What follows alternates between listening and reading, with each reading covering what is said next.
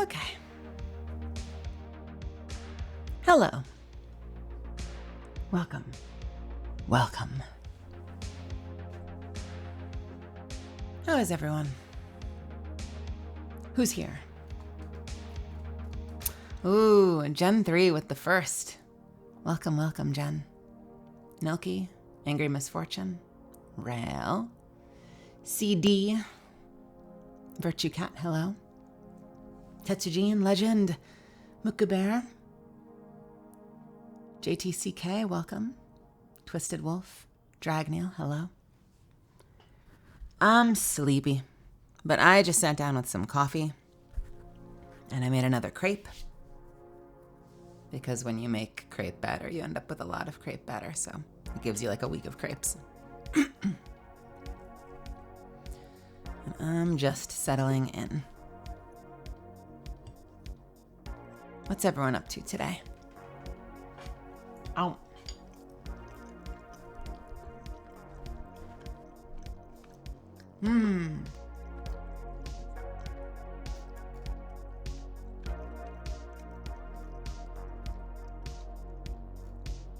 Yo, Twitter is so weird. Some of you have heard me say this, but like, what is it, 2 days ago now? Toaster linked me that video, that meme of all the times Catalyst says well. And I retweeted that. And apparently just retweeting that one video like skyrocketed me up to 12,000 followers on Twitter. Like 250 people followed me. And I'm like right on the dot right now. So it's that anxiety place where it's constantly going like 11-9, 12, 11-9, 12, 11-9. And I'm like, all right, I'm going to close this window because it's probably going to raise my blood pressure. Even though it doesn't matter. Human brains make stupid shit affect us physically. Chores. I washed the dishes this morning. I have a habit, if I don't have like a bunch of food on my plate, I have a habit of just kind of leaving my plate on the side of my desk, and I do all my dishes in the morning. My coffee mug. It's like usually like my first morning ritual. Is I take like my plate and my mug out to the kitchen, wash everything, put away dishes. Wash the mug first. Because the sooner the mug gets washed, the sooner the mug is in the coffee maker getting more coffee. And then I can wash the rest of the dishes while I wait for it to brew. Hey, Holden. Jordan.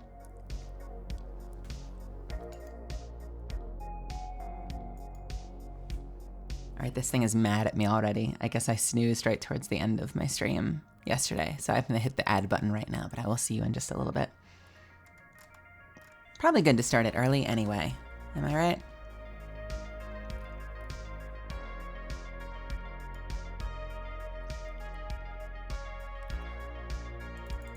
Oh, it beat me! Oh no! It did the regular length ad. That's all right. We'll just have to do another one a little sooner.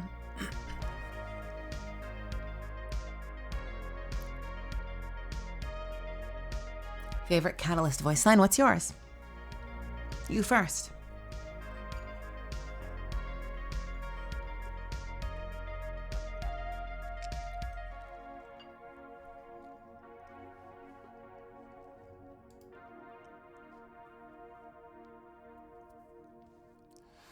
I woke up, excuse me, probably around 11 this morning, and I was really groggy, which is weird because yesterday I woke up and I was perfectly fine. Yesterday was the first time that I woke up in a long time that I woke up and I was like fully alert the moment I opened my eyes. And today I woke up and I was super groggy, so it's really easy for me to roll back over and sleep. But my sleep had been fine. And then as soon as I closed my eyes again and nodded off, I had the weirdest fucking dream where there were like police lines everywhere, but they were police lines made of lasers. And every time you walked through them, like they would go off, an alarm would sound and they would have to like pat you down. And we were like trying to get out of this apartment building to return what I thought was a stringed instrument to like some music teacher at the public school on the other side of town. It was like a weird ass cartoon mission. And the building we had been in had apparently been the building that they shoot Critical Role. This is a dream. I need to put like a thing on the screen for new people jumping in. And so the dream was Critical Role ends. I'm in the building for some reason. We have this weird archaic stringed instrument that we need to get back to a public school down the street. But the way there was just wrought with all of these laser fences that like timed on and off, kind of like the ones in some of the Destiny missions you've seen me done in the dream. Hey, Svi. Hey, Jill Moon. Harley Quinn, welcome. And we kept fucking up. And at one point, the instrument goes flying and hits something but looks fine. And we keep getting caught by these fences in the dream. And then, I'm gonna just keep saying in the dream because I don't have the energy to figure out where my text thing is. And at one point, we end up in a dead end and we have to go the other way. And there are police cars everywhere. And I don't know why or what's going on or what happened. And we finally get to the other building in the dream. And we get inside after fucking up a million times with these laser fences in the dream. And we get into the music room and there's like a whole bunch of like second graders in orchestra playing music. And the teacher notices us and is like, come on over. But there's like 800 students in the way with chairs lined up and like bows going back and forth and trombone limbs going in and out. And so we had to like maze our way through this giant room full of second graders playing music. And we finally get there and we hand the stringed instrument to this music teacher. And he starts taking it apart like it's a trombone. Like he opens it up and pulls the top off and a tube slides out. And then he loosens something on the side and pulls a whole bunch of valves out. And I'm like, is this a trumpet? Is this a trombone? I thought this was a cello. And he slowly takes this stringed instrument apart into all these brass pipes. And he's like, a whole bunch of them are dented. And I'm like, fuck, it's cause it flew in the dream. It flew and it hit that thing and it looked fine and we were positive it was fine. But it turned out it was dented. And I'm like, are we gonna owe you money? I'm so sorry. I don't even know why I have this thing and why I have to deliver this to you. And he's like, he says something, I remember something vague, like, it'll be fine, it will handle it. And I didn't know if he meant they would handle me or if I was fine and I could go. And then I woke up. And it was like 2 hours later at 1 p.m., but I was exhausted from like trying to worm my way through all of these laser fences in my head for the last 2 hours. That was my weird ass. Not my evening dream. My Meli decides to take a 2-hour nap because she's still tired in the morning dream. And I get hit with fucking obstacle course, cello trumpet delivery city, across police lines, the dream.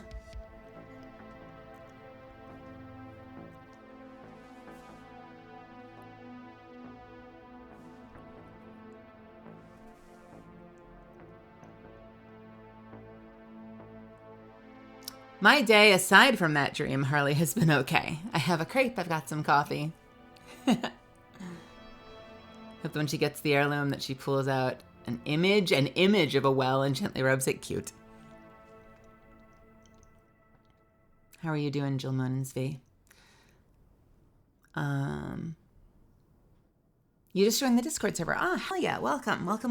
We are building quite the cool little community over on Discord. And I was shocked to see how it's grown because it's divided into groups. And so I don't always get a sense of who, like between online, offline subscriber, I don't always get a sense of how many people are there. But I went up to the rules thing. We've got like 435 people in this server. That's wild. I'm so excited. I also hope that there isn't a cap on Discord servers because I want to keep growing this. and get a fun, cool, awesome community. I want to see people in there playing games, chatting.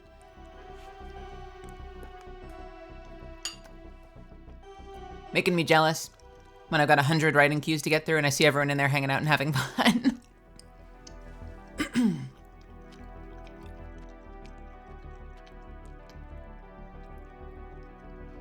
Twisted, have they not added Hear That Bell yet? Was that still only in the trailer? It's not in the game yet?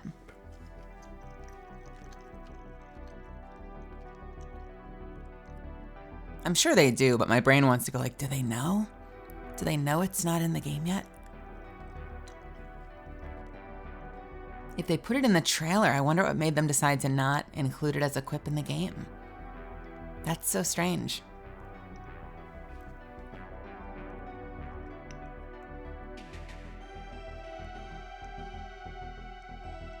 Hey, Sapona. Brian Lloyd, welcome. Rose, what's up? Yeah, I wonder if they would add it. It's strange because you'd think if they did like a new content patch or something like that outside of the first season, that it would be all new stuff that I recorded after the fact. So it's funny to have a voice line that you've heard completely, but haven't seen actually hit the game. The whole Harley, the whole thing was a dream. That's why I said in a dream, in a dream, in a dream, in a dream, in a dream. It was all part of a dream. No, I'm not. I wish. I would like to be someday. I hope so. It would be very cool. I would be 1,000% for guesting on that show. But no. I only know Erica. I have never actually met anyone in that room. Matt Mercer follows me, but we've never actually spoken or met.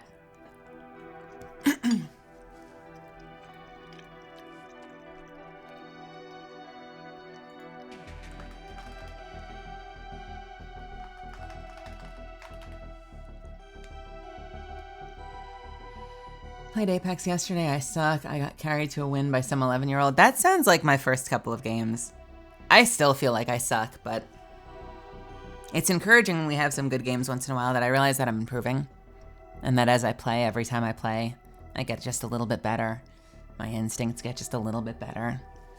I always start these just chatting things and I'm like down in the corner. I need to be bigger for these. Hey, what up?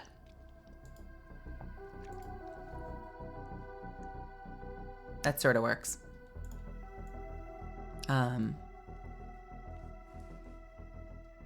it also, it's wild. It depends so wildly on who you're playing with as well. Because if I jump in with, I think I'm doing vaguely better with Toaster, but if I jump in with Toaster or Mato, I frequently feel like I'm just getting put in the ground, but that's because I'm in a lobby of people that are such higher skill than me. It's night and day. It feels like I'm playing a completely different video game when I jump into matches at my own level.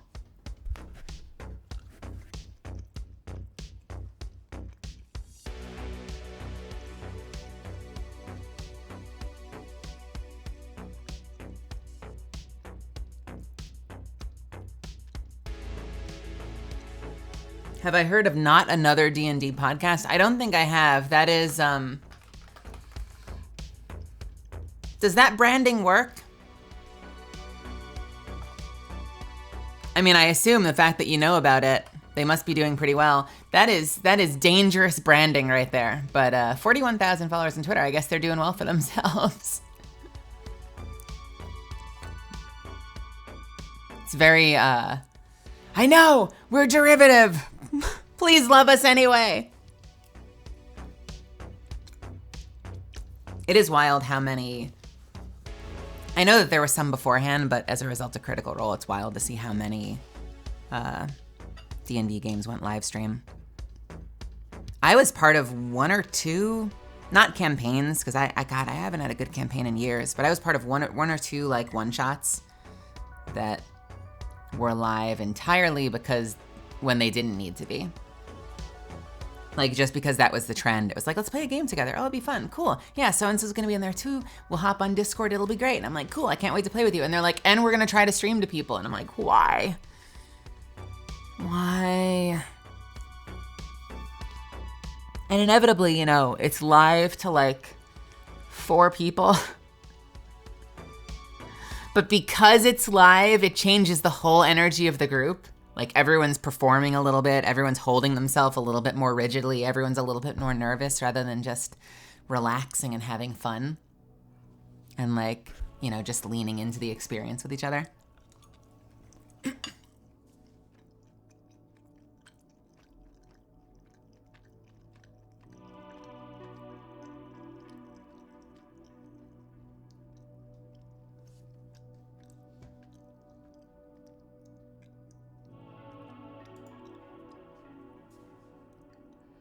Imagine being original. Yeah, tell me about it. Nothing's original. Hell, without giving away too much, I've been working on a little lore for my inevitable debut. And I am leaning wholly into it. I'm gonna be derivative as fuck on purpose. And it'll be fun. The only thing I'm not doing is naming my character Not Another VTuber.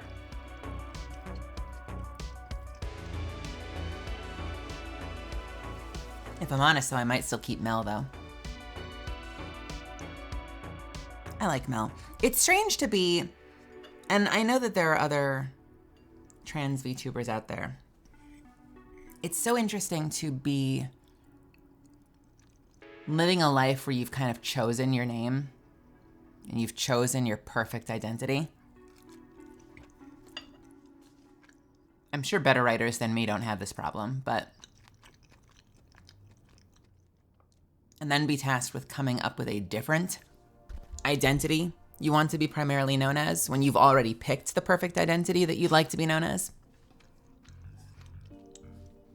I've had a horrific case of writer's block. Like just sitting there staring at the word pad and trying to decide if I want to create a character name that's a big departure from myself or try to do something that stays really close to home. Hey, Oyo. Hey, Derp Slack.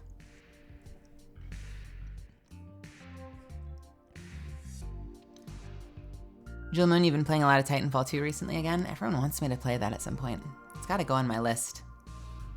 Meli and Friends D&D series if I end up with friends that play D&D.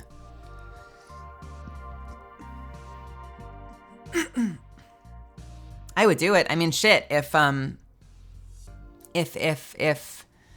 Amma and Toaster and Jelly and I don't know, a handful of those others, Sheffy or Aura decided to put together a D&D group, I would totally do that in a heartbeat if I had the time, if I wasn't fucking dying on a writing contract.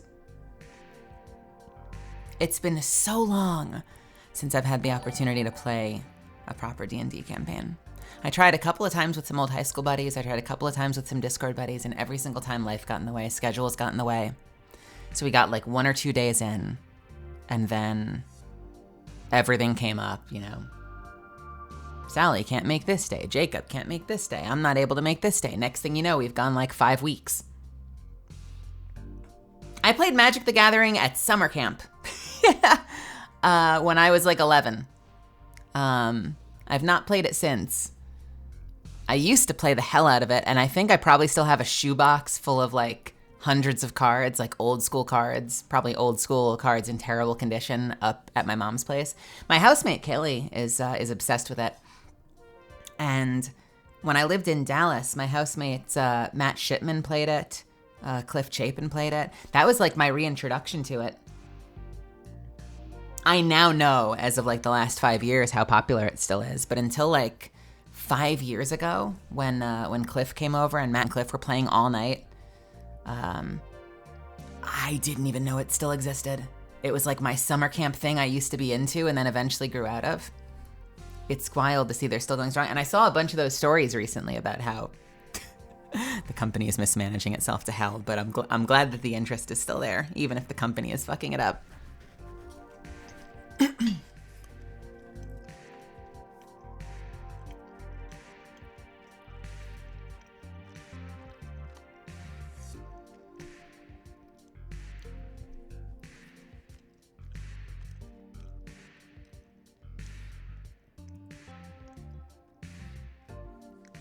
Cyber Spy, hello again. Hey Gizmo, what's happening? Angel, what's good? How are you? VTuber D&D stream would be awesome. VTuber D&D stream would be awesome. I hope that by the time there is a phenomenal VTuber D&D stream that I can be a part of, that I can be a part of it. That I can graduate from this tiny little bab into someone worth having on their D&D stream. Because I would do it. If I had the time to do it, I would do it.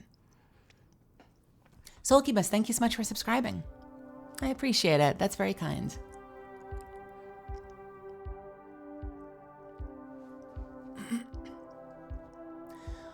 Real life, I mean, even just a real life, like offline D&D game would be amazing. Probably better based on the story that I just told a moment ago. On camera, I don't know. I mean, like, shit. If I ever had the opportunity to hop on Critical Role, absolutely, I would be there on camera. But, you know, in the realm of like my own channel, I don't know. So wild. I myself am a non-binary person, so I can relate to inventing your own character as you begin discovering your real self. Well, and that's kind of my point, Jewel Moon, is like when you've done that, I had my housemate ask like what my character name was going to be when I debut. And the more I think about it, the more I keep coming back to like, but I just like Mel. I just want to be Mel.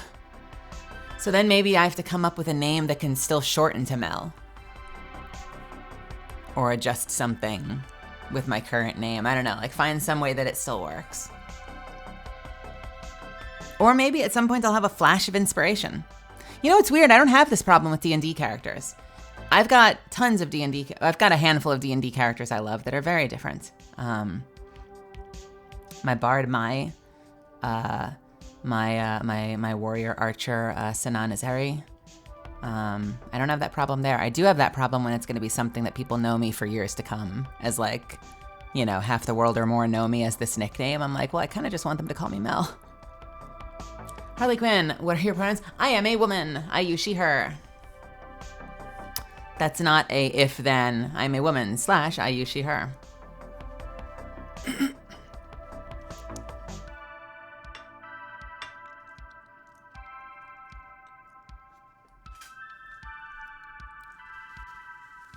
Rose, I missed the D&D talk because I was picking up some lunch, but I was in a super fun Pathfinder campaign this morning. Oh, cool. I have not tried Pathfinder. Pathfinder, I'm going to piss off a lot of people right now, I'm sure. Pathfinder is very much like D&D, but with like a whole bunch of like the equivalent of like just an extra packet full of homebrew rules. Or am I wrong? Because I feel like Pathfinder integrates with D&D so smoothly. They must be running the same system or a very similar system.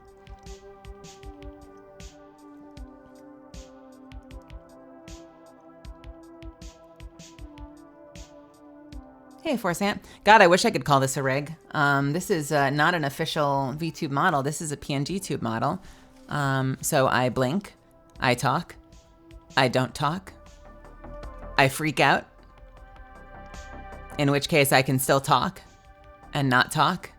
The blink becomes an eye twitch. And that's about it. I have it set so I can close too. And this is gonna be a little weird. I'm doing ventriloquism right now. I'm speaking very carefully out of the side of my mouth. Excuse me. The reason I have this setting is so that I can go away and come back, because this doesn't track my body at all. It's all based on sound. Which means if I just like close my eyes, like if I mute right now,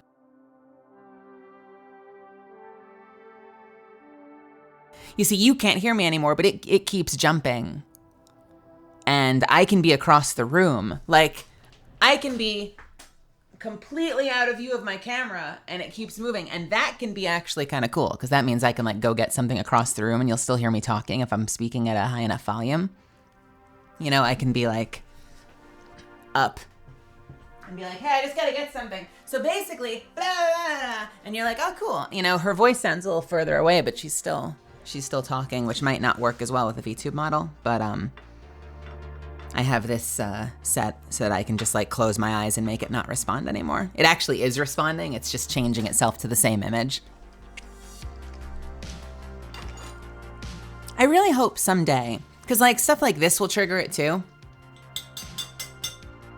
which is really funny, but also gets a little annoying. So I dream of the day I have a proper model so that it actually just does what I do. You know, if I pick up something, if I'm a little loud on the keyboard, it won't care once I have a proper model. I'm really hoping, I'm crossing my fingers that I can make it happen.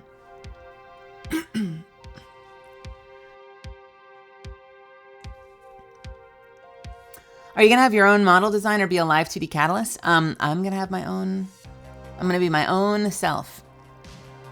I have a lot of plans for it. Mel is a W name, just saying. Hey, MelFX. Yeah, right back at you. Spray Tag, welcome. Ellie, welcome. Yeah, I've been doing a lot of planning. I've got a mood board. I actually just cut a whole bunch of things from the mood board last night, and I started to narrow some stuff down. I sent an email a week ago to an artist. And it's a big swing. It's a big swing that I feel so small writing, but we'll see. It's been a week. I haven't heard back yet. I'm gonna keep following up. I'm very passionate about it. And we'll see. We'll see what happens. Worst case scenario, I'll start over, start doing some research again, maybe find someone else that jives with me.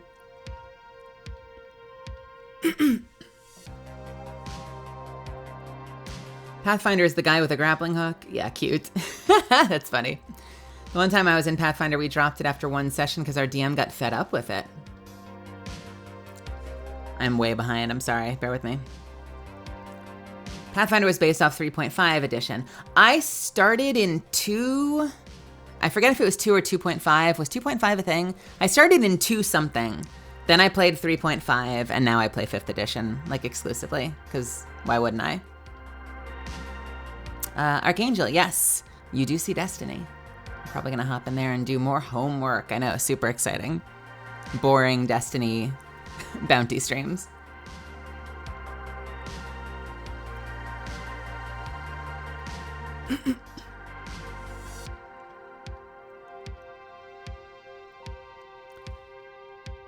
You'll be hanging out in other streams, Free Tag? All right, have fun.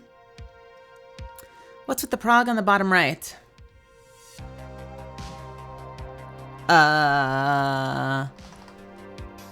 What's with the... Oh, the frog on the bottom right. Oh, you mean Toaster. Yeah, Sulcubus got ya. Evil Toaster is just vibing there constantly now. Watching me, judging my gameplay. Hey, Apostomite. Hey, Pandora.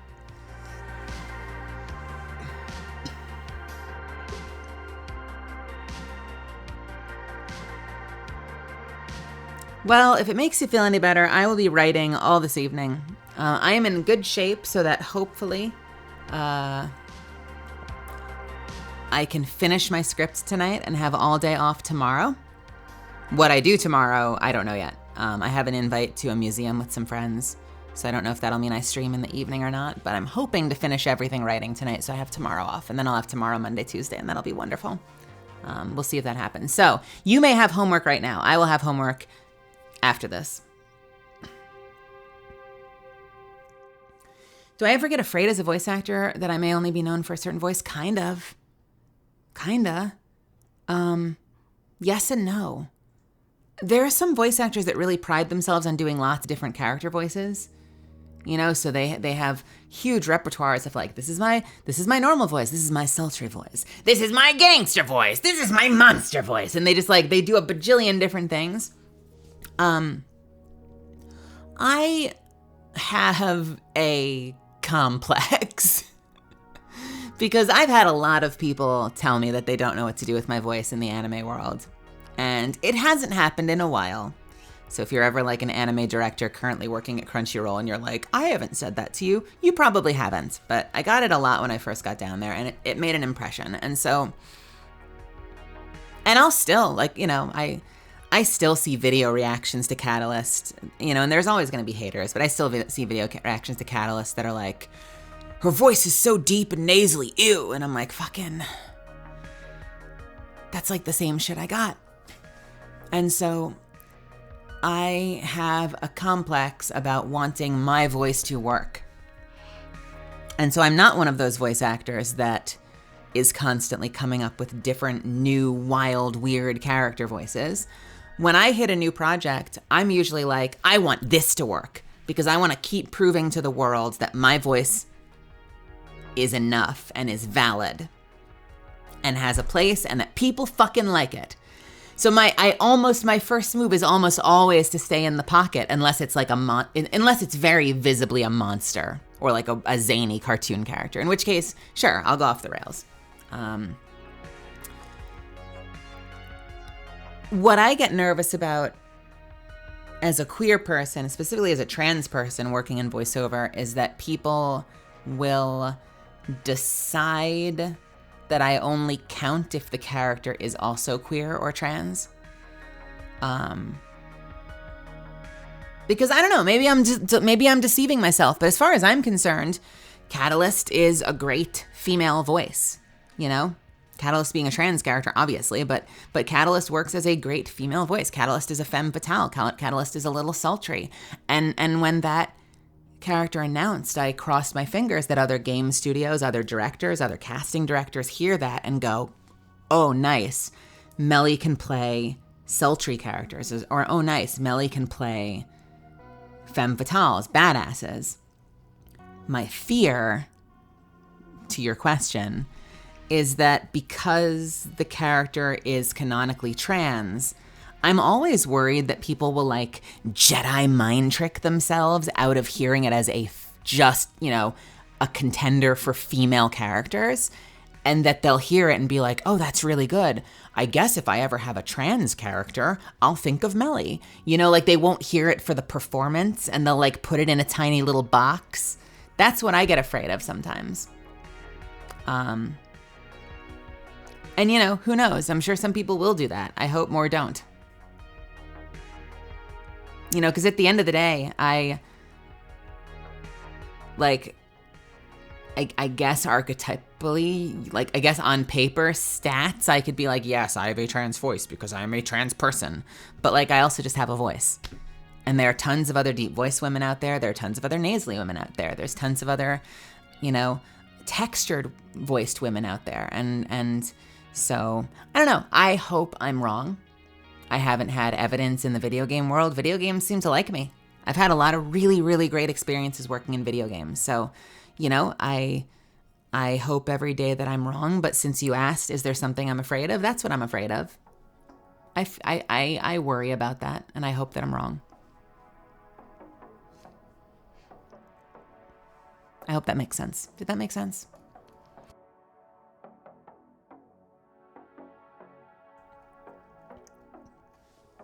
Hey, Slightly Broken Toys. I want to get the Blood Moon skin for Catalyst. She's so pretty. I love the Blood Moon skin. Hey, you know what, Twisted Wolf? I am in the process of getting, it's going to be a good month or two, but I'm in the process of getting a commission of a print of a Blood Moon Catalyst, because I know how important that skin is to people, and people really liked the first couple of prints we have. I have 2 more prints coming up for my signing that will be sometime in March, and it's February 25th, so I should probably schedule that now. I should probably actually schedule that like this week and lock it in stone. I'm gonna have a signing in March, and I have 2 new prints for that. They're both classic Catalyst, but they're very cool interpretations. And for whatever I do after that, so like in June, hopefully, I'm gonna have a really, really nice Blood Moon skin print that hopefully you can pick up if you want to. King Nessie, welcome. Speaking of that woman has such a nasal voice, I am even extra nasal today because I am congested, so I'm gonna blow my nose real quick. 1 second.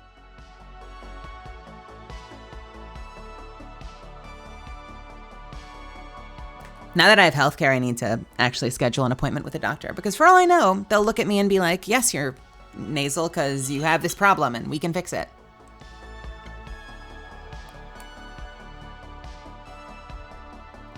Who knows? Will all my voices change after that? Will my characters all sound different? Will there be nothing wrong at all and it's just my voice because I'm a fucking human being? Who knows? Not gonna lie, I'm AFAB and I have a very deep voice. Yay, hormone imbalances. Yeah, you exist. You're a person too. High five, human. From one human to another. Catalyst's voice is higher than mine. I'm good friends with Wendy Powell. Wendy Powell is the voice actor for Envy, and her voice has changed a lot over the years. If you listen to the 2003 Full Metal Alchemist, she's higher and smoother. Her iconic line, I'll do it twice in a row. You listen to 2003 and she's like, I can be whoever you like, so who would you like, Mr. Full Metal Pipsqueak? And then if you see her now at a convention, I mean, hell, even in Full Metal Brotherhood, but now if you see her at a convention, it's a totally different character. Now you'll hear her and she'll go, I can be whoever you like, so who would you like, Mr. Full Metal Pipsqueak? It's a totally different voice. And I was on the phone with her once and she was, I guess this just means we're all human. She was cranking about it. She's like, you've got a higher voice than I do. And I'm like, that feels very nice. Thank you. That's flattering. And she's like, doesn't feel good to me. I'm like, okay. We're both human. High five, human.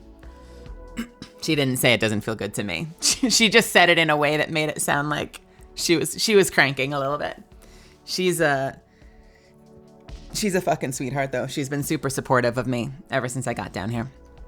She's been one of those voices on the other end of the phone, constantly telling me that it's just a matter of time. And as more people hear me, they're going to dig what I'm doing and want more of it. So, not to disparage her, she's a fucking sweetheart.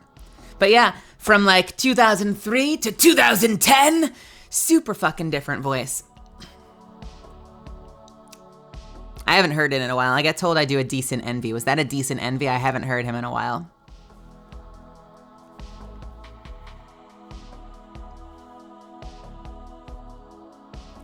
Trans person doing a voice is no different from a female VA doing a male voice. The voice will fit the character. The sexuality should not decide that. Not gonna lie, one of the reasons I followed you initially the last few months back when you announced, and I was still in the, oh, this is new and cool stage, was that I was hoping to get connected to the world of trans actors. Hey, welcome to it. There's a whole bunch of us. The coffee's kicking in. Since then, I've been blown away by the talent in the larger community throughout the entire range. You got me. You got Sina Breyer. You got Kaylee McKee. You got Brianne Olvera. You got Caden Jensen. You got Greg Vinciguerra. You've got Angelika Panani. You've got Kieran Strange. You've got there are a whole bunch of us. I'm gonna start forgetting now. Maya Ann. She's right in here. Rose Applegate. Rose is like, why the fuck am I not on the list yet?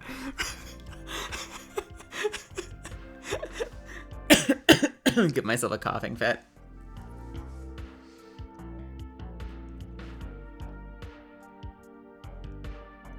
I like to say that I have these beautiful pipes because I have a chronic cough. By the way, when I was stealth, if you know what that word means, before I was like publicly out as trans, it was a great alibi. I have this woman with this like majestically deep voice, and I'm like, well, I spend my entire life coughing. The truth is, it's probably not that far off. I'm sure my voice probably would be higher if I hadn't spent my whole life coughing. Trans or no, I'm sure I have a lot more texture. You know, there's a lot more of that in my voice, and I'm probably a lot deeper because I've been coughing my whole life.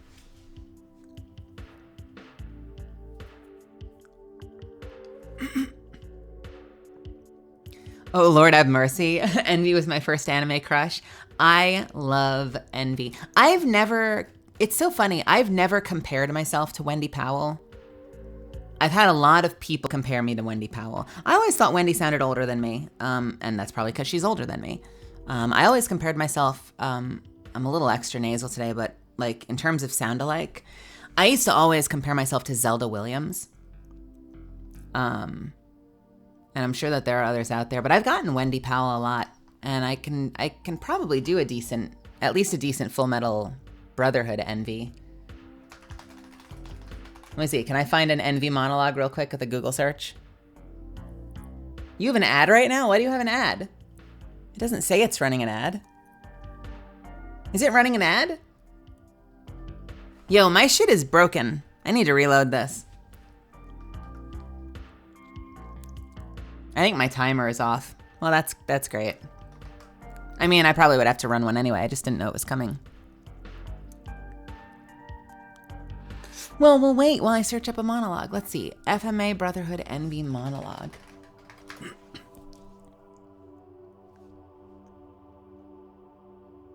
I actually did a, oh, this is old. I don't know if I want to do this. I don't know if I want to play the old clip because I was not great. Do you like it? It's exactly what it was based on, although I feel like mine is a little bit more gremlin-y than Toaster's. Toaster is also eating it, right? But Toaster kind of looks serene eating it. I look like I am about to give myself a stroke trying to fit that television in my mouth.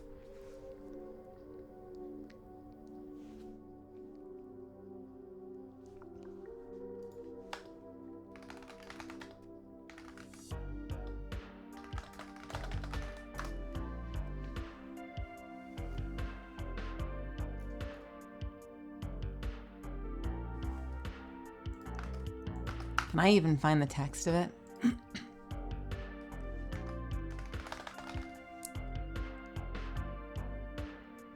I think I even remember that melody, honestly. This is gonna be really slow because like when I'm feeling out of character for a while, I kind of like have to work my way through it. I remember that melody. It's something like, huh? You mean to tell me that you scorched an innocent girl to a pile of ashes? Nicely done, you monster. Wow, must have been fun telling her family. Did you cry when you told them? Or did you sit back quietly and endure their outrage? I feel like that is like almost dead on the melody that Wendy used for that monologue. Tell me how close I was.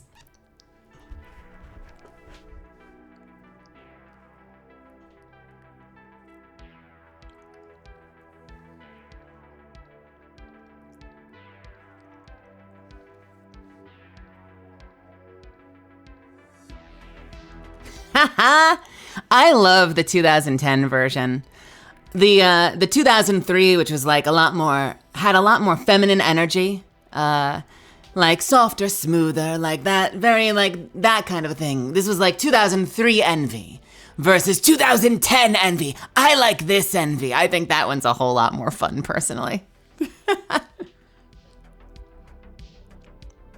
And it probably makes sense considering, you know, Wendy had 10 years with the character and came back. You know what she told me, by the way? And if you've seen her at a convention, you may already know the story. I didn't realize this. Apparently in 2003, when they were doing auditions, it was apparently Mike McFarland. Man has been with Crunchyroll, Funimation at the time, forever. Mike McFarland, you know, directed Attack on Titan, is directing Chainsaw Man now. Was one of the people directing Full Metal Alchemist and was apparently doing the auditions. And they had all the sides out and you could bring like, you know, 2, 3, 4 characters in with you. You didn't go in and read for everyone, but it was like there was a giant packet of characters. You picked the ones you thought that you might be able to do the best and, you know, bring 2 or 3 in with you. And apparently Wendy went through the whole packet and just came in with Envy. And according to her, Mike was like, you only have one character? Like, do you want to read for another character? You could read for Maria, you know, you could read for Hawkeye, you could read for Maria Ross, Maria Ross wasn't in 2003, I don't think. But like, you know, like you could read for a whole bunch of other characters. You could try Lust, you could try whatever. And Wendy was like, nope, only Envy. And went into the booth and fucking knocked Envy out of the park and the rest is history. I can't even imagine. I cannot even imagine an audition experience like that. That's so confident.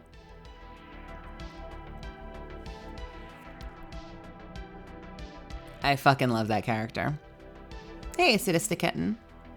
Rain, welcome.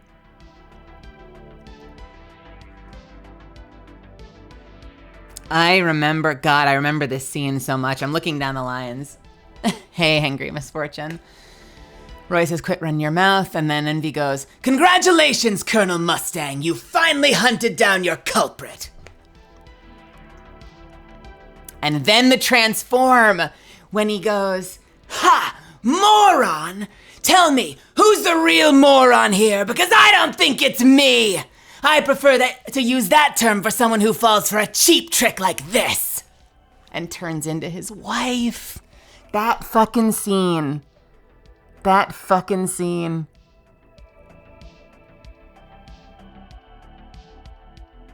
You should see her face.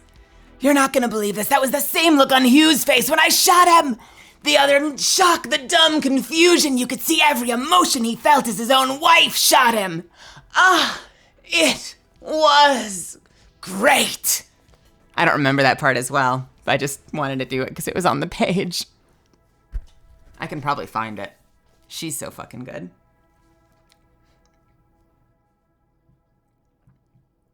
Also, if you haven't seen Full Metal Brotherhood, you are missing out on one of the joys of life.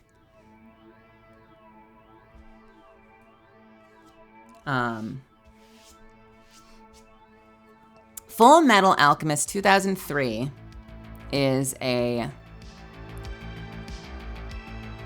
its best. 2003 was a great show that kind of got caught with the same problem that Game of Thrones did, where about halfway in they ran out of manga material. And so they started making shit up. And in my opinion, what 2003 does really well is it takes its time, because I think they knew that they didn't have all the manga in the world, so they tried to really pace it out. So they take a lot of time with Ed and Al as children. And so you get a really, really fleshed out, thorough examination of their childhood, like learning alchemy, the incident, which I won't go into, deciding they want to be state alchemists, taking the alchemy exam. Like, it's a whole arc getting to the point where they're alchemists. When you come in Full Metal Brotherhood, I think because they knew that you'd probably seen the 2003 version, they start as alchemists, like in the middle of a mission in the first episode of Brotherhood. And like, it's fine, because it's like a 60 episode series. It is one of the most complete, thorough, not rushed, brilliant shows I've ever seen. But the backstory is kind of relegated to one episode as a flashback.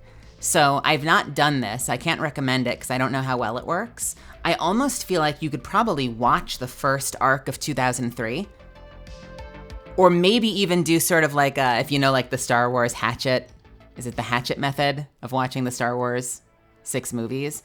Like, maybe start Brotherhood, but when you get to the flashback episode, go back and watch like the first arc of 2003 Full Metal Alchemist, and then come back and continue Brotherhood. Something like that. I feel like there's a way that would work that would be really good, because I really, really do like the first arc of the original series. Overall, though, Brotherhood is fucking brilliant. It like, everything has a payoff. Everything they set up. Characters come back at just the right moment. Like, it is just one of the most complete feeling stories. One of my favorite series. I'm not as familiar with Conqueror of Shambhala. I think I've seen it once, maybe, but it's not fresh in my memory. There were a couple of standalone movies, and I have not seen them all, I confess. I've not seen the live-action version either. It kind of scares me a little bit.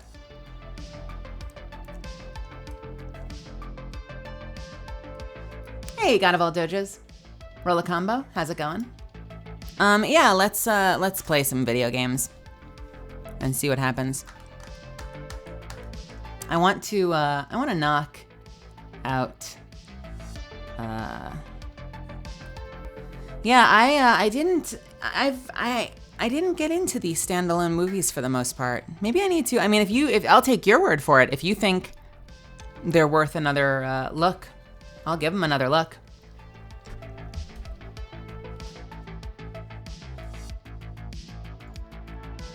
Let me see what we have to do. Also, Envy would be a fucking hard character to play. It's all throat texture. I already feel that. I used to say, like, if there were ever like a video game came out of Full Metal Alchemist and Wendy weren't available, I would absolutely read for Envy. It should always be Wendy first if she's available. But that is a hard fucking character. Throat texture sucks. I can growl. Oh, when you're like in that range, that wears you out quickly. All right, what bounties do I have to do? We need to do, everyone's favorite horrible activity. Let's go to the blind well on my warlock. And switch the game over to say Destiny. Because I'm remembering.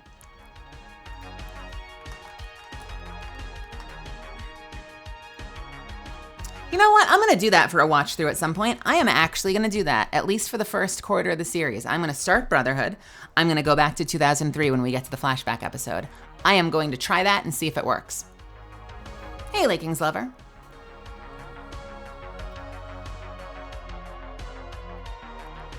You need to ally farm in red borders. What red border weapons are you hoping for? Or are you just doing completion?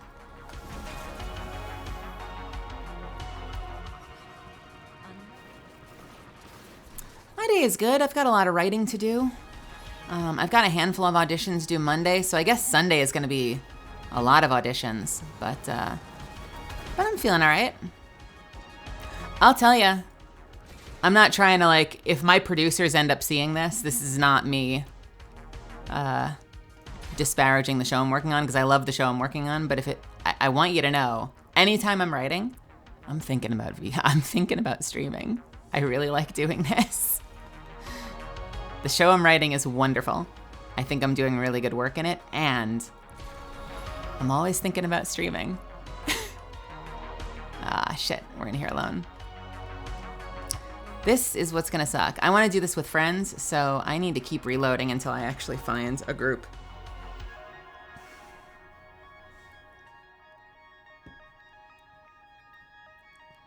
What are you doing by Tuesday, Rose? What are your plans? What are you trying to accomplish? What isn't done yet?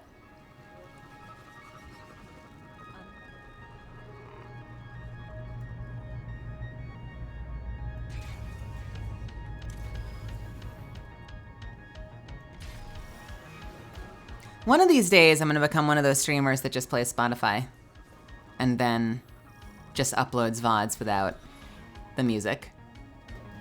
I like these little jingles that we find, but I see more and more streamers, like huge fucking streamers, just playing music. And I feel like I'm gonna cave at some point because I really, really wish I were playing music. I like this music and I like my music even better.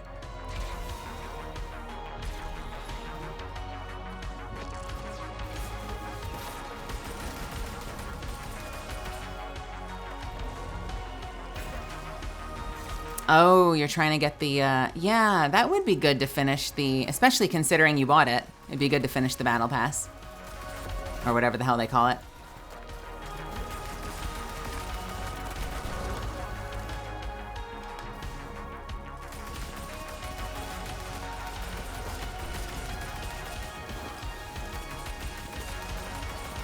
Whenever I'm playing Warlock, I miss Warlock, because Warlock can fly basically forever with the right build.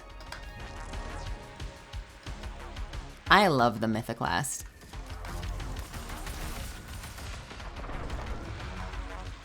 I have this build that not only buffs my my Mythoclast using the Rain of Fire gauntlets, they let me fly forever and basically never have to reload. I do slowly go down. You can see me going down, but I can stay in the air, and anytime I need to reload, I dodge. And the dodge is always up in time, so I basically never have to hit the reload button. I just jump, and I fire again.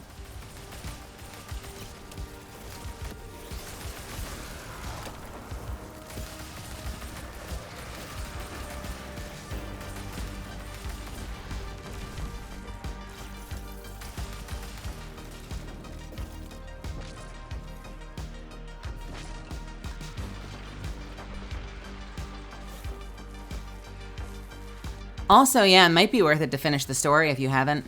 I don't know how many weeks you have left in that, just to get to the end of it. You may have seen it on stream, but finishing all the quests to get through the story might be good.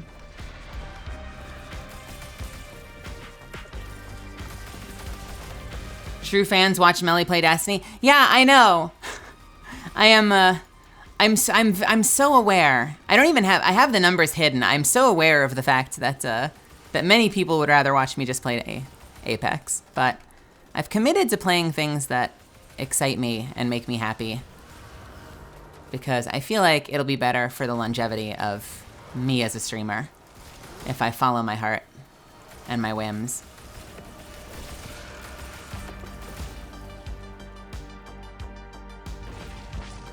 And the hope is, eventually, I can just lure all those people. Lure them all so they watch me play whatever I'm playing. And they're always here no matter what. And they never leave. Nyahaha.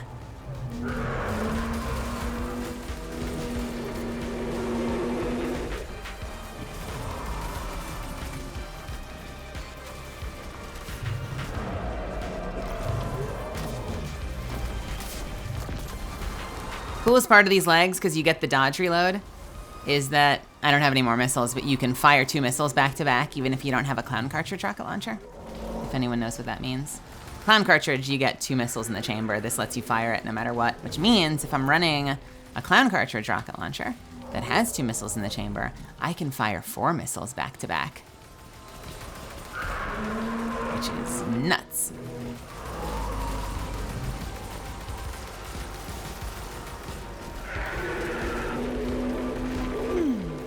I haven't left because you didn't open the door. See? Sadistic knows what we're all about here. Hey, blue pink. Blue pink dragon, that's fun.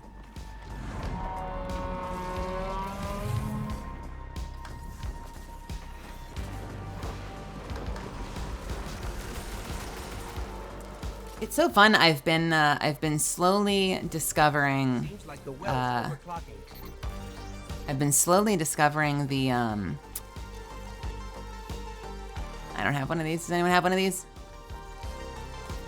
I've been slowly discovering how small, seemingly, or how much crossover there is in the Apex community with VTubers.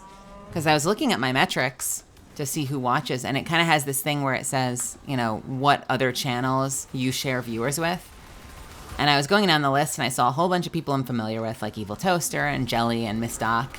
But I saw a bunch of other streamers, like Niamoka, and streamers that I've had almost no interaction with, who I share like 15% or more audience which is super cool. I like that we've kind of found each other even before we've had an opportunity to properly meet.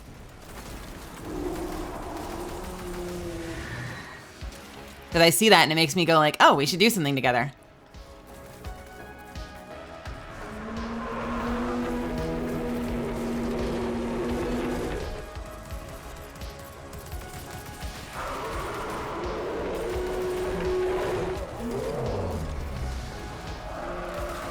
We are going to do more. We had a big tome day the other day. It's going to be a little harder with Destiny expansion coming in, but we're getting very close to the end of that, I feel like. So I am excited to get back in there. All right, is anyone gonna... Who has the thing? Who has the ball? We need the ball. Is there a ball? Is there not a ball?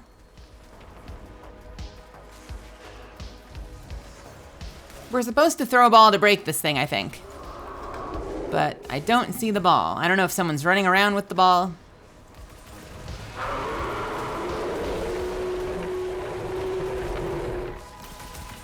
Okay, there we go.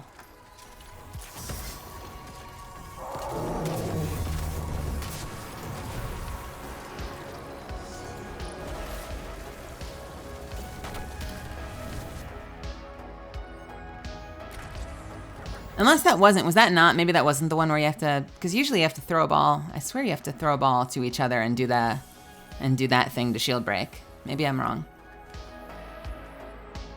Hey, Wolfblade. How's it going?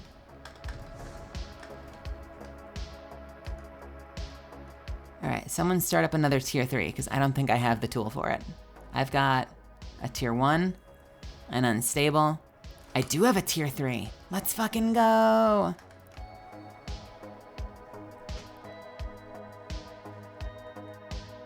You sure this is a good idea?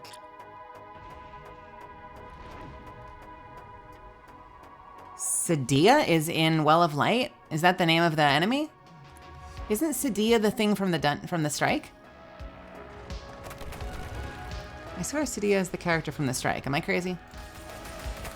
What's the name of the character in the strike? Yeah, no, the ball mechanic totally exists here. Maybe it's a different boss though. There's at least one boss that uses the ball mechanic. Nilki and I were doing it yesterday, I think.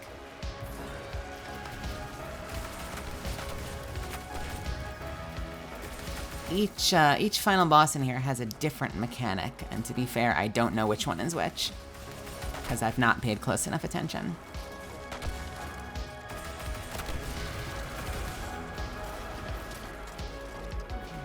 Does that put me at 50? I think I only need one more of these. Yeah, one more.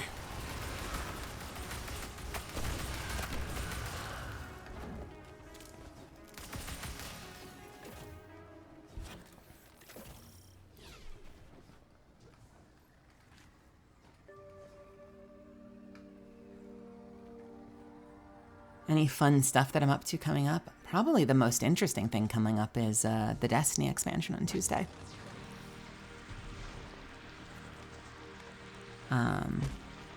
In theory, either today or tomorrow, I should be properly announcing Monkey Kid. Depends on if I see the creator actually post something or not. I've been dying to make a proper announcement about that, but I've been waiting, because even though I was in the credits, you didn't properly hear me speak.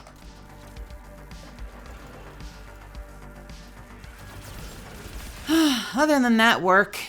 I wish I could say that my life was more exciting than that. It's a whole bunch of work. Work, work, work.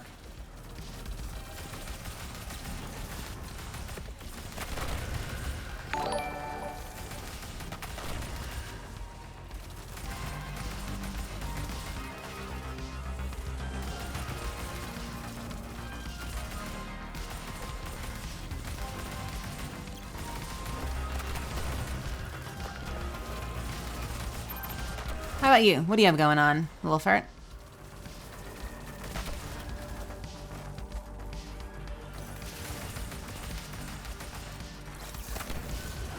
I don't know. There's a chance I probably could have just announced last week. I just didn't like the fact that you barely heard me.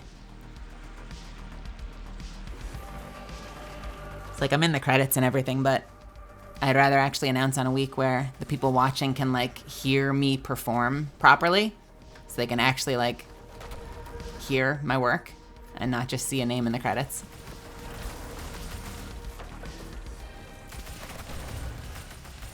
Gotta go to my job, something. Americans are wildly patriotic about jobs. You know, rent. God, and the worst part is, if your place is anything like my place, rent keeps going up more than raises go up. People just keep pricing you out of the place you live, and I fucking hate it. These guys...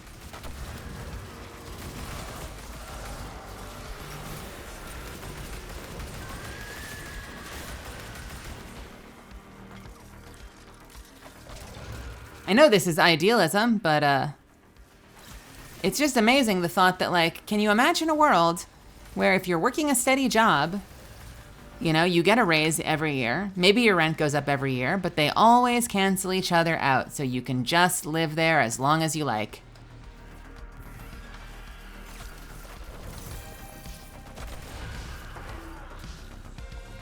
Imagine jobs actually paying you enough to just afford your place.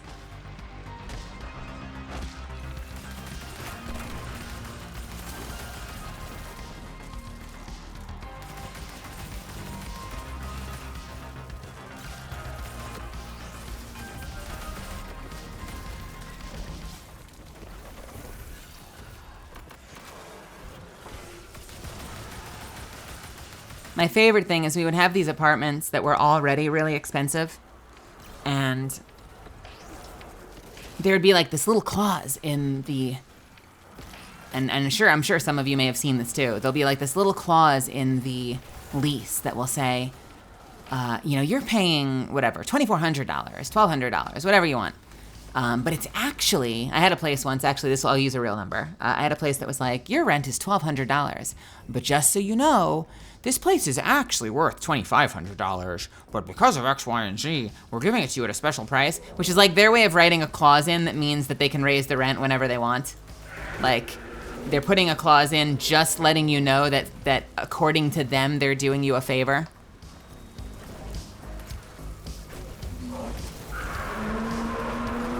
Uh-oh. I closed my chat. Where'd my chat go? There's my chat.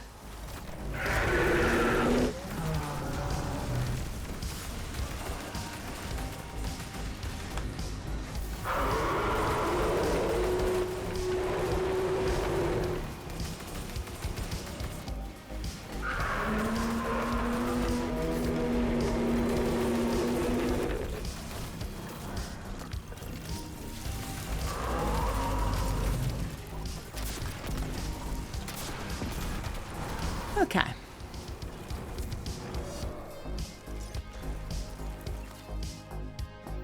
Primary well could take. All right. I'm gonna hit the button now because every time it's caught me off guard. So it's run a shorter ad and then we have less time before it wants to run another one. So I'm gonna actually hit the long button now and then we'll have a whole fucking hour to ourselves. I know a lot of you are subbed anyway, so it's not gonna matter, but I'm letting you know now.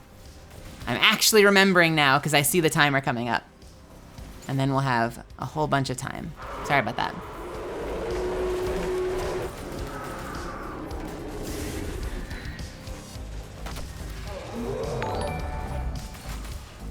All right. Hey, thank you for the follow.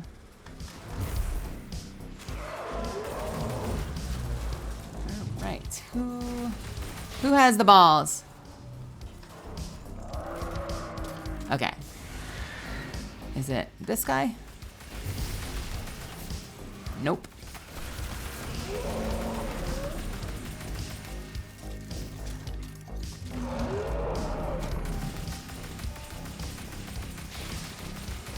I guess we're looking for just the regular buff, but I don't see any of the glowing enemies. Maybe they spawn later in. Glowing enemies, where?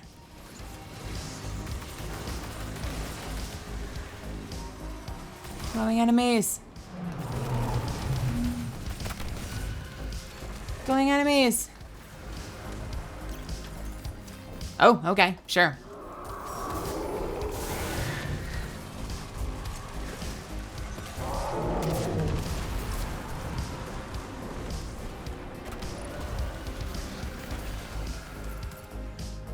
Okay.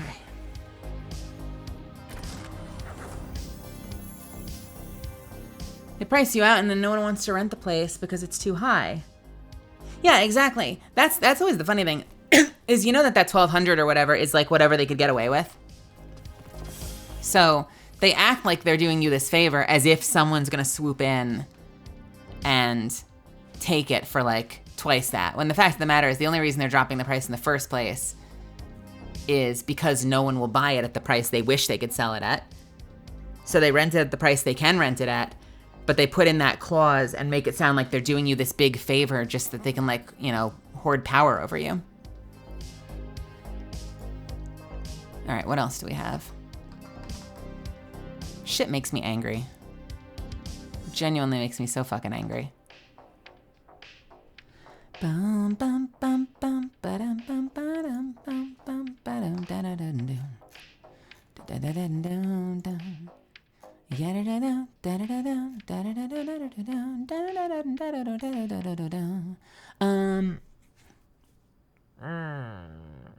We can handle this. What haven't I done? Have I done Star Horse? I don't think I've done Star Horse. Let's do Star Horse.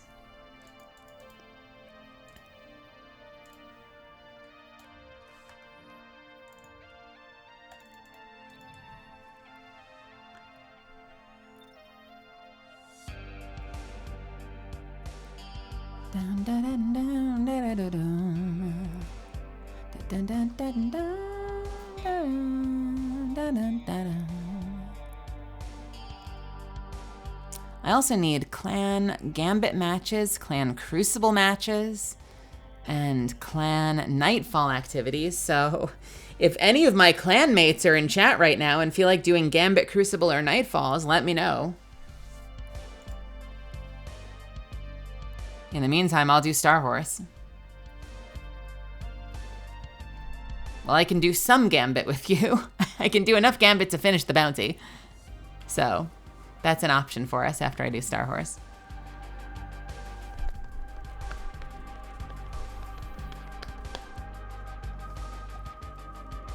All of them so small.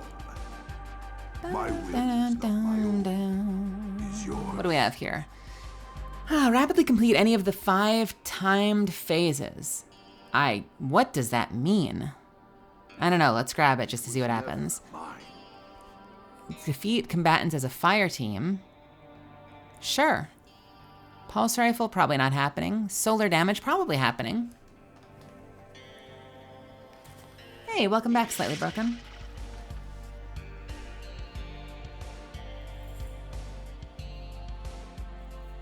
All right. Complete each objective in a single run. Pick up orbs of power, can do. Rapidly defeat combatants and complete the activity with an incredible score. Sure, let's do that. And we need to find a group for it. So we are going to hit up the old Destiny looking for group Discord.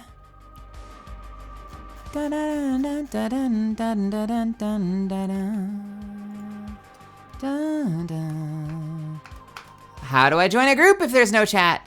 Oh my god. Okay, there needs to be a way. There needs to be a way to join groups. Great. There needs to be a way to join groups even with chat off. You should be able to pop open the place to type at the very least.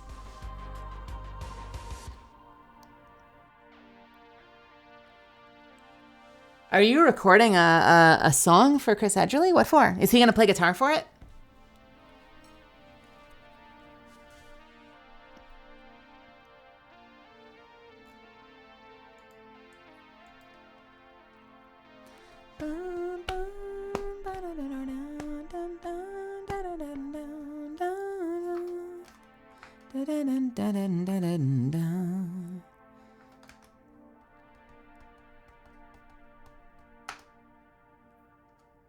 People in the Discords keep pointing out that they might have their settings wrong, so I'm continuing to try. Hey, Fluffy. You're proud of me. Oh, geez, for what? What did I do? What did I do this time?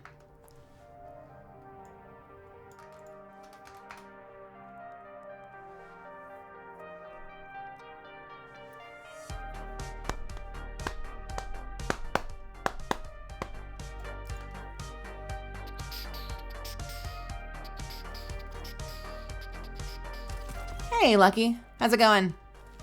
What is happening? Just being me. I don't know. I'm a weirdo. I appreciate it, though. I hope you're doing well. It's good to see you here. I'm glad that you're in the chat.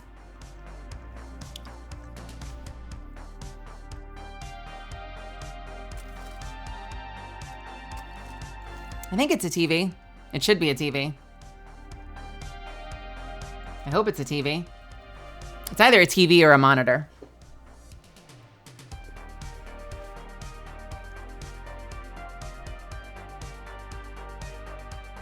A giant. You know what? You're not wrong. It could be a giant Toblerone bar.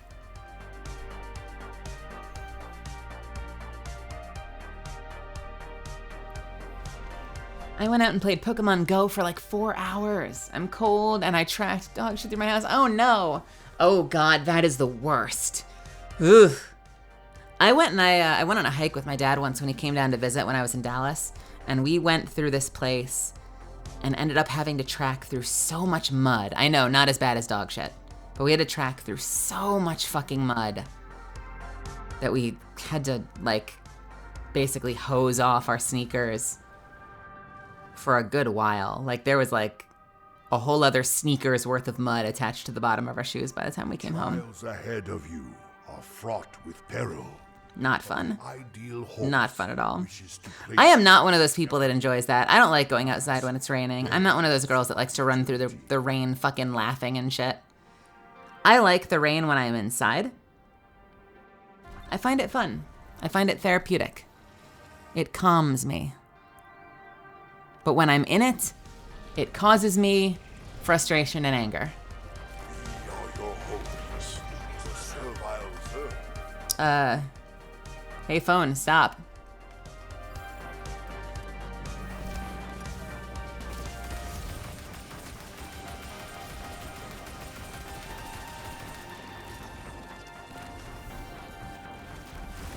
Spin the wheel to meet the other team.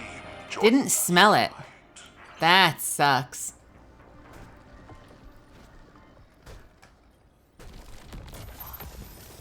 All right, I am not going to worry about these bounties. I think they're all just cooperative shit, so I'm just going to cross my fingers that they work.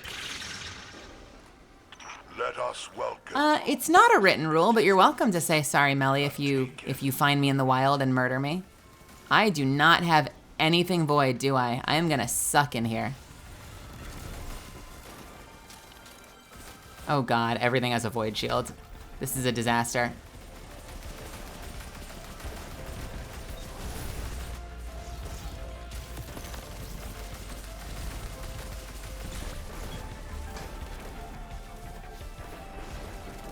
This is not gonna be good. You know what? I have a rocket launcher later, but I don't think I have anything void, so I have to wait until the second room, and I guess really hope I do well with the rocket launcher.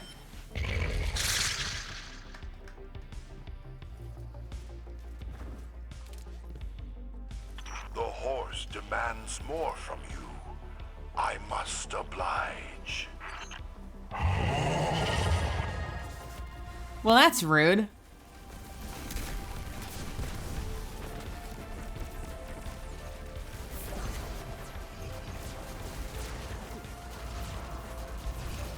I'm so happy you find a player out in the world that panics under pressure and decide that you're bullying me. Thank you for that.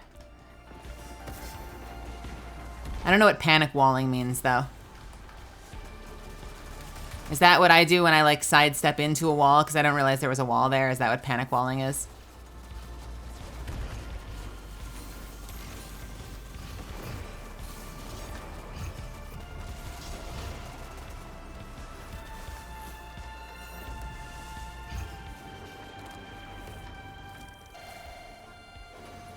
Oh, I don't think I panic wall.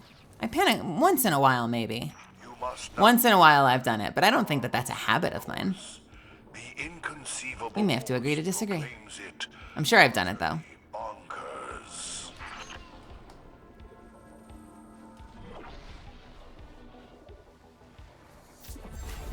All right, if I get through the gauntlet, I get unlimited rocket launcher ammo, and then maybe I'll actually be able to finish the bounty. Otherwise, we'll have to... What the shit? What just hit me? Ah, son of a bitch. Literally nothing. I'm gonna leave, honestly, if they start without me. What the fuck just hit me?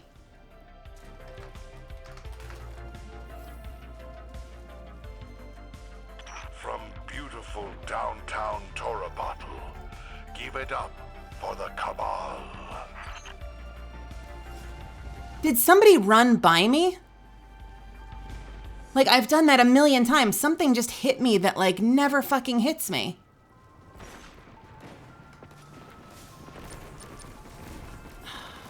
How close am I? 5%. Rapidly defeated, nothing. I'm gonna be bad. Because they'll be fine. I'm gonna be bad, because if I don't get anything done, I'm wasting time.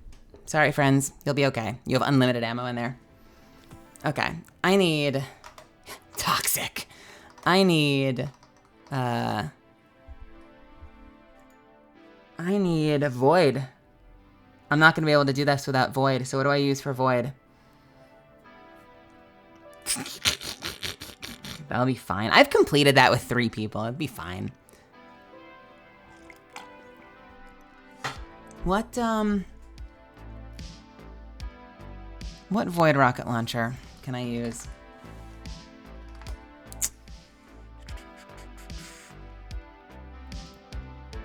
Also, you shouldn't start it without other people. You're supposed to wait for other people to get there and get the buff, or you're just nerfing your party. Could use Royal Entry.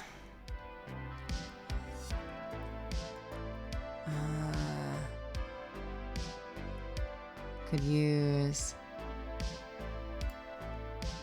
Deathbringer. Could use Leviathan's Breath.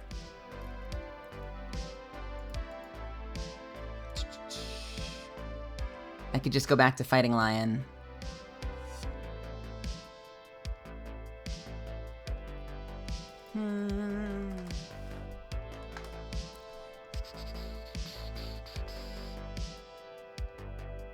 I don't know.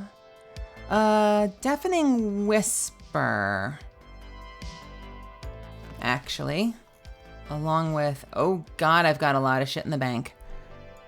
And for a main weapon, if I used a pulse rifle. Sorry, bear with me. Should main Wraith with that toxicity. I am not nearly sweaty enough to play Wraith.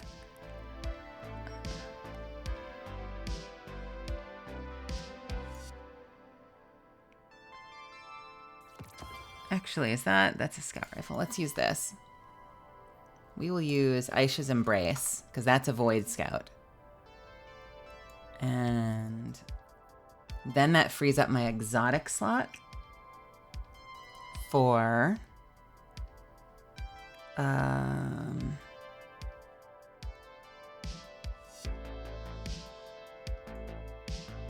Leviathan's Breath, why not? We use the bow. That would be great for it.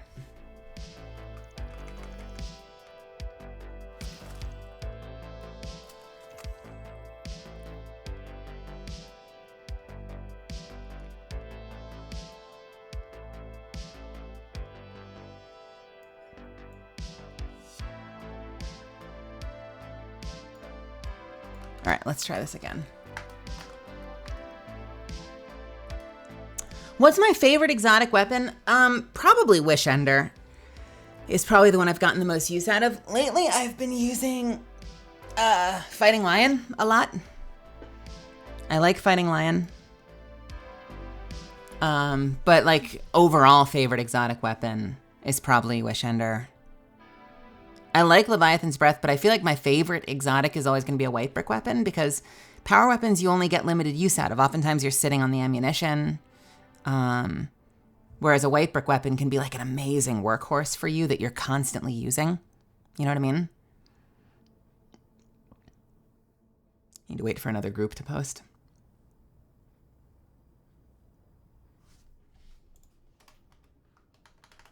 I wish I had the other code. I would just rejoin the group now that I've changed my loadout, honestly.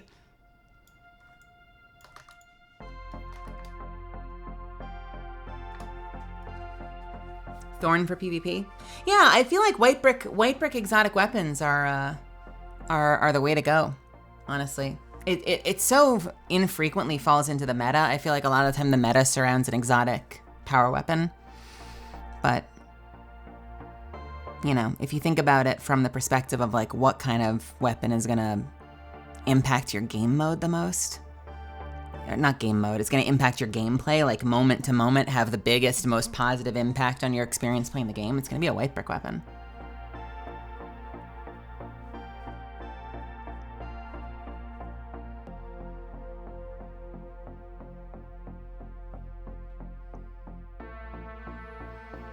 Yeah, you've clipped some really fun fucking clips for me, Spray. That one with the punch kill, I'm so glad you caught that. I really, really am. That's a legend farm. I don't want to join that because they want to do more than one.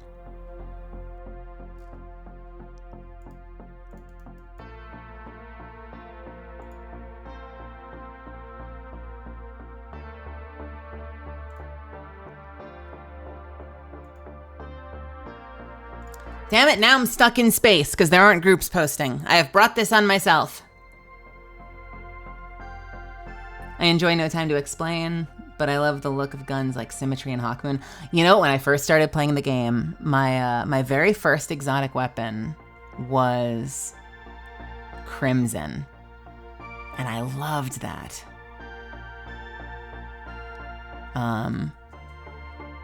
Because it was like this machine gun pistol that healed you when you killed things. But my first, like, early favorite exotic was probably Sweet Business.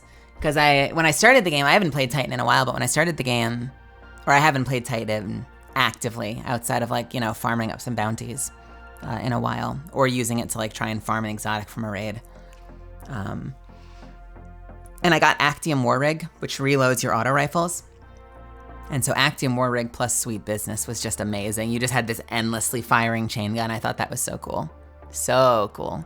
I wish it were better. It honestly should be better. Do you watch a YouTube? What does that mean? I watch YouTube. Looking for more legend code in profile.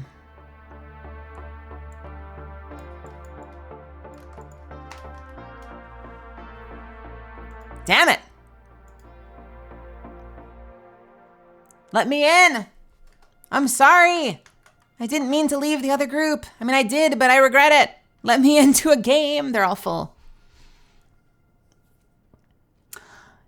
When I first started Destiny, I was so put off by the fact that at the time shotguns and sniper rifles were power weapons. Because, like, in classic FPS games, they're just weapons. They might have lower ammunition count, but, like, you know, you play through Halo or, you know, I mean, pick your... Marathon didn't have a sniper rifle, but Marathon had shotguns, Doom had shotguns. Like, they're just regular-ass weapons in the arsenal. So when I first came, because you've all seen me snipe a lot now, when I first came to Destiny, I'm like, okay, I'm gonna grab a sniper rifle, I'm gonna main a sniper rifle. I'm gonna only shoot sniper rifle, because I like sniper rifles. And I get there and it's a fucking power weapon that you almost never have ammunition for. Oh my god, I was so angry. And shotgun made even less sense to me because, like, there's like dozens of FPS games where the shotgun is just a standard loadout option. It's not like a special weapon. It's just a regular weapon. It's a short range weapon that does a lot of damage close up. And they had it as a power weapon in Destiny, like it was some like overpowered tool. I thought it was so bizarre. So initially looking at the game, I'm like, oh, Darcy. Darcy is the weapon. I'm gonna use that for everything ever. Didn't work out because it was a power weapon. So then I fell in love with scout rifles. And the bow didn't exist yet.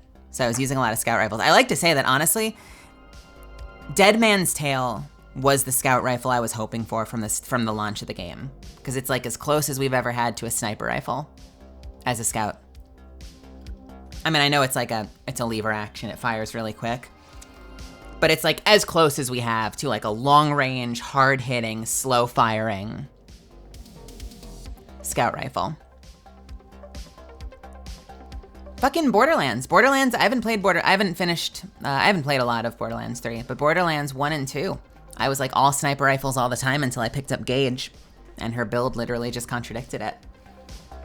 I tried to like sniper rifles in Tiny Tina's Wonderlands, but has anyone played Wonderlands?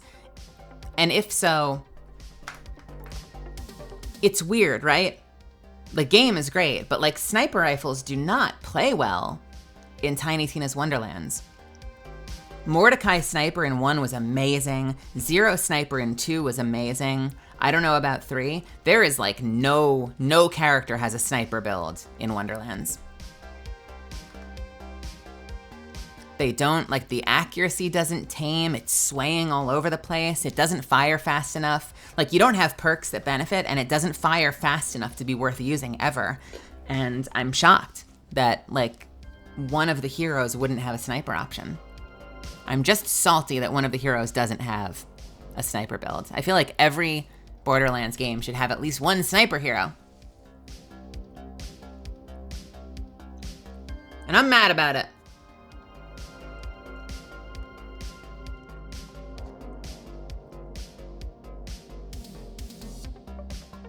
I like sniping.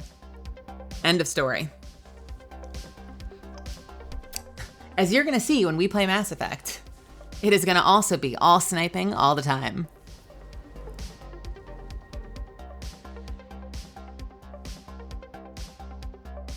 The entropic equine believes you will participate in any challenge.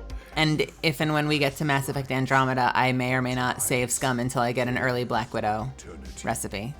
I'm warning you now. It will happen, potentially. We'll do just chatting while I save scum for an hour and a half trying to get a Black Widow recipe.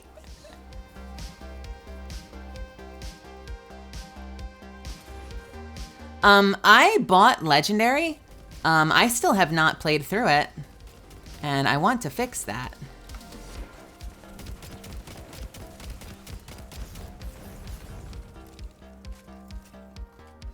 Although I'm a little bummed to find out that they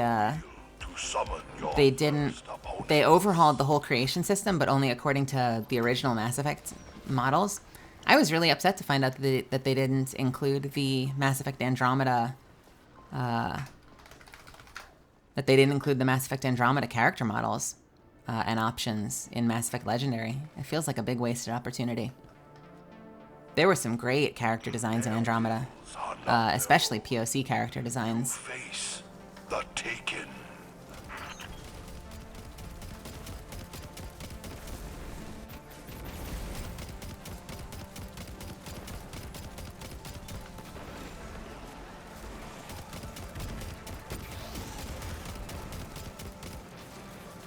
And you'll get to see my beautiful raven-haired shepherd, because red-haired shepherd was never my shepherd.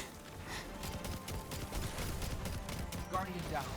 We will spend at least half of a stream trying desperately to make Shepard look as close to me as possible.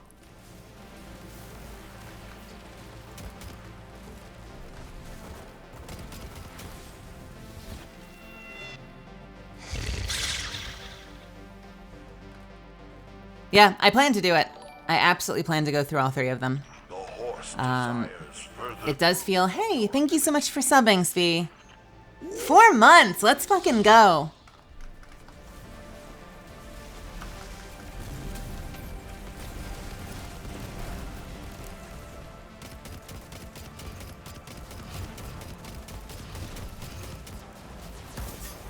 Wait, you subscribed at tier 3? Holy shit, Svi. I think you're my first tier 3 sub ever. Thank you. Well, gosh darn. That's so nice of you. Thank you so much for calling that out, Spray. My brain just glossed over that. That's incredible. Thank you so much. You know what that means? You get access to the grin and the yum emote. But more importantly, that's incredibly kind of you. That really means a lot. Yeah, my very first.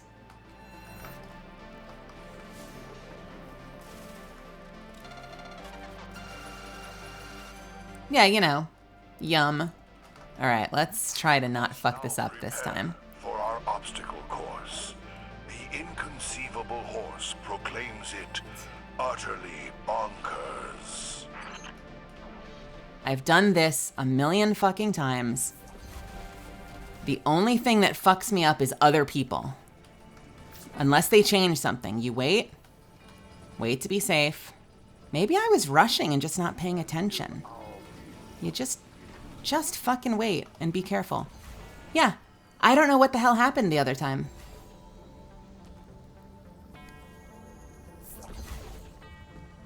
There it is. So weird. So fucking weird. What is this, a mic drop, Svi? Svi subscribes and then leaves. Is silent. She's just letting it sink in. She's letting that impact land. Ugh. Let us hear it for our returning champion. She walks away from explosions.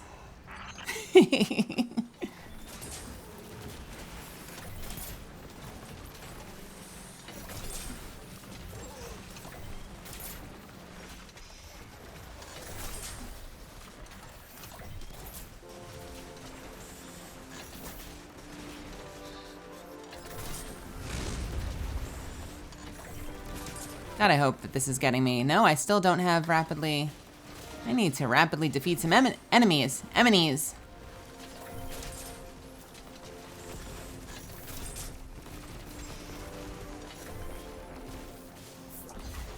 Okay, that's working. Yeah, tier 2s are good. For some reason, I only have one slot. You must need a lot of subscribers to unlock additional tier 2 and tier 3s. Because I had like 9 slots for tier 1 emotes, but only 1 tier 2 and 1 tier 3. I also technically have a bunch of slots for bit emotes, but I decided to wait on that for right now, because, I don't know. I looked at a lot of other streamers, and I noticed that a lot of people either don't have or don't have many bit tier emotes. So I figured why not just go with sub emotes for now. We can always make bit emotes later.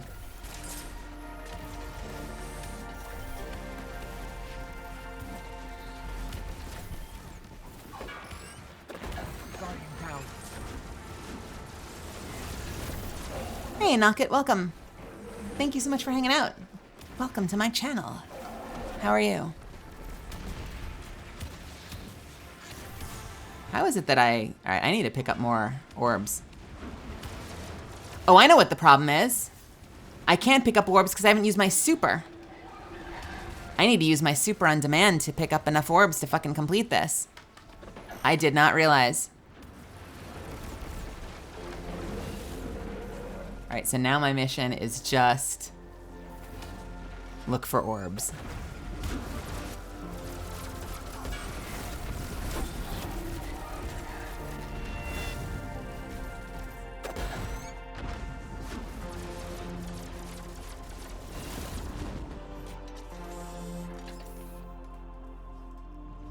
Did you get bits for watching ads? The astral Now you just buy them, right? honorable combat against the Cabal champion. I think it's just a payment now at this point. Show me orbs. I'm at 50%. I don't care about winning, I just care about orbs. Give me your orbs. Give them to me. Oh God.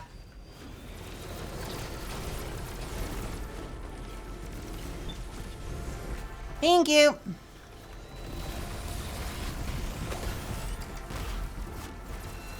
All right, orbs of power are still at 50%. Shit.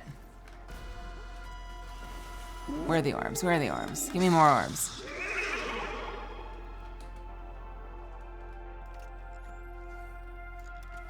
Choose the door hiding your final opponent, and the horse shall reward you.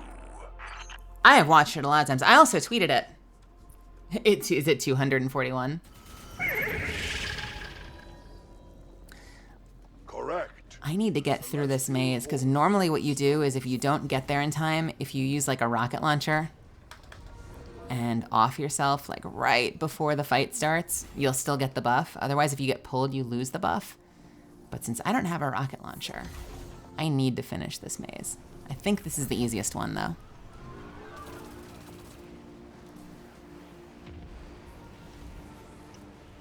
Oh yeah, this is not even a maze. This is just easy. That noise tinkled your brain? What noise tinkled your brain? A powerful Vex takes the I do tweet sometimes. I have a Twitter account. demands. I tell Crazy, I know. you, have fun out there. I am gonna drop this early because I need orbs.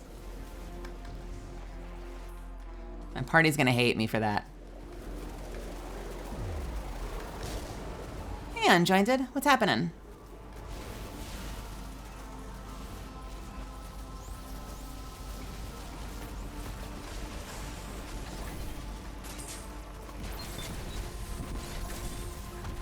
Give me orbs.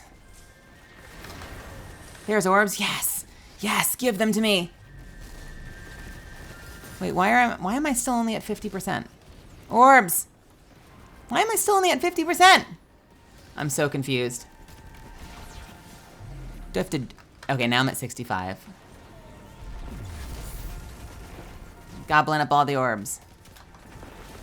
70%. Something is not calculating right. I feel I'm probably gonna have to do this again. It is not working properly. Okay, now it's done. What a fucking weird. We're only at 265 though, which worries me that we're not even gonna get the 300 points unless we get a bonus round.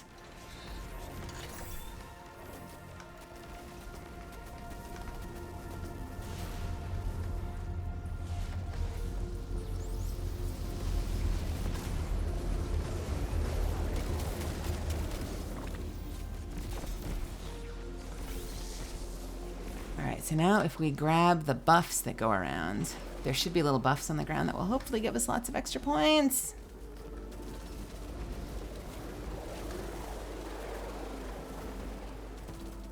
What game is this? It should be right at the bottom. It's Destiny 2. Does it not say it down there?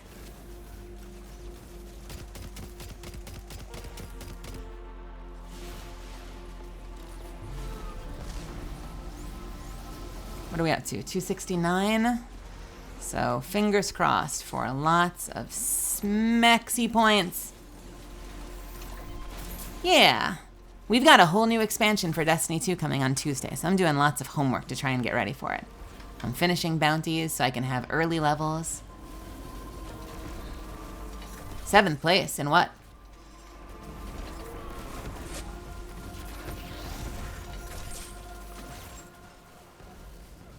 Oh, fan tournament for $100. Nice. Got killed by a bald Tide Pod Wraith. What? Wait, I understand bald Wraith. What is a Tide Pod Wraith?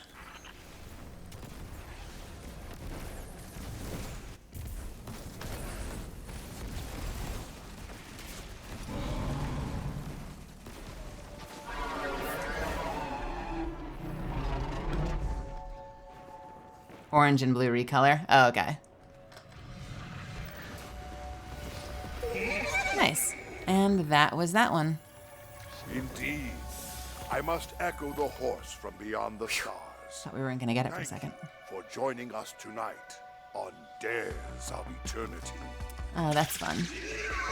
So what is 7th? So it's a $100 tournament. What does 7th place get? Did you win something fun? I would probably come in like last place.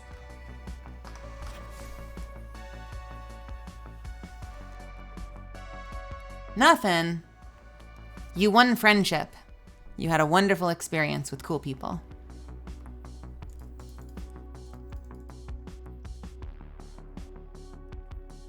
Are you like ready and raring to get back in there and kick ass in something?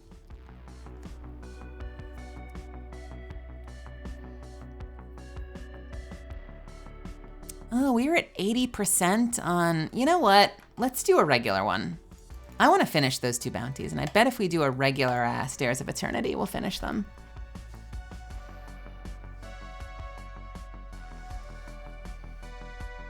I think I closed that file. I'm going to use the video. At some point, I'm going to use the video that I think Brian found to clip all the wells properly without all the extra techno sounds. And we'll get a lot of wells into one audio clip. Bravo, Big Bird, welcome. Played Apex, couldn't get the Kylos voice out of my head. Yeah.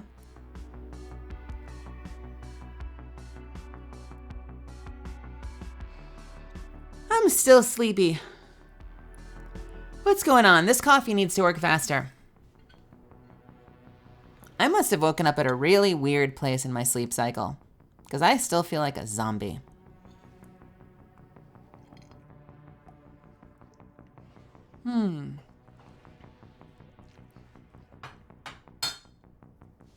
Yeah. Hey, Zardonix.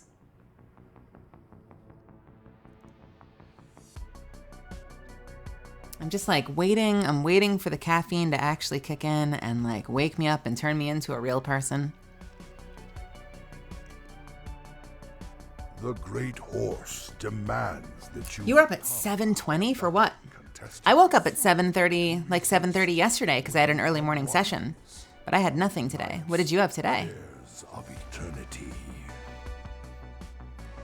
Bum, bum, ba-da-dum, bum. Take care, Lawford. You just woke up after. That was me, but my wild dream came like at noon. I need to take advice more often. I was in a class. I forget who said it, but I was in a class and they said that the number one thing that they do. No, it wasn't a class. It was Stephen Pressfield. I watched this interview with Stephen Pressfield, who is the person that wrote The War of Art, if you're familiar with that book. Fucking phenomenal book. I've talked about it on stream before. And said that the number one thing that they do for productivity to like get their shit together as a human being is the moment they open their eyes, they get on their feet and they're up. I do not do that. I am so bad at that. You'd think that, but no, it's called The War of Art by Stephen Pressfield. Not The Art of War by, who did The Art of War? Is that Sun Tzu? Sun Tzu, sorry. I am saying the name wrong. Sun Tzu. The War of Art is a book by Stephen Pressfield, and it is about living a creative life and conquering resistance and taking that step every day to do something to make your life happen when every part of your instinct as a human being is to fight against it out of fear of success or fear of change, blah, blah, blah. It's a phenomenal book. It's one of my favorite books. I haven't read it in a while. It's a very short, very easy read. You could probably knock it out in less than a day if you had interest. But I was watching this interview with him, and I still haven't taken his advice to heart. It's so hard for me. I sleep in like habitually. But he said the number one thing that helps him is every morning he wakes up, he opens his eyes, he gets the fuck on his feet. The horse desires further. Dex the Manrex singing the Canadian National Anthem in chat. Nice. Love to see it. Love to see it. I think that's the Canadian National Anthem. I'm assuming that's the Canadian National Anthem. Welcome to our chat for the first time. Oh yeah? What would you like me to read? Don't some streamers do? I know some streamers will watch stuff and other streamers will do, that is the second time. If you do that again, Dex, you're out of here. I love you. I'm glad you're here. But 3 strikes and you're out, my friends.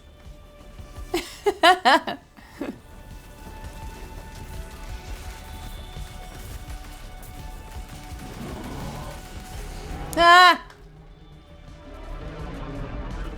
Yeah, do some streamers do like, I guess reading like forum posts and stuff like that, fan fiction, that kind of stuff? I like doing just chatting. I've kind of taken to read the book I was talking about on stream. Could I do that? I have it on my phone. It's a good fucking book. I wonder, see, reading a published book feels risky to me. As much as I love Stephen Pressfield might not love me if I were reading his published book on stream for free. But I don't mind reading streams if you don't mind hearing me cough constantly and clear my throat constantly.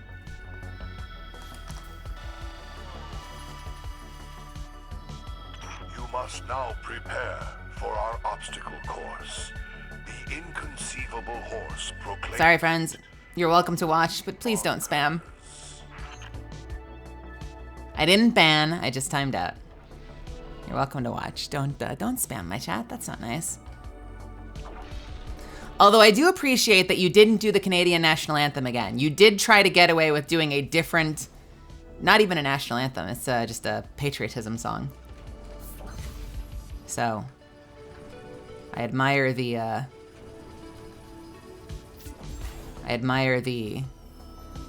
moment of creativity. That was me and my friends back in elementary school. We had a dress code, and my friend Luke would always find like every little loophole he could. So for the boys had to wear suits and ties, and so he would come in with like a rainbow flannel suit, and then the next year they'd have to put in a rule being like. Or no, it'd be a rainbow suit, and the next year they'd have to put in a rule that was like, must be a solid color. So he'd come in with pink, and they'd be like, must be blue or black or beige. And then the next year he comes in and it's like blue, but it's like velour. And they're like, must be the following fabrics. Like every year they had to change and adapt the dress code just because he was finding loopholes.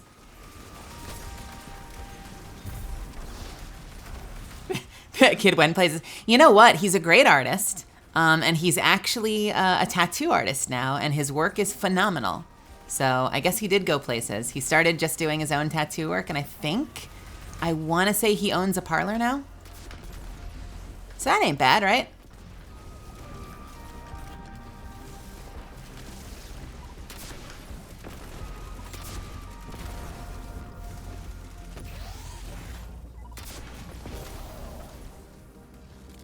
Yeah, it was great. And they did the same stuff with the girls too, but it was a little harder because the girls, I hate to say it, the girls weren't pushing it in counterculture ways. A lot of the girls were pushing it in like sexy ways. So they had to implement a rule on like heel height for the girls because they didn't want, 5th grade girls coming in like 4.5-inch heels. So they had to implement like a 2.5 or less inch heel rule. And then they had to implement a like skirts must be no shorter than knee length rule. But they had no idea how to implement it. Eventually, like they had to sort of like task the female teachers with checking stuff like that. Because I remember my parents have always been really forthcoming with me. So they would tell me everything that was going on at like parent teacher meetings and stuff. My parents taught me about sex when I was like 2. So my parents have always been really forthcoming with me about shit. I was that kid they had to like tape my mouth shut because my parents would give me the bird and the bees conversation at like the actual birds and the bees conversation at like 2 years old. And I'd go into kindergarten and like go blabbing about how sex works to my other kindergarten friends. And then the teachers would call home and like yell at my parents. So like they would come home and tell me that apparently they had no idea, like they had to task the female teachers with policing students because like a bunch of the male teachers were like, what the fuck do we do? I'm a grown-ass man. I can't be like measuring the length of a 4th grade girl's skirt. Like how the fuck am I supposed to police that? And so they had it was this whole to-do because, the faculty was half or more male at the time, and yet they had these like really strict girls dress code rules that like no one felt comfortable implementing it because they'd have teachers going to the board, over like sexual harassment. Calls powerful fallen from houses unknown. So that was the girls' experience. The boys were like weirdly counterculture and artsy. The girls were, mostly just pressing their luck with wearing more revealing outfits. I'm trying to think, did any of the girls do fun, like weird artsy shit? I don't think so. I think like the most artsy, like the most like counterculture thing that happened was like jelly sandals. Like the jellies sandals were in vogue for a moment, and they had to be like real shoes, please. Please don't come in with like clear rubber shoes. Like, can they please be loafers or something like that? Like it was shit like that. It was the most that they got angry about.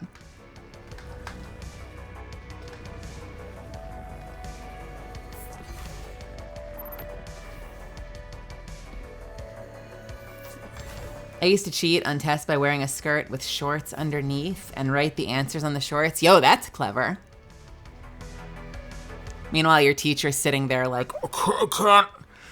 My one student keeps pulling up her skirt and I don't know what to do. I don't know what to do. I don't know what to do. They're supposed to be taking a test and she keeps pulling her skirt up. I'm gonna have a breakdown.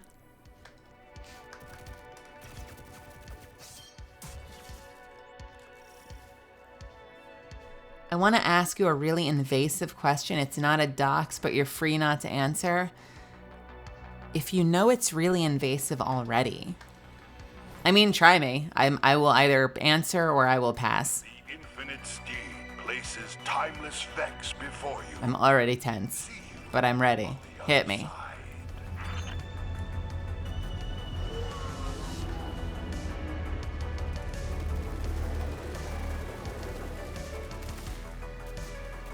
How am I on this? Am I done? Hey, I finished them. Nice. I get dress coded for a hole in my pants, but the straight athletes wear pants that reveal his, everything, and get no slap on the wrist or anything. I think a lot of those schools will tend to have kind of like two sets of rules. And if you're like a star athlete, you know, or you're like a teacher's favorite, they tend to give you a pass. The most I got with that was I had a math teacher in 10th grade that really liked me. And she would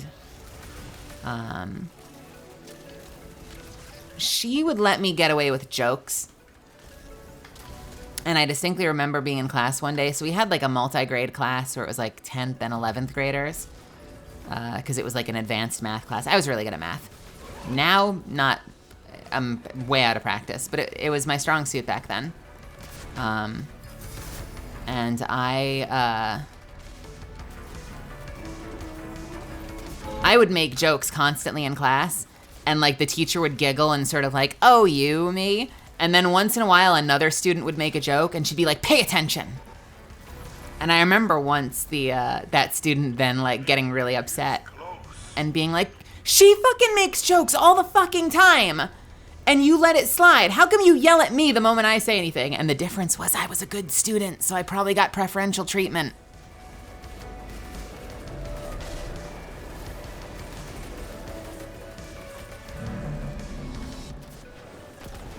And that's not even like a double standard necessarily, most likely. It's honestly just like you've proved that you can handle it. You know, if Jack over there is like barely passing grades and making jokes, the teacher's probably going to be more paranoid that he's not paying attention. Indeed. If I'm acing your class, like, you know. Thank you Anyway. for joining us tonight. My school had a dress code against girls revealing shoulders because one kid got distracted by it. Oh, that's so funny.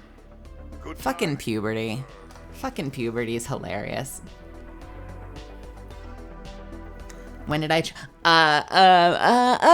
transitioned a handful of years ago. That's all I got for you. I transitioned then, and it is now. In the before time. Let's take a look at my list. That's so funny. I know, the whole distraction thing is so silly. I mean, I get it. Fucking hormones. Kids are going through puberty. Things are waking up. They're getting hungry for things they don't even understand. But it's so funny to police. It's so, like, it's funny and stupid to police the person, like, rather than telling the kid to, like, fucking stop being so thirsty. Get control of your shit. Hey, this is a teachable moment. You're becoming an adult. Let's talk about how not to act on those fucking urges. That's part of growing up, is learning to be like a decent, respectful human being. That's a teaching opportunity for you more than it is for her.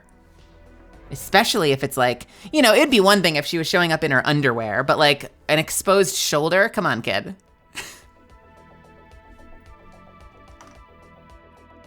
The shoulders must be contained. Okay. All right, do I have any other bounties? I have clan stuff. All right. Rose, are you still there?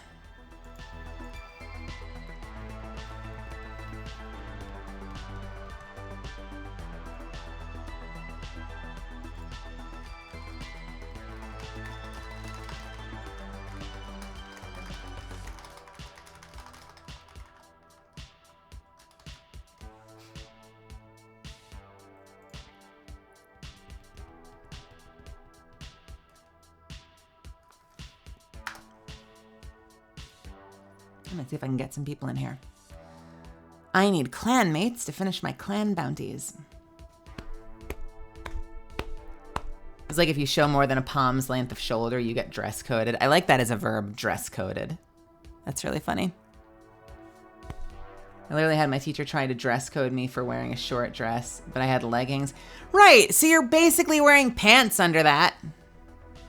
By the way, when the weather gets cold, that's like my everyday dress code is, I don't know why I'm saying this in relation to a dress. I don't really wear dresses that often, is I wear shorts over leggings. That is like my everyday when it's not hot. When it's hot out, I wear shorts, and that's it. Shorts and tank top. Shorts, leggings, and tank top are like my 2 modes. Thank you for the follow.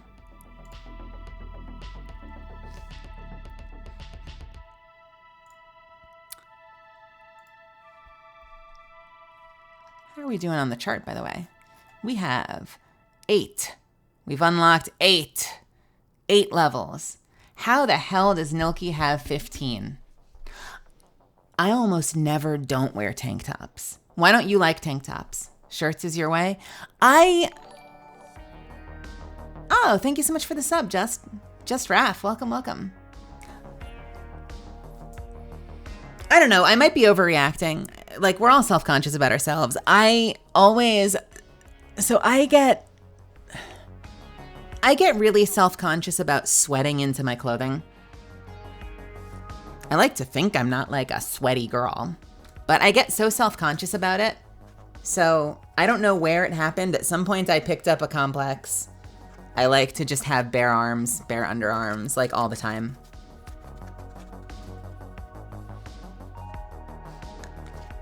She says as she compulsively puts on some deodorant. I don't know. I started wearing tank tops. It just feels good to me. I like the air.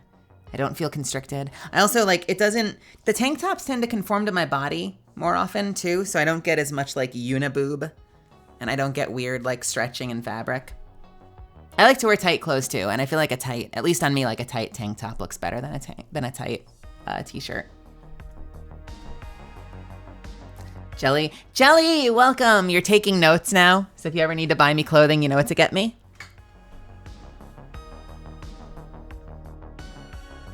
Welcome, welcome.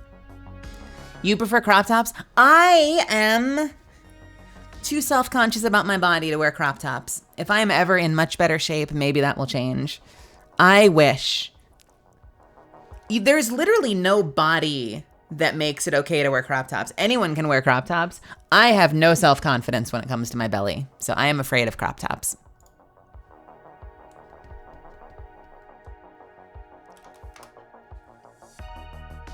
Apex Legends 7171, welcome, welcome. I dream of wearing crop tops. In fact, I might go so far as to crop top my official model, just so I can live vicariously through her. Jelly just wants to see your pits. Jelly, do you want to see my pits? Is that why you're here? Is that why you're friends with me? God, I should have known. I should have known. All right, so none of my guildies are answering. Rail said maybe a little later. Rose is not answering. So I guess we'll find something else that's not a clan bounty. Listen, anything... This was a Seinfeld sketch a while back. Anything that men can't see. Not even men. Anything that people can't see. The sketch was men. But anything that people can't see, they become obsessed with. That's why people fucking love feet. That's why people fucking love booba. And his joke in the sketch was like, if women started wearing hats all the time, you'd have like men creeping around trying to see what's under the hat, trying to see the top of their head. They'd be picking up Play Hat magazine, looking at those sexy spreads of, you know, women's parts. Parts, as in like the part of their hair part. Anything you hide, people are gonna obsess over. It was like such a fucking classic, bizarre Seinfeld sketch. That's why everyone's obsessed. That's why everyone's obsessed with bald VTubers. They see the hair. They want to know what is under the hair.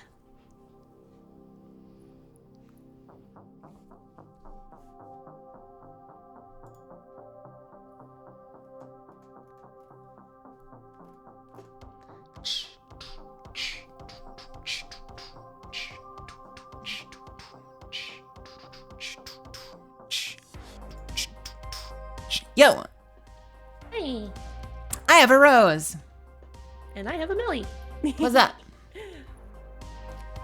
Some VTubers apparently have lumps under their hair. Did you know that? Lumps. I think the funniest shit I've ever seen was Girl DM showing off that under her hair, since she's a cat girl, that she has her glasses taped to the side of her head. Her model actually has a Band-Aid over each fucking arm of the glasses taped to the side of her fucking skull. That might be the funniest thing I've ever seen.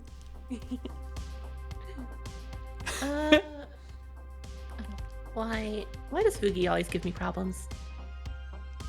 You look good to me. Let me see. You might be a little... No, you look good. Am I coming in weird on yours? No, you're not showing up at all on mine. Uh-oh. Weird. Weird. This happens sometimes. It's like it just doesn't want to show up for some reason. My VTuber mama, I taunted her to steal our friend's VTuber hair, and she apparently has a copy of the 3D model. I've seen, it's so funny, I've seen VTuber artists like hop in and out of different models they've created, and it is so bizarre to see them hop into like existing VTubers and like shape change. All right, Fugi, what are you doing? A VTuber is so in the scriptures of old, they were called angels. They came to Earth from a higher plane to observe and walk amongst us mortals on this planet, to shed light and bring warmth and happiness and joy to the lowly mortals walking the planet Earth.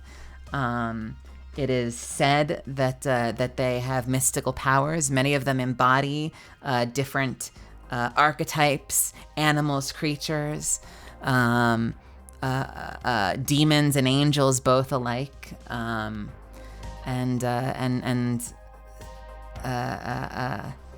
many of them tend to gather today. We know them as VTubers. Many of them tend to gather on this space here, Twitch, where they can reach a broader audience.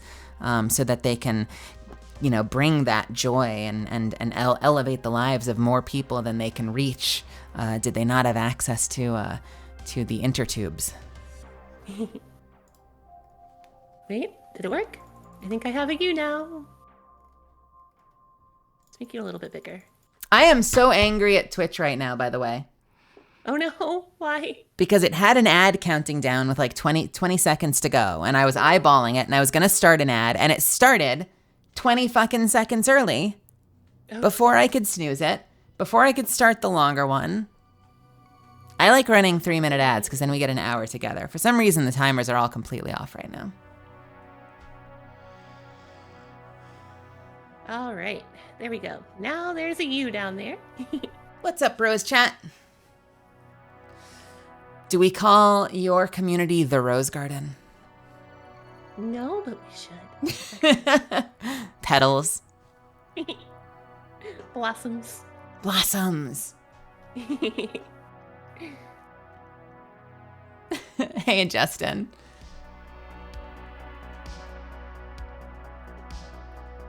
I don't know. Chat, what do you think? What do you want to be called? I'm doing okay, Jelly. I'm doing great.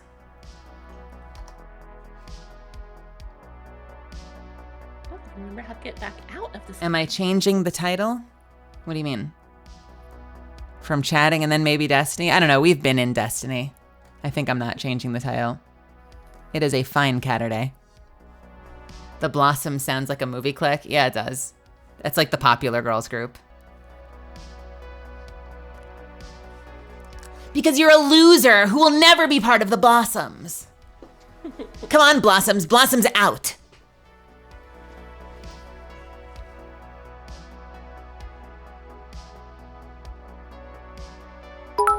That's not helpful to me finding my way back out of this damn lost sector. I went to go do the one that's actually up as the legend on Europa today, but I haven't done it in a while, so like I'm like, I need to refamiliarize myself with this, and now I can't get back out. Well, the good news is you can always teleport. Hey. Good in orbit. Thank you for all of these single bits. Knocker, welcome, welcome, welcome. Thank you, thank you, thank you. I got a triangle bit and I got a little fox face bit. I appreciate both of them.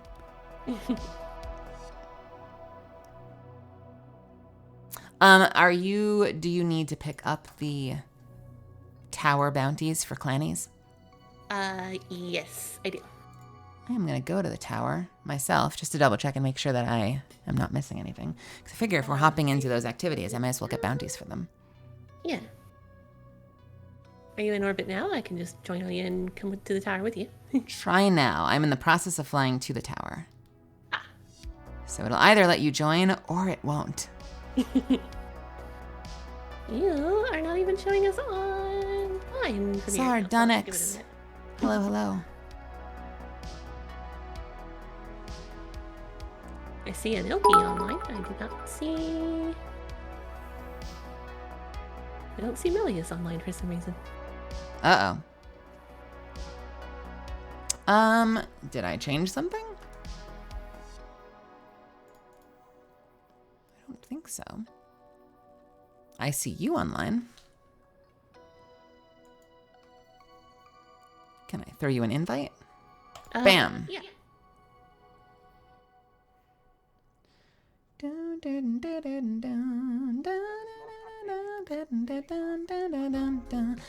Knockrit, I don't know what Catalyst's ethnicity is.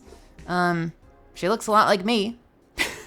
Although I don't know if that makes her a space Italian or not, but what does she look like to you?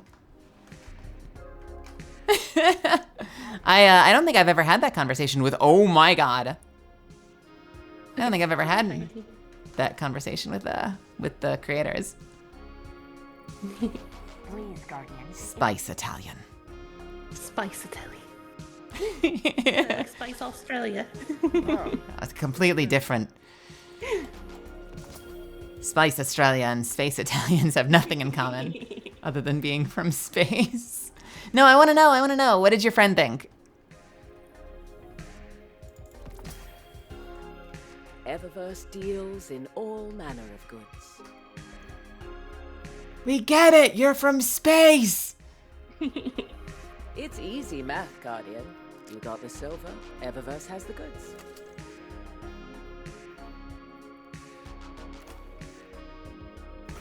Hey, Watson. That's another thing I need to do. I need to actually craft a good type-in before and level it before the expansion comes out. Anything you want?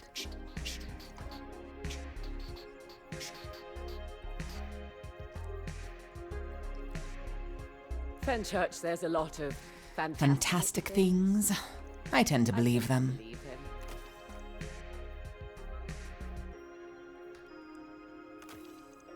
Too much space. I wish we had another Arab character, because Mirage being my only representation is that of that ethnicity is probably what you mean.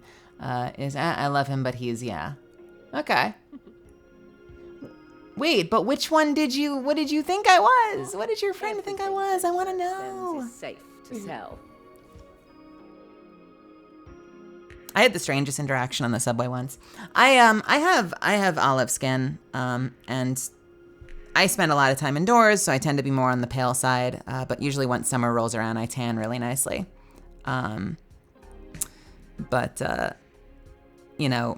went to theater school and I studied stage and screen acting, and they're always like obsessed over what you look like there. And so I've gotten called ethnically ambiguous like my whole fucking career.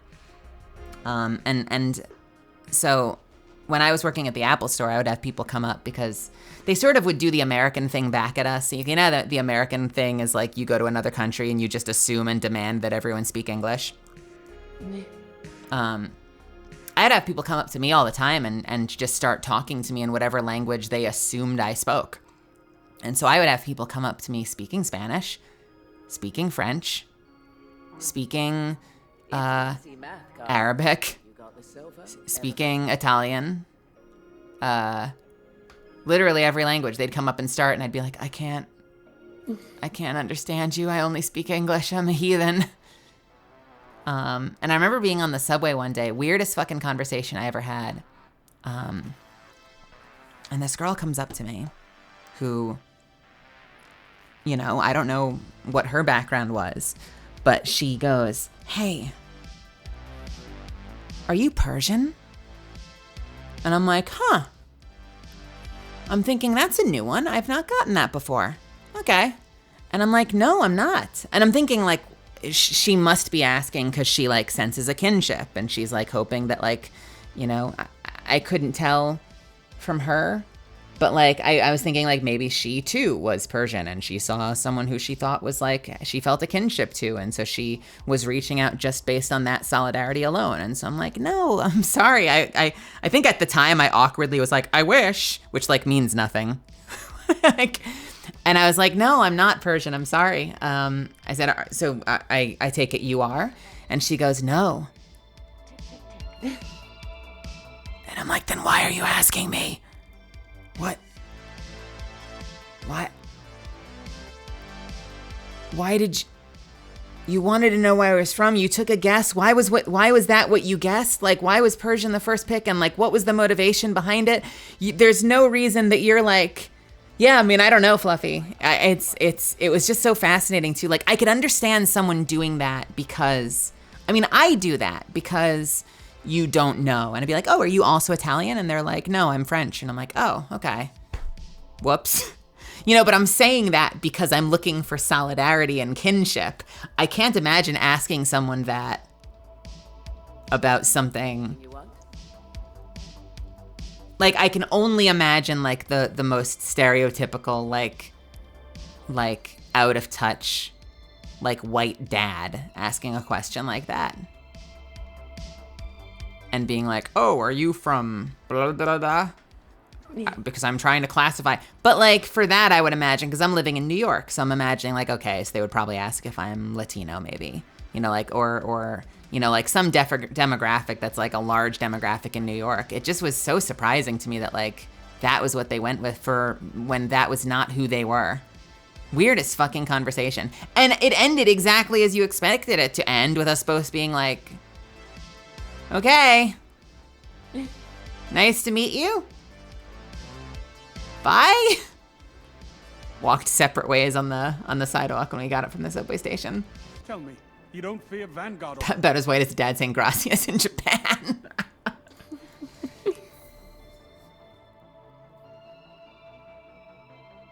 The sad part is, it's sadly typical for Americans to not speak. I mean, many do, but it's also sadly typical for Americans not to speak a second language.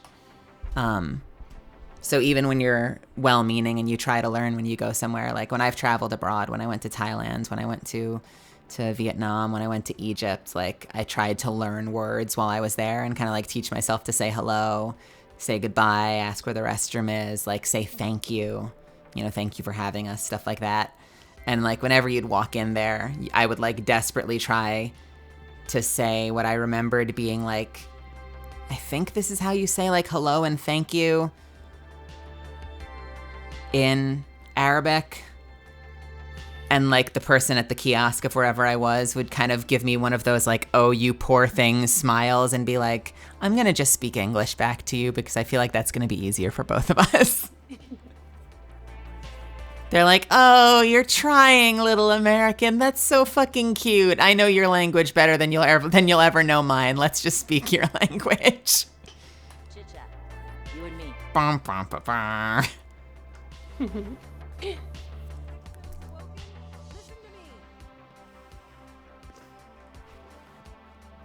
Right. Yeah. I've got all the bounties I need. I am going to grab the Gambit ones. Okay. Yeah, most countries do sort of forcibly learn English. And sadly, in America, it's considered like an elective. So when I was in school, we had 3 options. One is infinitely useless for most people. We had the option of learning Spanish, French, or ancient Latin. And you had to take it for like 5th and 6th grade, or something like that. And after that, never again. So like, so many people took it because we had to, and then just didn't bother learning anything else, didn't keep going with it, dropped it the moment they could. And then, you know, if you're someone like me 20 years later or whatever, you're feeling like an asshole and wishing you'd paid better attention.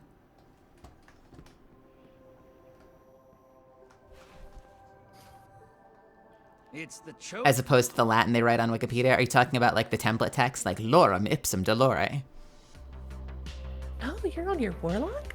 I'm on a warlock. Okay, that Fortnite outfit actually looks way better than I thought it did with that shader that you have on it. Is this the, that well. was this from the Fortnite theme? I didn't know that. The mask is. Oh, cool. Be smart with this. I didn't like it because I didn't like the color scheme and I didn't know how well it shaded, but that shades amazingly, actually. It's pretty cool, I think.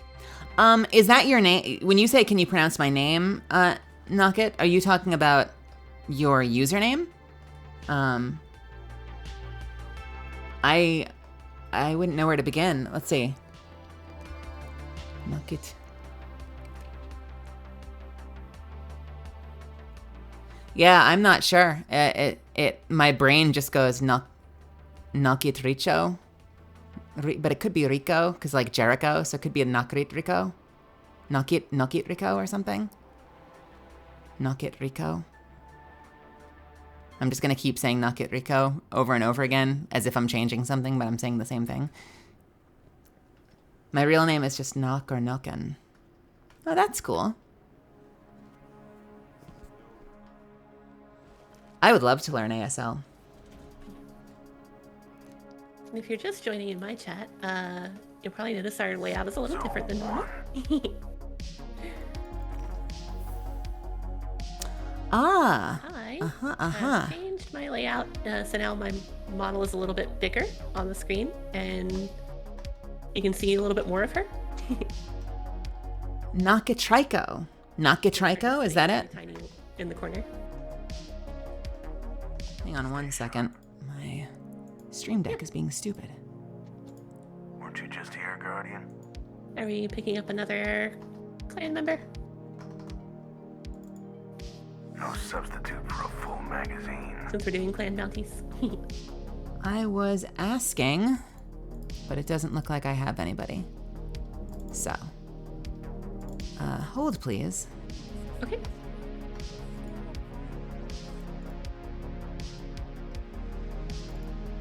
I'm testing my, there it is. Okay, cool. What do you think? What other bounties can I complete? Fusion rifle? Sure. Glaive? Sure. Thanks. Grenade launcher? Meh. Void weapon? Meh. I can do glaive and void weapon all in one. So I'm still using the Enigma as my main energy weapon. Yeah, I guess I'll drag that over. This is going to be one of those awkward series of matches where you're like spending more time trying to complete bounties than you are actually contributing and being a useful member of society. I won't forget everyone we lost. I won't. Let me grab you. Oh, baby, don't worry about following me on Instagram. I don't post to Instagram. Someday, maybe. It's so funny. It's such a common thing for actors to be like, yo, give me your Instagram. And I'm like, there is nothing there, but you're welcome to follow me if you really want to. Less complicated. May I offer you one Banoi In this trying time. in this trying time? Yo, nice. Oh my God, what happens? Where's it going? It bounces. It hops. That's incredible. Like Tim, your name is very, very hard to pronounce. All right, Gambit or Crucible first? Either or. I'm not looking forward to Crucible, so we could Get it out of the way. yeah. Rumble, there are too many players for that activity, so I guess we'll do competitive. Nope, not competitive. Where's the Team Quick Play? That's what I wanted. I use Twitter a lot. I use Twitter almost exclusively. I don't use Instagram. I just don't like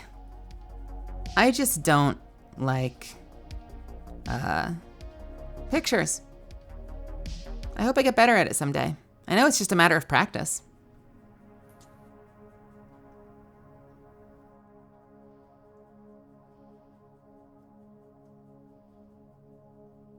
So they're doing Crucible first. I'm switching my loadout around a little bit.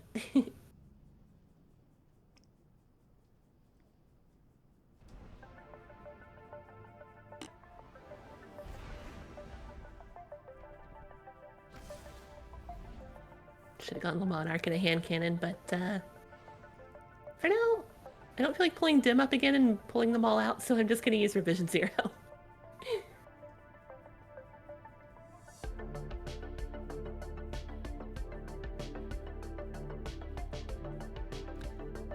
Are you enjoying Revision 0?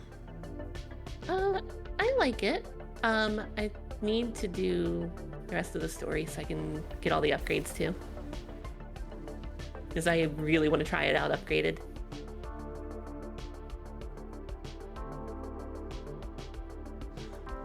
I was very happy to find out that I got all of the upgrades in one run. Yeah. Do I play Siege like Rainbow Six?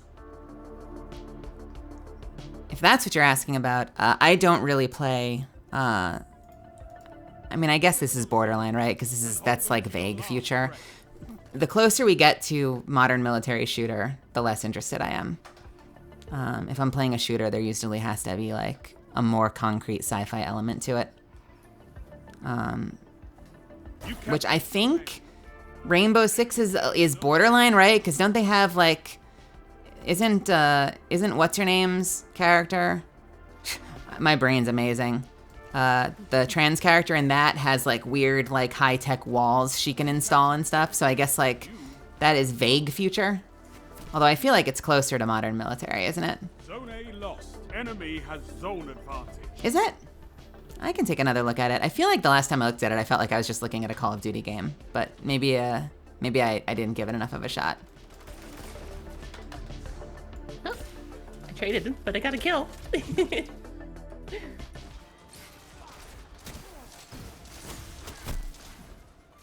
Okay, what are my bounties? Zone B lost. Oh shoot, I forgot to grab Crucible bounties. I grabbed the clan bounty for Crucible, but nothing else. Okay, Crucible matches, kinetic weapon, and fusion rifle, right? Yeah, fusion rifle calibration, but we can do that in Gambit. So right now I need kinetic weapon kills. I'll use the glaive for this, maybe? For melee? And what's my kinetic weapon gonna be? I should have pulled a kinetic weapon before we jumped in here. Shit. My bow? My bow! We'll use my bow. Zone B captured. How many kinetic weapon kills? 5! Oh god.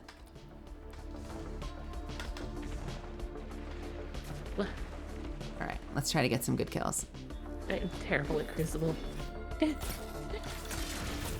1, 2, fuck. Going for the streak. Get them all at once. I know, instantaneously, let's fucking go. Bows, you have to assist fire or you have to quick swap like Nilky, but I don't like quick swapping to another weapon for the kill. I like to main weapons. I've been trying to do it with Le Monarch and Rose. I got a couple of good Rose rolls. I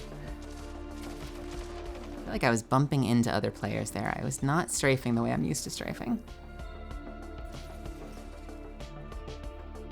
I was talking to Apex slide. Zone B lost. Enemy has advantage. Yeah, the slides do not go as far as you hope they will if you've been playing a lot of Apex.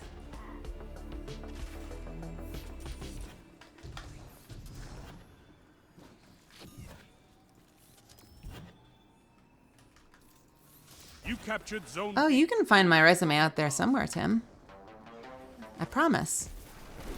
Well, I found our friends. 3. By friends, I mean enemies. I like that person's name is Shrimp Fryer of Rice.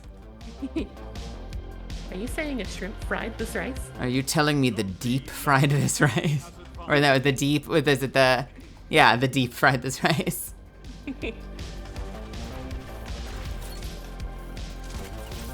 Four.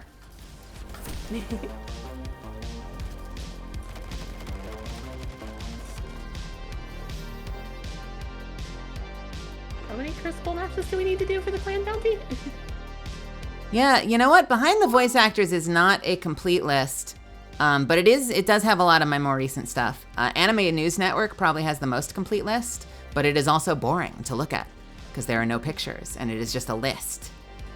And they vaguely, like, they'll highlight important roles, but only if it's in anime. All right, that is 5. They do not care about you can put non-anime roles in there, but they do not care. Hey, Harmful. Zone B captured. Zone advantage. God, I also need to update my resume on my website. It's been a while. I have a list of roles on my website. Meligrand.com. I have my super, and I'm in the wrong super for Crucible. Oh God, me probably too. I should be in Knives, shouldn't I? Yep. I mean, I still managed to get a kill with it. Oh wait, I can't be in Knives. I'm a warlock. Zone B lost. Enemy has Yeah, I advantage. should have been in Knives. I guess I would be in Fire Sword. A strong Yeah, start. I'm in Fight on. Shadow or triple Mobius Quiver still. Uh-oh.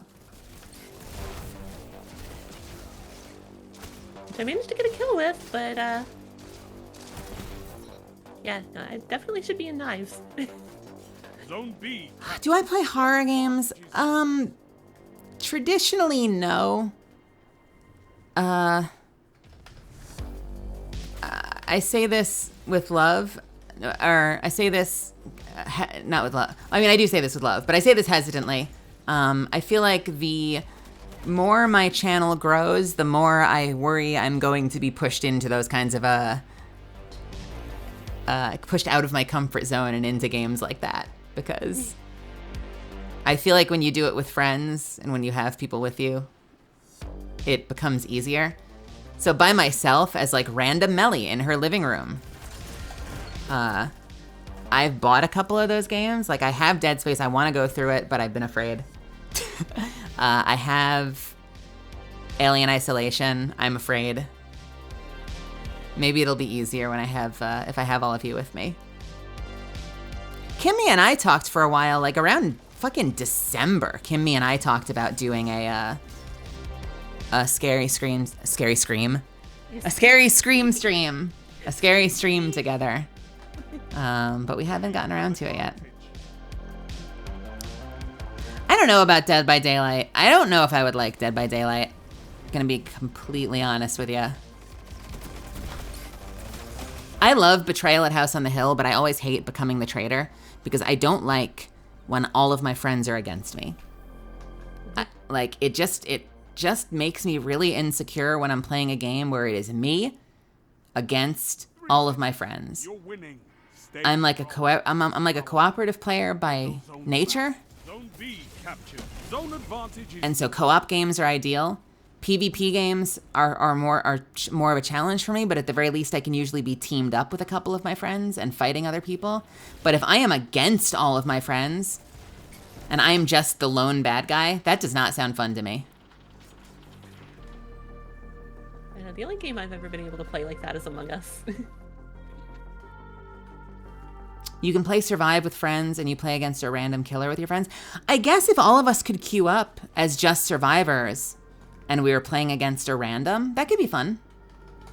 Yeah, no, I would do that. I would never want to be... It's so funny because I've seen lots of great, like, fun streams by other people where they're, like, running around and they're like, nah, ha, ha, ha, look at me kill my friends. Look at how good I am. That would give me so much anxiety. I would hate that.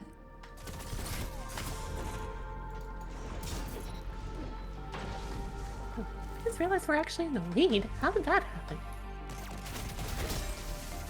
I used to watch a lot of was it C-Nanners videos? C-Nanners was like an old streamer who used to play like a bunch of like low-budget fucking stabber games. And there are so many amazing clips of him running around, like giggling like a gremlin as he murders his friends. We have such different ideas of what's fun. Two for one. Keep it up, and victory is yours.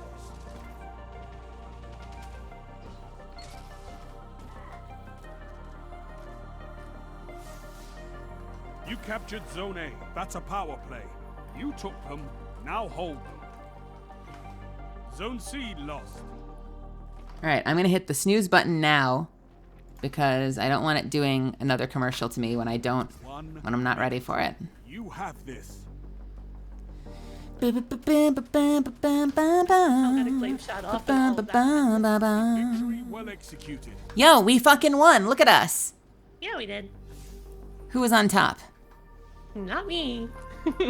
You don't know that. Impressive. Was it me? Was it me? Was it me? Probably not. A lesson in territory control. I know it wasn't me. Show me the score. Oh no. Hey, I was in third. You were in fourth. Not bad, not bad, not bad. Better than normal. Normally I'm in like 6th. And we both did better than butt nuggets. Yeah, we did.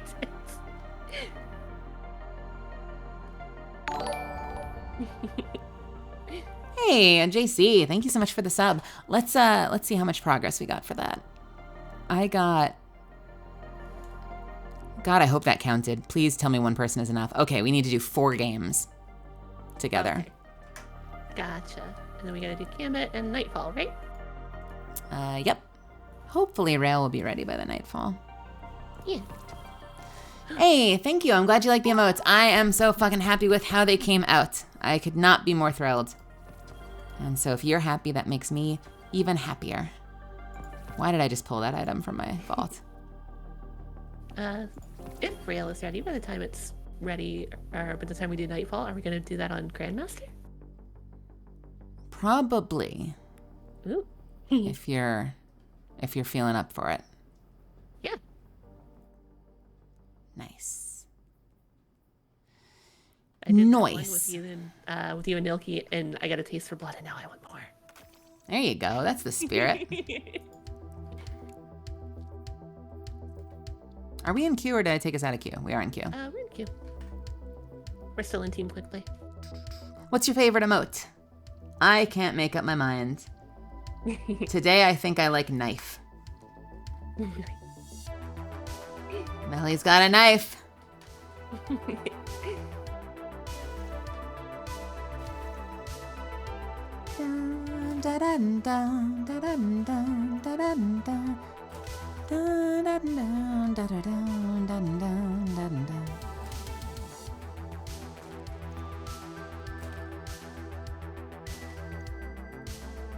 Just got in. I will never get tired of the small catalyst in the corner of the stream. I hope you still love me someday when I have a proper model.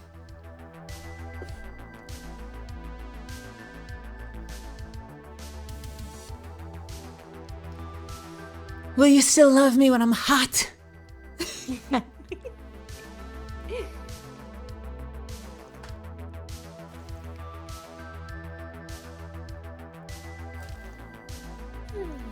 Sorry, when I have a fully rigged model, I should say. This is a model. You are right. But when I have a fully rigged model, will you still love me when I'm hot? Same question applies.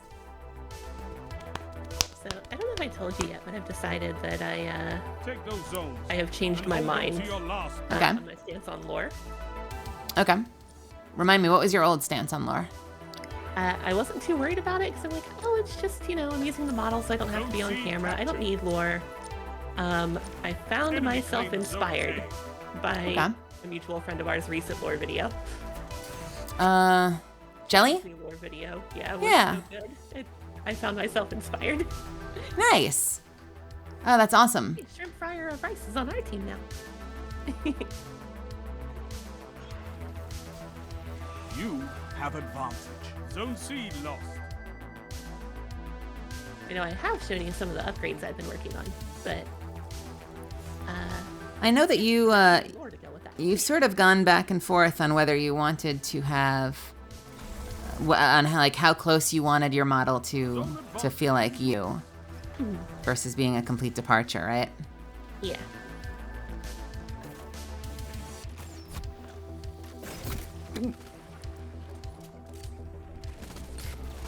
Why do I want to change the character model? I just want to have a proper V2 model eventually. I'm in too deep. Mato and Jelly and Ama and Kimmy and Cece have gotten to me. They've won me over. I've got the bug. It's a virus.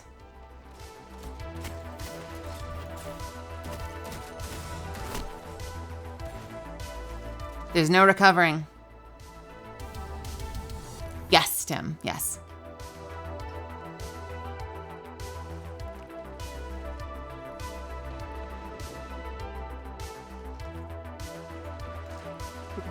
My only problem now with writing lore is that I'm struggling to get a concept down for what I want that isn't super derivative. Joke's on you. I'm intentionally going for super derivative. It's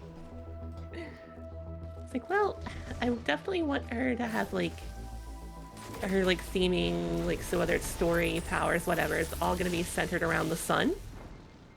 Okay. And I don't know exactly how I want to do that without just copy pasting. Well, it's good to know that everything has been done before. So, there's nothing wrong with it being inspired by other stuff.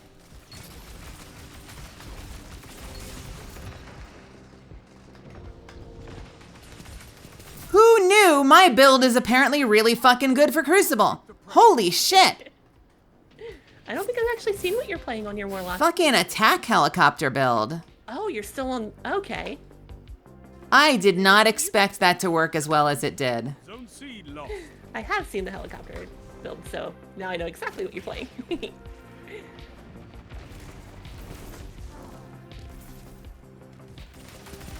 I think it's because they don't expect me to come from above.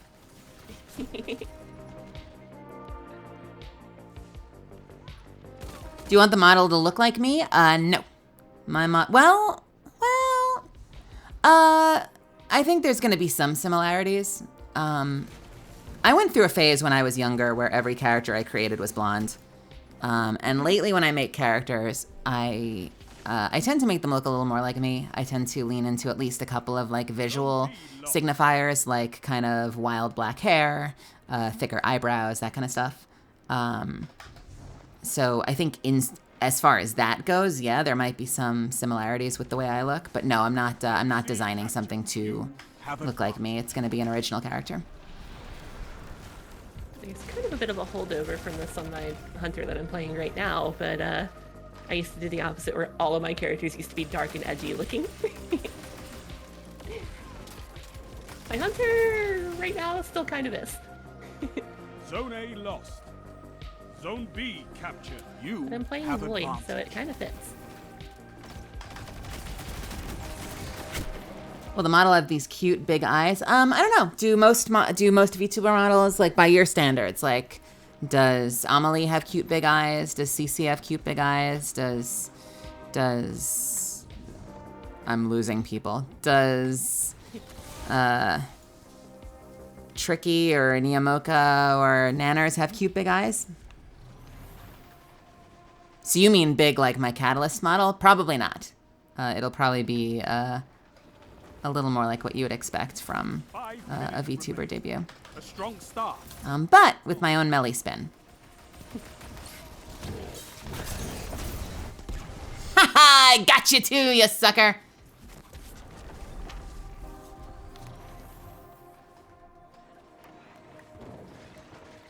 I'll tell you who does have cute big eyes. Zone A, that's Lily. power play.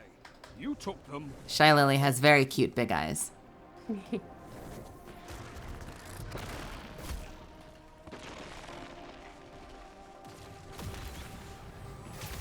Yeah, and a lot of that is Shy Lily has some really amazing blink animations. And I now know from one of her videos that she works her ass off to animate that. So she is doing a lot of physical acting when she's on camera. And that inspires me. I think when I have my model, I don't know if you've done this, Jelly. When I have my model, I am going to spend a lot of time practicing. I imagine I'll probably have the model well before debut, and I'm going to spend a lot of offline time practicing and playing with it and getting really good at it. Zone advantage Wait, is is Shelly in your chat? Did she hear me talking about how I was inspired? Jelly probably did hear you talking about how you were inspired. She didn't say anything though, I don't think. Jelly, did you hear Rose talking about how she was so inspired by your lore video?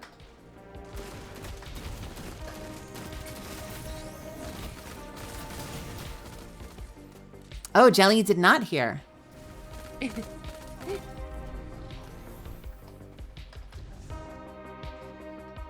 Does it still hold true? Are you still inspired? I am. Yeah, Rose was saying that she hadn't planned on doing any kind of lore because she figured, you know, she wasn't feeling it. And then she saw your lore video and she's been reconsidering. Yeah, it was super inspiring. It turned out really well. 3 minutes. You're winning. Angel, VTuber, told me yesterday that they have made it their mission to apparently find some way to call out all the ways my lore video is derivative when I finally announce, because they did not know Toe Jam and Earl existed. And I apparently broke them when I recited the story of Toe Jam and Earl. And it was like 1 for 1 with their lore. Oh no.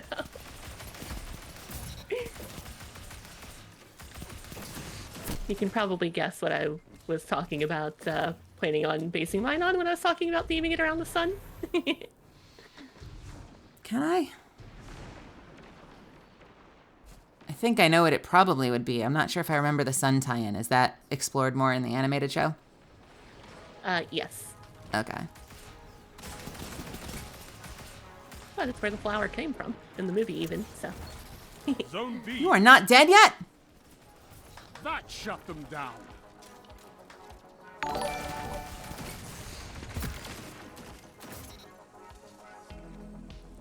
We're so close. I have to hit the button. But I think we're about to win. 2 in a row. Look at us. Who would have guessed? Not me. Tactics bring victory. All right. See you in a few minutes. Chat. The artist behind my model is... God, I need to put that in my fucking thing below. I think. I don't think I have it down there, do I? Fuck. I need to make a panel for it.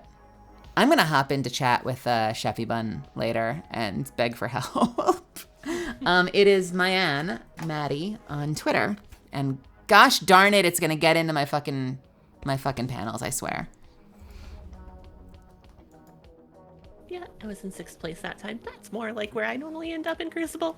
I need to get a credits panel. I need to get a system panel with like settings and scents, since people ask that stuff as well.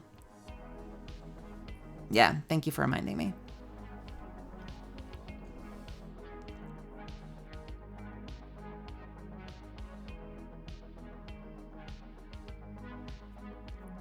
Don't check out Evil Toaster stream. Evil Toaster is maybe just a frog, but Evil Toaster is also a good friend.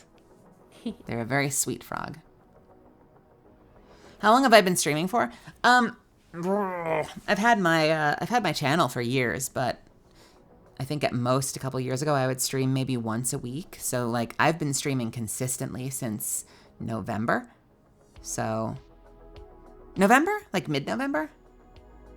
So I like that. guess I'm in my 3rd month ever.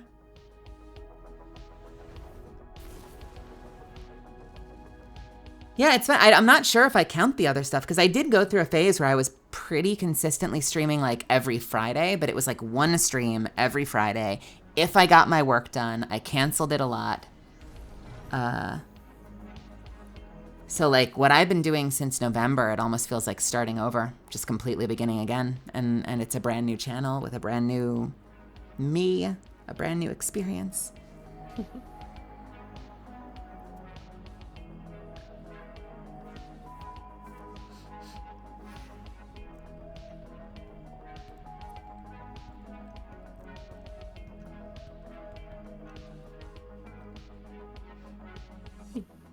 No one in my chat ever answered if they liked blossoms or not, as far as community name goes.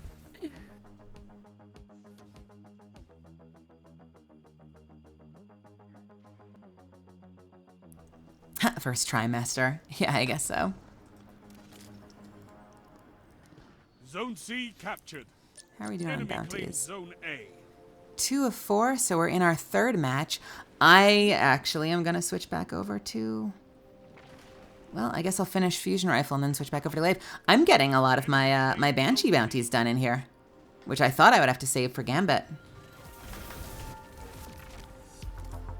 I should be using my Glaive a little bit more now, but then I can do the same thing.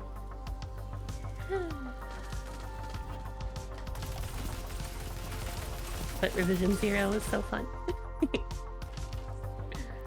I saw a pulse rifle, but here I am. Yeah, there is a movie about a bear on cocaine. I have heard that it is not good. But who knows? Horror comedy. We don't get a lot of horror comedy. At least not a lot of intentional horror comedy. I think a lot of like old horror movies at this point are dated enough that they've kind of become comedy.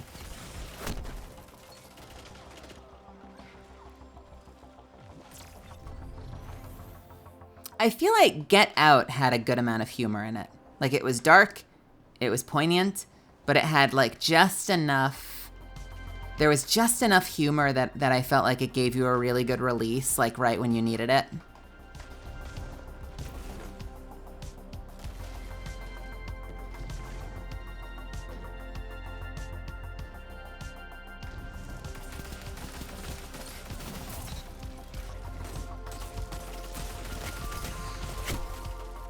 Hey, Canon, how's it going?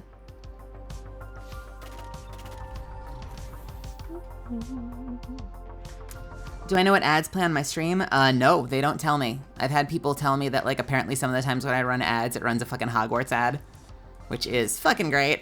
Yeah, I have no control over it. Now I'm wondering what mine are playing. Cocaine Bear, apparently. Okay.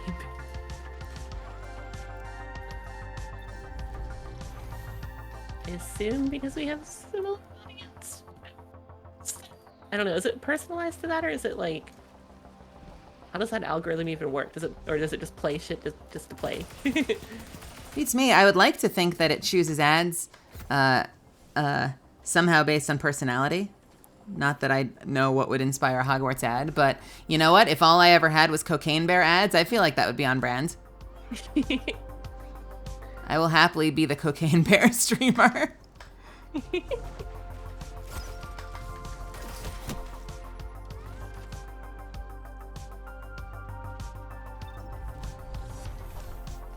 all Cocaine Bear all the time. I suspect that there are a number of, like, they probably sell their ads in blocks, because I've noticed when I've gone into other streamers' channels, like, I'll get the same Domino's commercial, like, 9 different times. Gotcha. So it almost feels like the same ad is playing everywhere. I'm sure it's not every channel, but I wouldn't be surprised if the same ad is playing frequently across multiple streams. I am not doing well this game. This is a very long-range map, it feels like. I got a Clave melee kill. I feel accomplished. It is lost. You get cat litter ads, Tim? Yeah, I gotta do Glaive after this. I keep hearing an arrow hit me, but then I get finished off by another gun. And I don't think it's the same person. I think I just keep getting caught in the crossfire out there.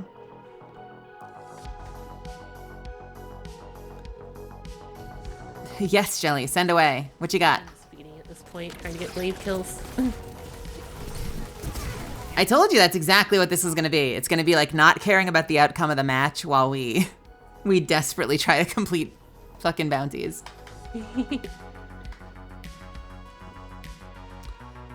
Facebook is usually where I get the vaguely insulting ads, where like Facebook will give me like, are you a lesbian that likes video games and is lonely? Click here. And I'm like, fuck you! Called out.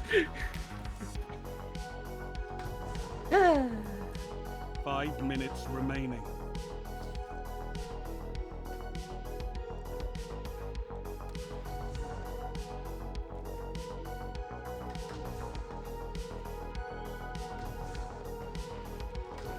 Flip. That shut them down. Zone A captured. You have zone advantage. Oh, my super. And I never switched, so I'm still on the wrong one. Zone B captured. You have advanced. Yeah, that's the controversy in a nutshell. JK's a fucking bigot. So are not all, but some of the people that have been supporting that game. Right wingers tend to swoop in and signal boost and give positive reinforcement whenever they see someone that shares their ideals. They'll usually swoop in even to support people that they would normally not like if there's a sudden shared interest because they see another opportunity to kind of like build their platform.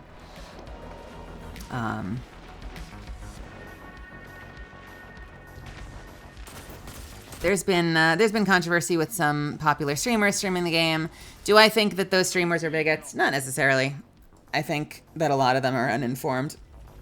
Yeah. Some people might disagree with me. I tend to always attribute to ignorance what might be very easily assumed to be hate or malice. I feel like a lot of people just don't have a lot of exposure to marginalized folks, especially trans people, which means that like they're not there like we are watching the news every day and watching like a country continue to create new legislation every single day to try and legislate us out of existence and to make it finable offenses to support trans kids or to make it illegal to transition or to force kids to detransition. And a lot of that stuff bears down on us, which admittedly, not to like make us sound like the people who are wrong here, makes us really raw. And so I think Evil Toaster was one of the people that put it the best, which is just that, does the game itself have a transphobic message? I don't know. I watched the clip with the trans character. It was milquetoast. But as far as showing solidarity goes, not playing one game is like a really low bar for showing some solidarity and being a good ally. And so it sucks when people can't do that much in a world full of dozens of really awesome video games. That's kind of my stance on it. I'm not, your mileage will vary from person to person. We're all individuals. I'm having the talk because it was brought up because I felt like it was going to come eventually. I've got nothing against Silverveil. I've got nothing against Iron Mouse. I've got nothing against Shy Lily. I just wish that they would ask more questions and talk more. It bums me out a little bit because I notice who plays it and I'm disappointed. I'm not angry. I'm disappointed. And I wish that more streamers would say, hey, that's a franchise created by a really bigoted person who I don't think deserves to get any more money put in her already very rich pockets. And so I would rather not spend that money. I'd rather not support someone who has taken really bigoted stances against trans folks. That's what I'd like to hear more streamers saying. It bums me out when I hear a lot of streamers saying, I'm not going to play it because I don't want to get canceled. It's fine if that's the motivation, whatever, but it definitely speaks to like not doing a lot of research, not having a lot of trans friends or not caring about the issues very much because they probably just haven't had a lot of exposure to it. In an ideal world, more people would be looking into the issues and making more educated stances on it. So, that's kind of my stance on it. I totally understand the motivation to be like, I just want to be a wizard. Play what's that game everyone's been playing lately? Play Darkest Dungeon or whatever it was, like Dark and Darker. Play Dark and Darker. Be a wizard. But it's really easy to show support, and not playing one game or not associating with one franchise as a show of support, I think is not a whole lot to ask. But I will say that, a lot of why it becomes such a big issue is not because, I'd be willing to say, is not because the world is like super freaking angry specifically about Harry Potter. I think it's because if you look at the shit trans people have to put up with day to day, every single day of their lives, yeah, we're a little raw. So it makes all those little things hurt just a little bit more. Bam, that's my soapbox. Do you have anything to add, Rose? The only thing I will say is one of the streamers that came up, it ended up brought to their attention and they ignored it. That sucks. Actively were muting the word trans in their chat. I think we found out that was an auto Twitch thing. That's that particular thing. Automod, but you have to manually put words in automod. At least I do. Okay. Yeah, that sucks. So that doesn't really feel great, and I have thoughts on that are not good. Not friendly. Not forgiving. Valid. Yeah. So I have thoughts on that when it has been, I think if it's brought up, if a streamer plays it, and it's brought up to them that, hey, this is not something you should be doing if you're an ally. Oh, why did I leave? Sorry, let me rejoin you. Oh, yep. I'll hit escape. I didn't realize I left the queue when I was trying to leave the match. Yeah, if you're told, hey, you consider yourself to be comfy, or you consider yourself to be an ally, and yet people have told you the game you're playing is hurtful to some of those people who support you, and then you just ignore that and talk about being bullied and call people that have called you out, whether they were trans, whether they were allies, what have you. When you post on Twitter, or post a clip on Twitter calling them freaks for just simply saying what was on their mind and letting you know that, hey, what you're doing is kind of hurtful, and you decide to go on a tirade and then decide to keep playing the game, no, I have no sympathy there.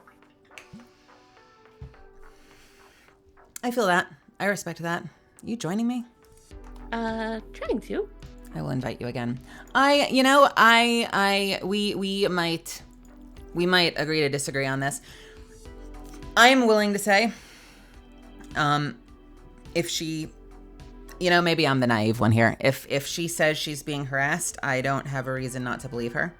But I also feel like if, I would like to believe, I shouldn't say I know, I would like to believe that if she said the word freaks, that she wasn't specifically talking about trans people, as in general. But I do think it's a problem if, here's sort of the caveat, and I'm not the first person to say this. If you really wanted to play the game, you could buy the game and play it offline. And so I want to be very careful not to say, like, you get what you deserve, but, like, so not at all. But you have the choice to play it offline.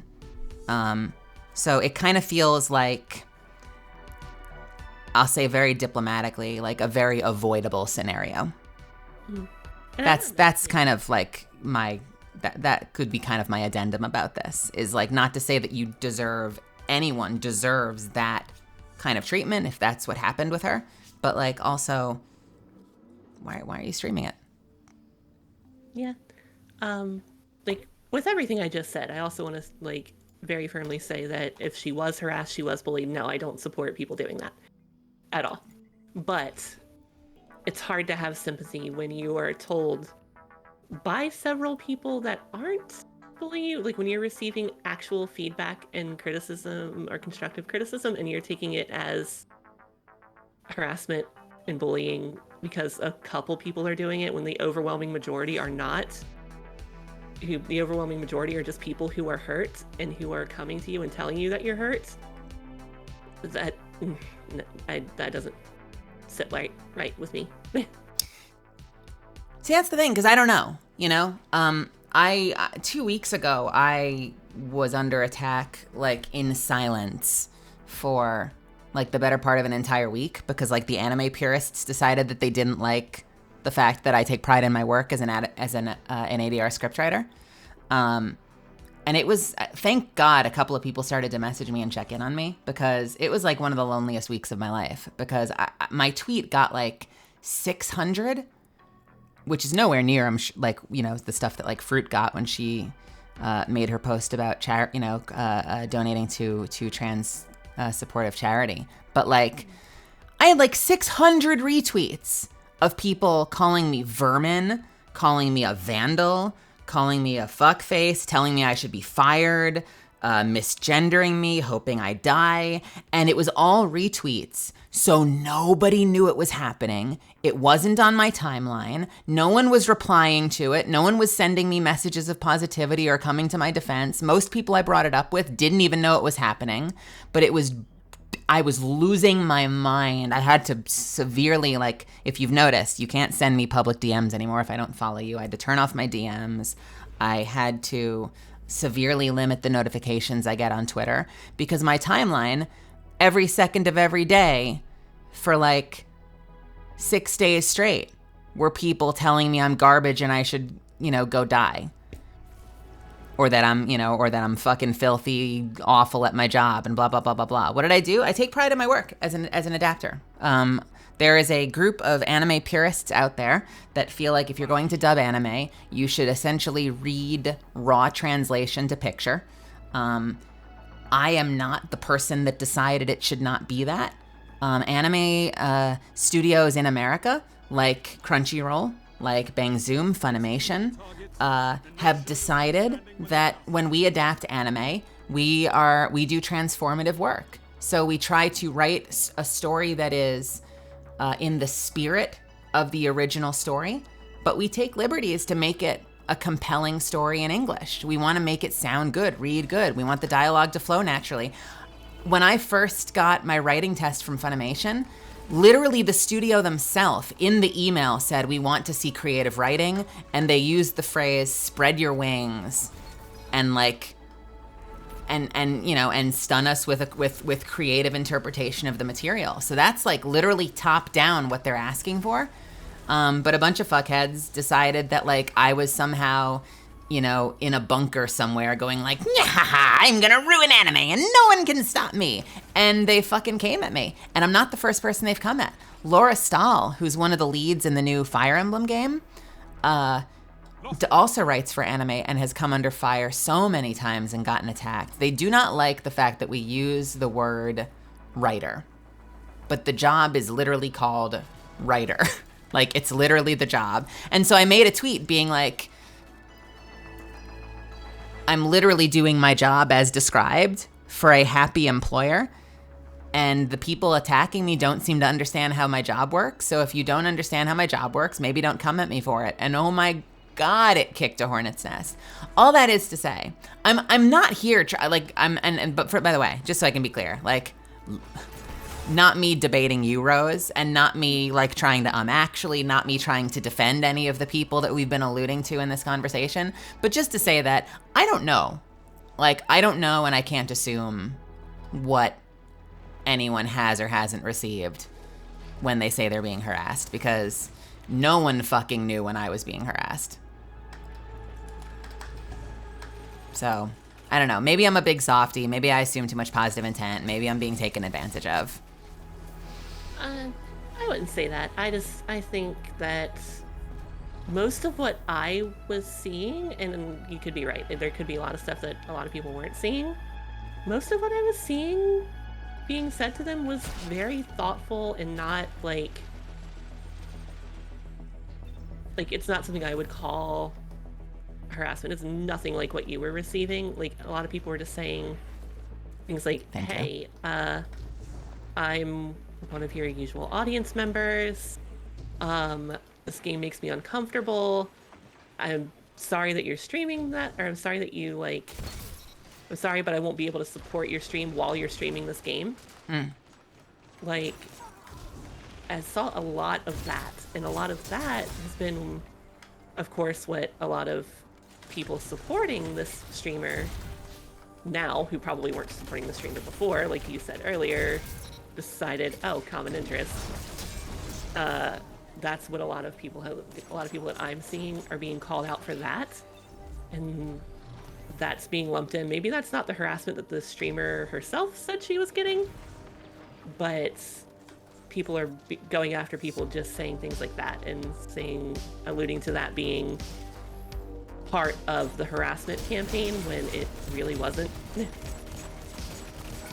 Yeah. I don't know. It's hard for me to,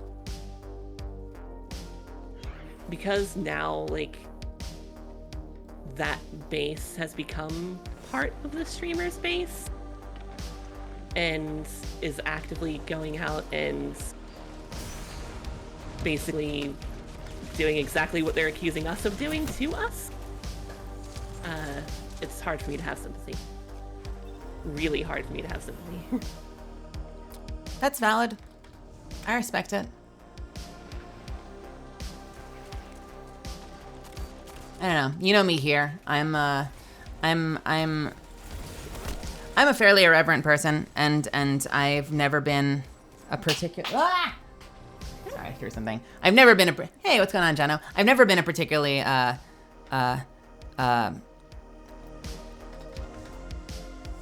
I'm incendiary about my video games. I've never been a particularly incendiary person when it comes to a lot of these issues. For better or worse, I've said this before, like, I have the privilege of not having that world tarnished. I know some people, it's a painful world now for them. They had to burn their books or get rid of them. I'm very privileged for that not to have that effect on me. Like, if anything, it was heartbreak, because I cared about that world. I still care about that world. I still have lingering remnants of pride in the house I was sorted into. And so it was heartbreaking to find out that the person that created that has said, a shitload of really hurtful things and taken some really hurtful positions on it.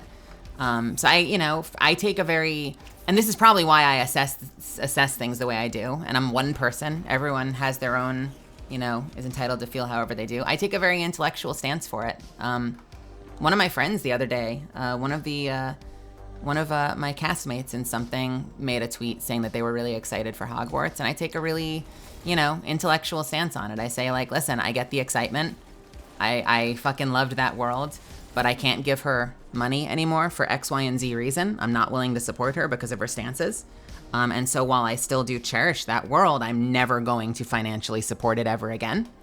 And thank God the person was like, that is a point that resonates with me. I am not going to play this game after all. That's my stance on it. If you're out there and you're like, it hurts me to hear the name, that is also super valid. I'm probably very fortunate that doesn't happen for me. But I know it does happen for a lot of people.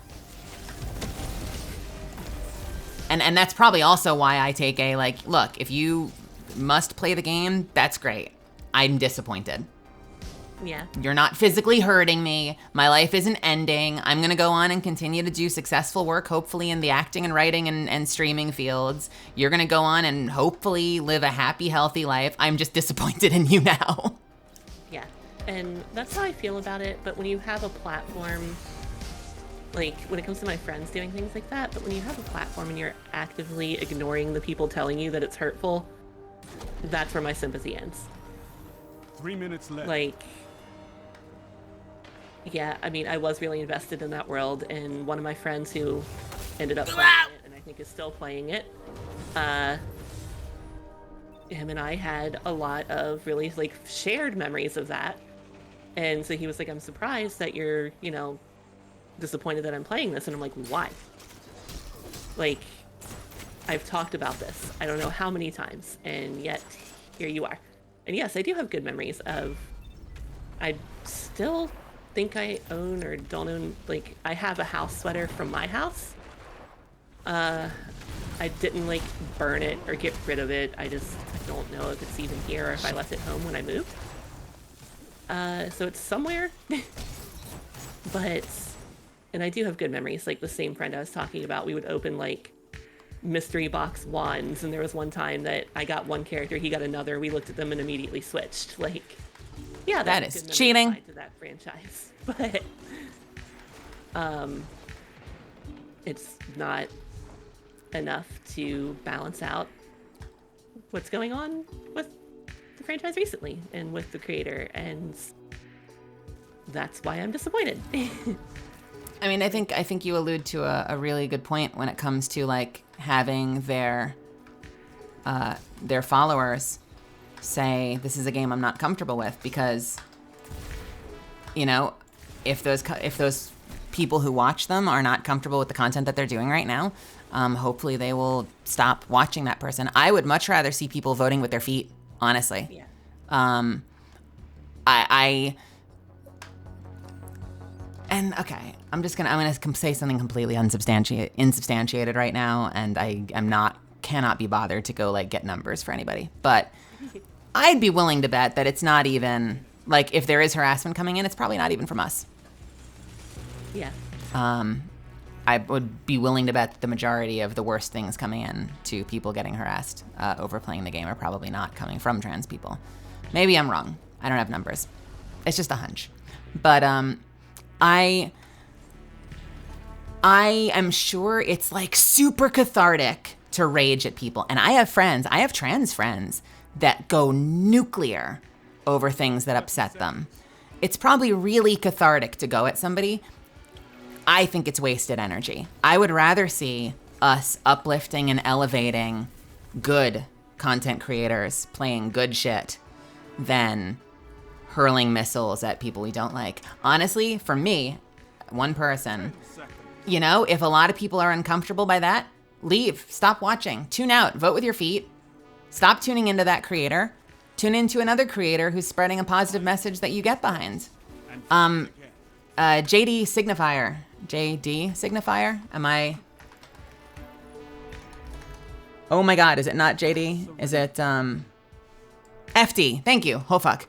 FD Signifier on YouTube had a great tweet about that, where they were like, I think it wasn't about Hogwarts specifically, it was about the Keffals stuff, where I'm gonna probably water down their point, but they were like, if people put the same level of energy into like uplifting other creators that they do into attacking a creator you don't like we could actually help really elevate some platforms that deserve more looks. And then he went on to tag like 9 different videos from different creators and be like, follow this person, check this person out. This person's doing great work. I fucking love that. Yeah. And that's completely valid, and I support that too. Like, that is absolutely what we should be doing. And it's not like I have posted a couple little tirades, but like, I'm not gonna like go and watch this person stream and call them out on their stream. Like, I'm just gonna stop watching. I had to do that to there was a content creator. Hang on 1 second. 1 second. I'm sorry. Angry Misfortune, are you still here? I am so sorry. We've been going and there's been a lot happening in chat. I want to just set an expectation right now. If you're still there, Angry, I'm not coming at you at all. I'm not hurt right now. You brought up a really interesting topic that's been on a lot of people's minds lately, and you inspired me to expound on it a little bit and share my thoughts on it a little bit. You have absolutely nothing to apologize for. I'm sorry I missed it because I had a lot of things flying through chat. You have absolutely nothing to apologize for. You are absolutely fine. I'm sorry if I gave you any anxiety jumping into this conversation. Please, please, please don't feel that way. If you can. I don't want you for a second to think that this is me like lashing out at you for any reason. You just, you brought up a topic that I'm passionate about, and so I started going. I like so much love to you. So much love to you. And if this is a tough topic, feel free to step away and come back later. But we are absolutely fine. Yeah. I'm sorry. You were saying.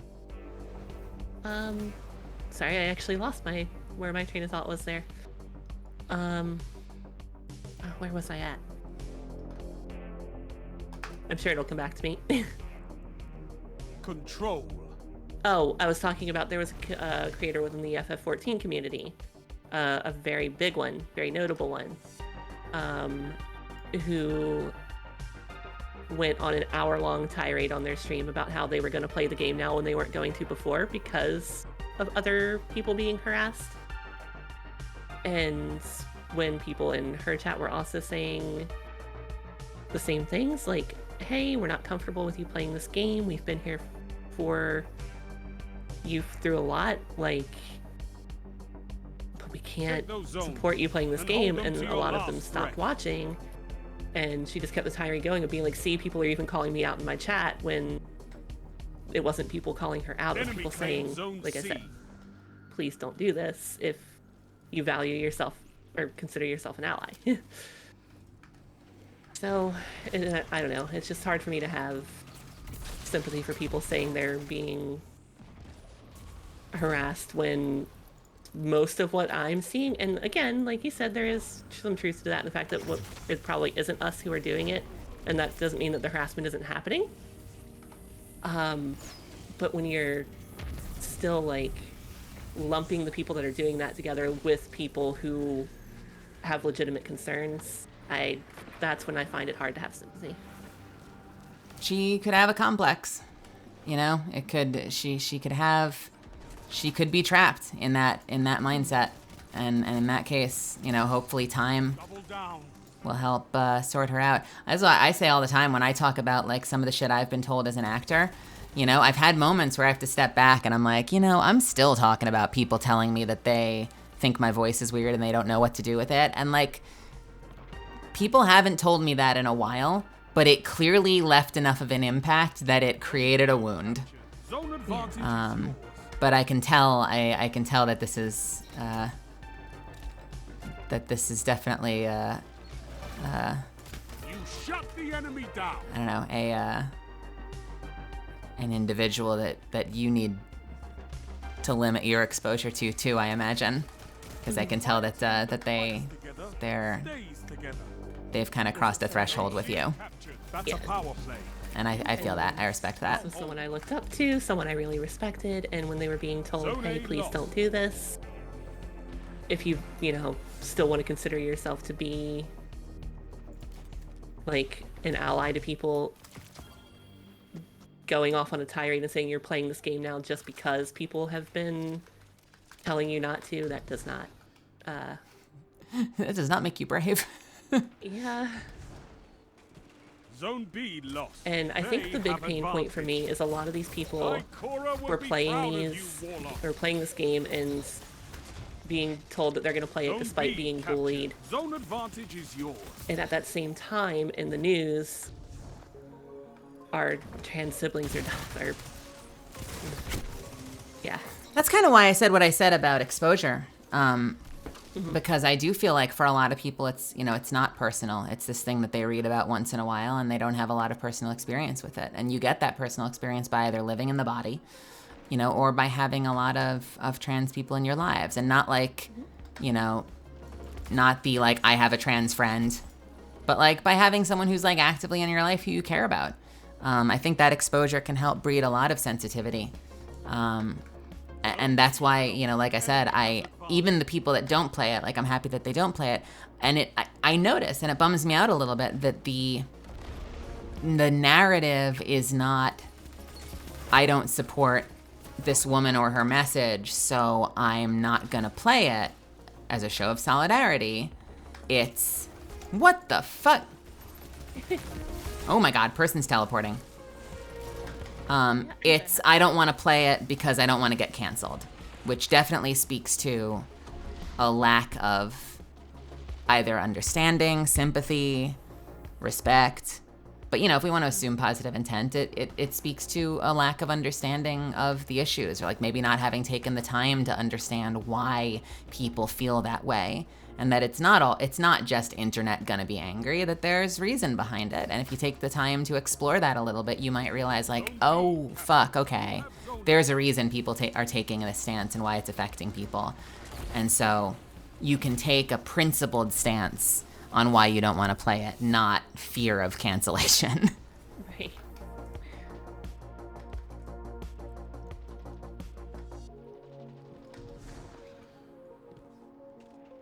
Yeah, and I think part of what made me so sore about it is, like I said, it came to be very bad timing on a lot of people's parts. A lot of these people that have been like, oh, I'm playing this game because I'm tired of people telling me that I can't, like, one, Right, it becomes like the brave stance. You're brave for playing the game people don't want you to play. Right, at that stance, and I was seeing that's what was coming from this person that I really looked up to. Keep the pressure on. And it happened 5 the minutes day left. Keep it of up. a bad news announcement from over in the UK. Yeah. And that got me very sore. I ended up going, and I kicked a hornet's nest or two on Twitter, which was fun.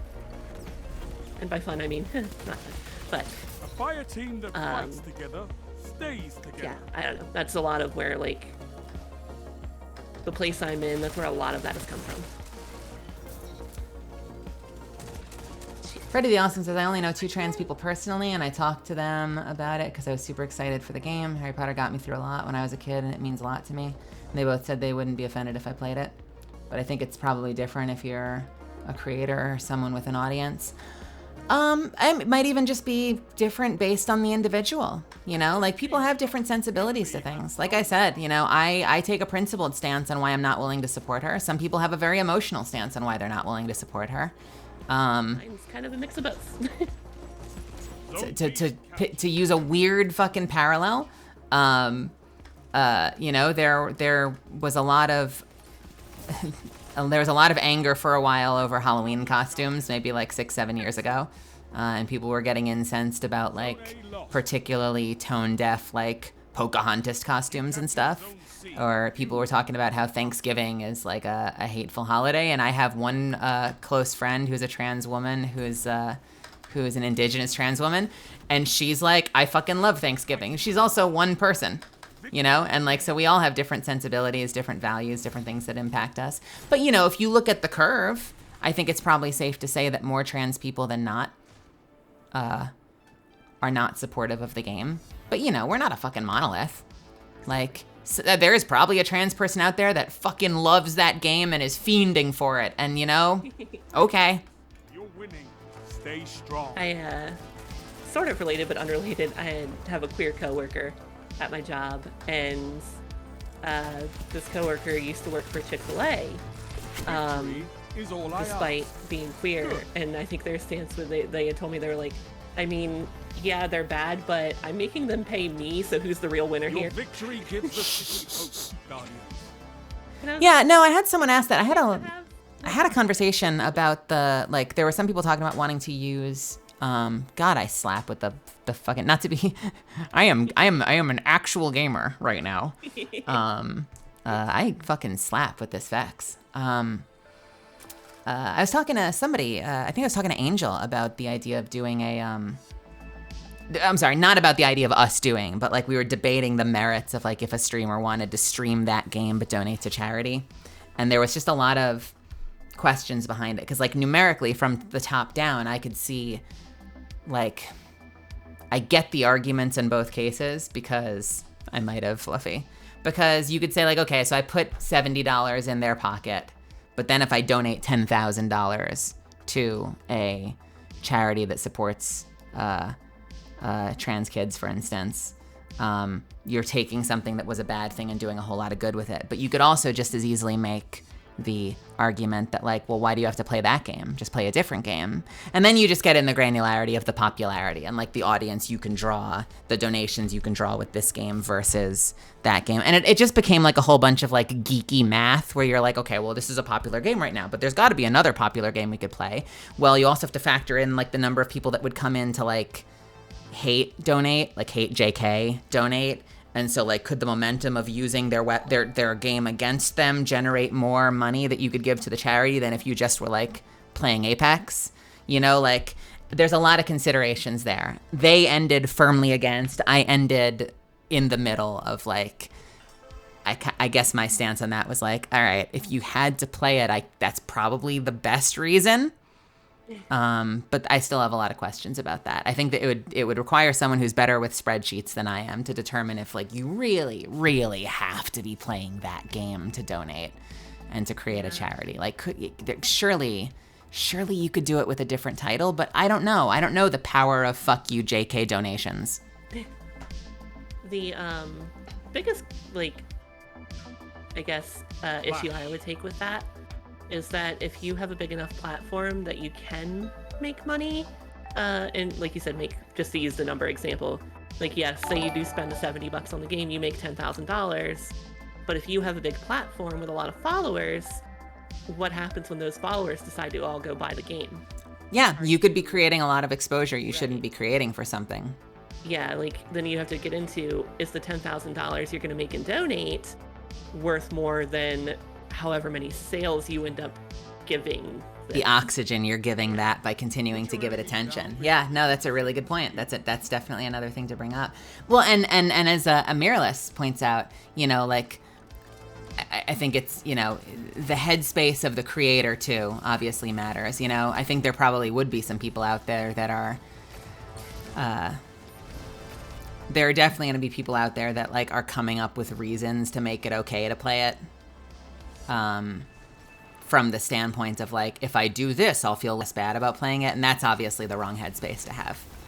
You know, I think if you were going in with like, let's use all this frustration and anger to put some good into the world, that's better than, you know, obviously if you're like, if I do this, if I flip these 2 switches and title it this, and I donate to this, like, can I do the bad thing now? That is the wrong headspace to have. Right. I don't know why that needs a voice. That needed a character voice. And even more so, like even taking Caturday out of the equation, I think like the first week or so that it was out, I saw a lot of people on Twitter talking about like, there were a lot of tweets and conversations that did sound a lot like I'm trying to find loopholes and justifications so I don't feel as guilty playing it.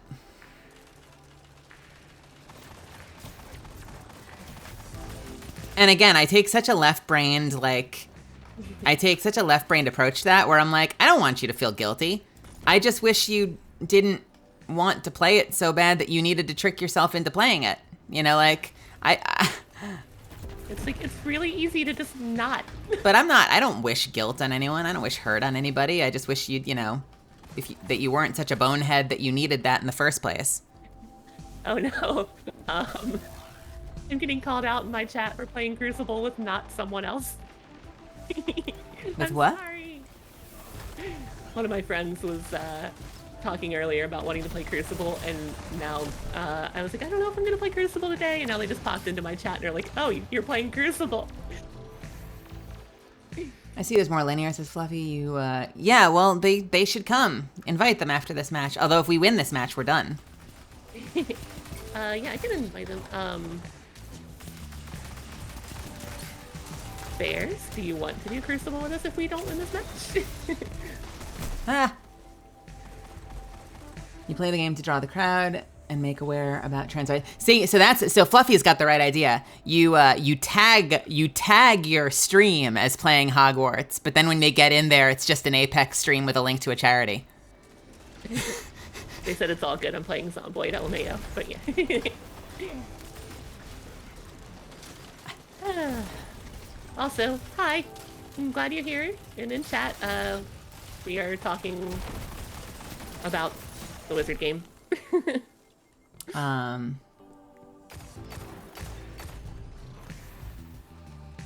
You heard. How long were you here for?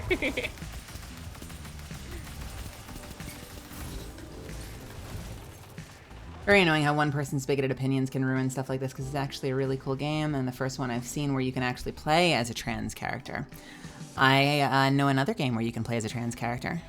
It's called Apex Legends. I do want to see more of that, and certainly handled better than didn't fucking, what was it? Didn't Cyberpunk handle that in a really weird way? Yeah. I think it was, I don't know how, like, I don't know much about Cyberpunk, but I know apparently there was like a thing where yes, you could make a trans character, but I think it came down to like the only thing that would make your character trans would be like if you basically had a female body type but had like a different voice or something. I don't remember exactly what it was. I could be completely wrong. If anyone played the newest Cyberpunk game, let me know. I feel like I remember saying, what was it like, that it was like, if I'm completely wrong, please correct me right now. I feel like I remember someone saying it was great. It was kind of neat for non-binary character creation, but kind of shit for binary trans character creation. I could be completely wrong about that. I'm like hashing out the thoughts in my head. I feel like I remember it being something along those lines. Because like you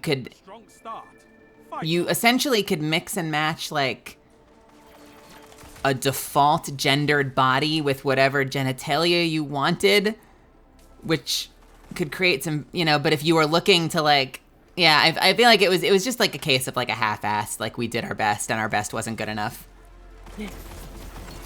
I probably should actually do some more research before I try and recollect. In Cyberpunk, you could customize your genitalia and other things with your body. And voice locking based on pronouns. You know what I like? I've seen a couple of games now just have a voice slider where you can slide it straight from more like what we would consider like archetypically, masculine voice to feminine voice and everything in between, and you can just slide it to wherever you want. I really like that shit. Tiny Tina's Wonderlands comes pretty close. They have a couple of different vocal types. And they have admittedly, like, you're switching between a number of AMAB and AFAB, assigned male, assigned female voices. But then you can slide it, like, as high or as low as you want for all of them, which is kind of interesting. And the sliders aren't terrible. Like, it isn't chipmunk voice. They did a surprisingly good job with the sliders, even though I realize it's just, like, digital manipulation of the voice. Mm. You expect it to suddenly be like a crunchy where like you're suddenly like in a vocoder, but no, it's actually decent.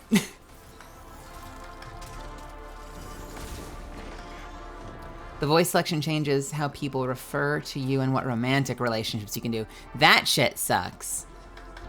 I hate, Mass Effect had that problem for a while where they locked your romantic options in weird ways when they totally didn't have to. But it is an older game, so I should probably give them a little more leeway. One after another. But it is one of the missed opportunities in the Mass Effect franchise. Yeah, I think BioWare also did that same kind of like thing with Star Wars: The Old Republic. Like in the base game, you absolutely could not enter. You couldn't romance any same gender or same sex companions at all. But in all the expansions from like the first expansion on, you could.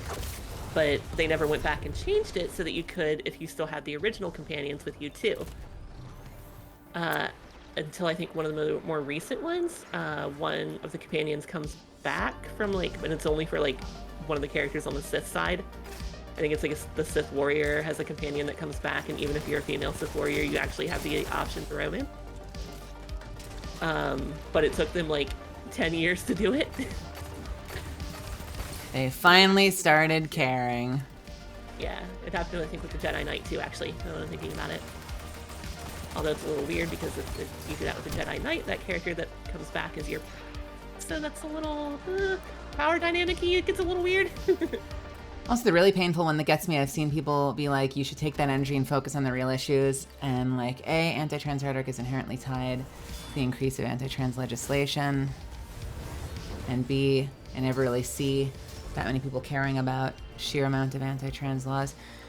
Well, yeah, and that kind of, by the way, Amaryllis, that kind of is why I feel like it's kind of what I meant by like it's such a low bar, like not playing a game is such an easy thing to do compared to like asking people to, to go picket, for instance. To write letters. Like not buying a game is like the lowest possible thing you can do to show solidarity. Yeah. The bar is buried underground. Yeah. Yeah. Real issues like the fact that they're actually trying to legislate us out of existence, and it's like and they couch it in a lot of. This is a line where I don't want to go too far into this because I'm exhausted, as I'm sure many of you in the chat are, because we have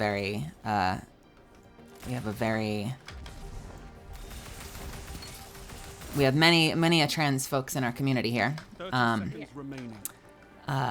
But it always starts with some very we get these very like attempts at olive branchy where they're like, well, we're just trying to look out for blah, blah, blah, young kid, but like it always inevitably becomes wide sweeping legislation, and you just can't trust them because they time and time again they take advantage of that trust, and usually the premise of that first thing is flawed to begin with. But then regardless, they're gonna still come after. It's all gateway shit. Blah. Sorry, that's it. I don't want to talk about real legislation anymore. There's some really good people out there that do.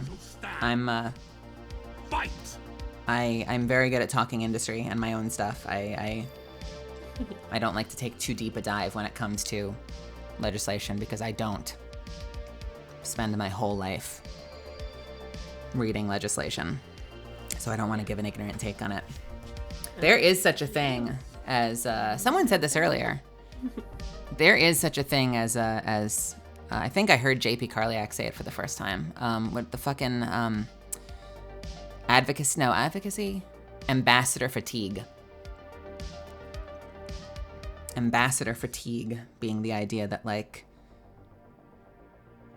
you know, when you're part of a marginalized group, you spend like every waking moment of every fucking, yes you did, supposedly, a little bit, Jay, although I don't personally think of trans lives as politics. But broadly speaking, sure. When you're part of a marginalized group, it does kind of feel sometimes, especially if you're in the public eye, that you have to spend every second of every day talking about big issues and advocating and doing activist stuff and constantly deprogramming and constantly challenging viewpoints. And you spend your whole life doing it, that like you don't get to do anything else with your life. And it's exhausting. So I try to spend a big chunk of my life having those conversations, especially where it relates to my field. I love talking about trans rep in the video game and the voiceover industry, and about visibility and inclusivity and good storytelling. But also, I try to use my life and the work that I do as a proof of concept, you know, of like us succeeding can have a very big positive impact as well.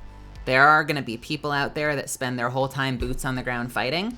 I hope we also need people out there like fucking thriving, visibly thriving. Do I constitute thriving yet? I don't know. My rent is fucking high and I don't make enough money, but I am doing my best to be an example of someone who can look back at my life and say that I fucking thrived.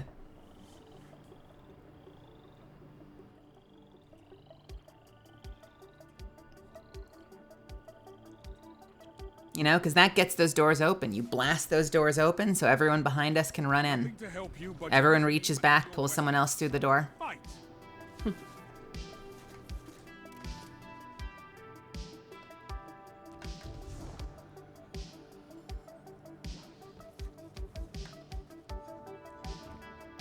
Kind of sucks how you can't change your Destiny character looks. Yes, it does. Yeah. Clan, you know, I have fucking re-rolled like 3 different times now. And I've, like an idiot, and I've gone through the story like 3 different times. I re-rolled my Warlock twice. I re-rolled my Hunter once. It was a nightmare. Because I wanted to change something.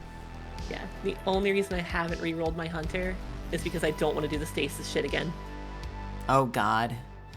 Have they not made that easier yet? That was a nightmare. Well, they made it slightly easier, but it's still not easy. It's still not, like, as easy as the light subclasses are. They do need to add a barber. Also, great fucking segue. Thank you for hitting the chat with that. I agree. I would fucking love to be able to re-roll my character. Also, I have my, so my character's an Exo. You can't see it because I always have my helmet on. My character's an Exo, and I have this splotch of blue paint across the side of my face. Following. You what?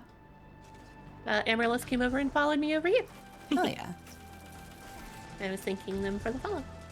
I would agree on being able to. I put this blue splotch of paint across my Exo because at the time it matched what I was wearing. But it will always be blue. I can't change that. So if I change my cosmetic, it suddenly clashes. I am happy with how my Warlock and Titan look. But we had that cutscene a couple seasons ago where like our character shows up with their helmet off, and I saw my Hunter's face for the first time in years, and I was like, oh God. I was like, I need to fix that. I wish I could fix that, but I can't. Without re-rolling and having to redo stasis. And no. Who am I talking to? I'm talking to Rose, and actually I've got a button for that I've That is not Nilky. Nope.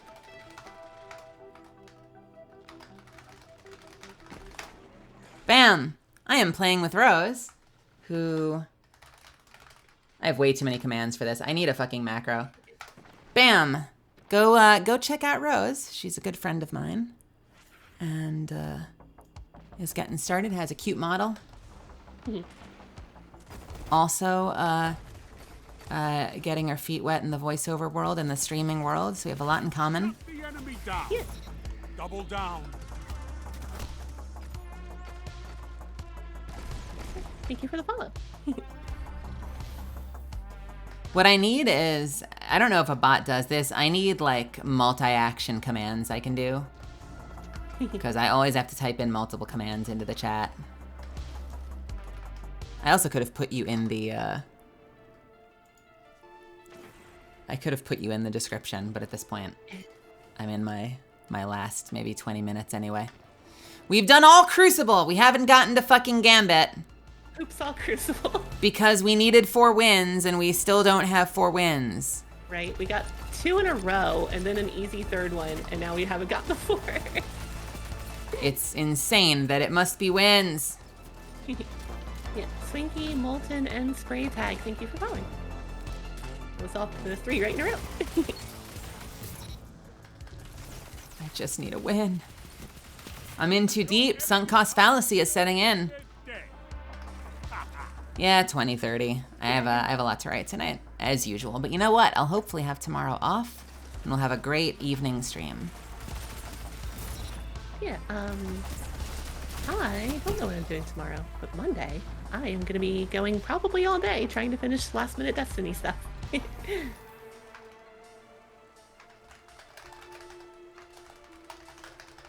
So possibly Pudding, thank you for following.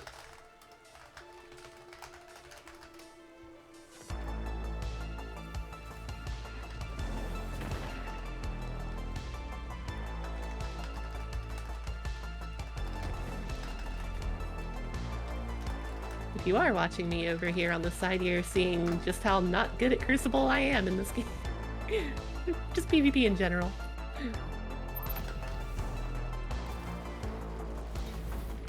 Sorry, I had to send a message if you saw me stop moving.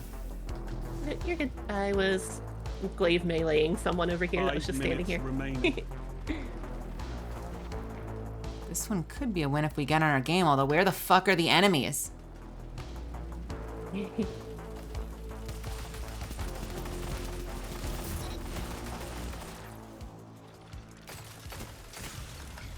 24 hours. If only. I'm sure at some point I'll fucking get suckered into a subathon. But that day is not today.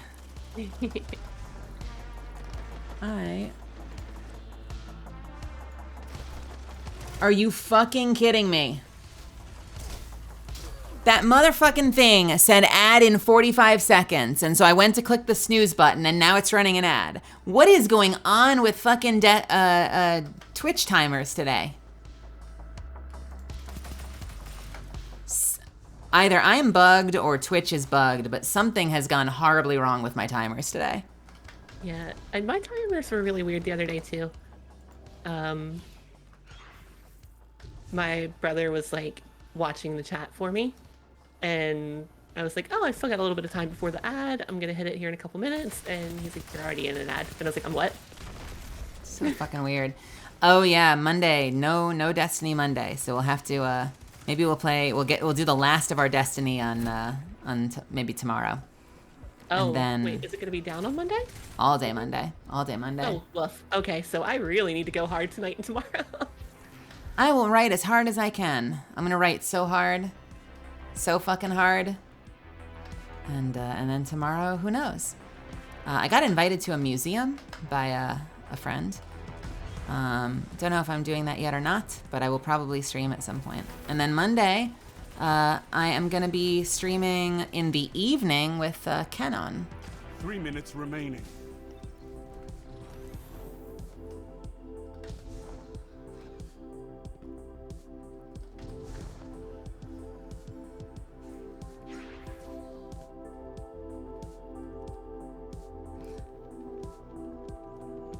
No, I knew there was maintenance. When you said 24 hours, I misinterpreted that because I said I had about 24 minutes left, and then you said 24 hours. So I thought you were teasing me and saying that you wanted me to play for the next 24 hours straight. I misinterpreted. Sorry. Yeah, I didn't realize it was going to be down for the entire day on Monday, so that kind of changes plans. That changes my weekend plans considerably. Yep, you got one day, baby. Yeah, that's what you should do is see Rose, you should play for the next 24 hours straight. If I didn't have to work my day job tomorrow, I absolutely probably would, but well, I guess I know I need to focus. Like I really need to focus up. Well, the good news is if you're not planning on doing a massive amount of prep for like some day one raid, you don't need to grind levels. I'm not even really planning a day one raid, but you don't actually need to grind levels. But finishing the story, getting the unlocks and the catalysts for the exotic weapon are probably worth doing. Yeah, I need to go through the rest of the story. And I need to finish the battle pass or the season pass. Which I have a bunch of weeklies to turn in. I don't know if I have enough of them to turn in to get there, but I have a bunch to turn in. I'll have to see if I can rip one or more of our friends into helping me finish these clan bounties if we don't get done with them.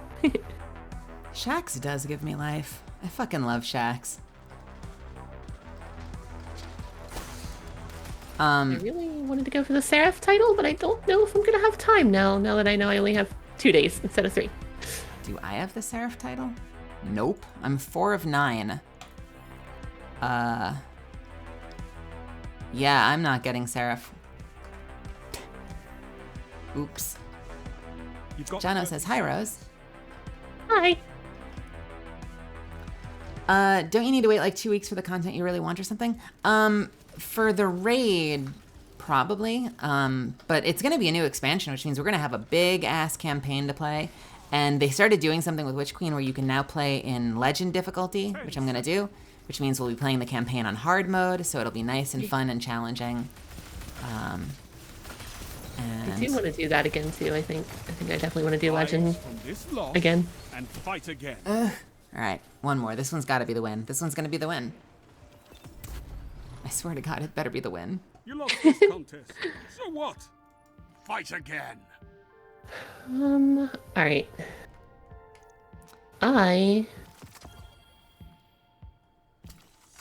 Oh, thank you for the sub. Again, you gifted a sub to another friend of mine. Nice, thank you. Hell yeah.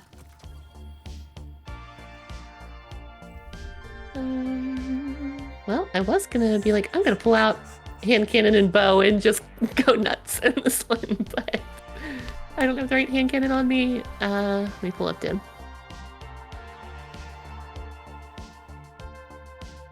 I've got, well, so the plan was Tuesday. The plan was I have Zuffins, and I'm actually going to have Morrigan, ENVT. And in theory, we're going to start the campaign as a live stream. But as many people have pointed out, that is going to be heavily contingent upon whether the servers actually work. So if the servers are dead, it may just end up being an Apex stream. By the way, I didn't mean to ignore your question. Who was that? Who was that? Also, hello, Rauper. Rauper.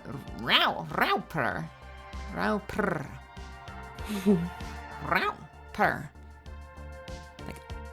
Sorry. Got tongue-tied on your name for a second. Right, on the Monarch and Rose, and we're gonna do the bow swap.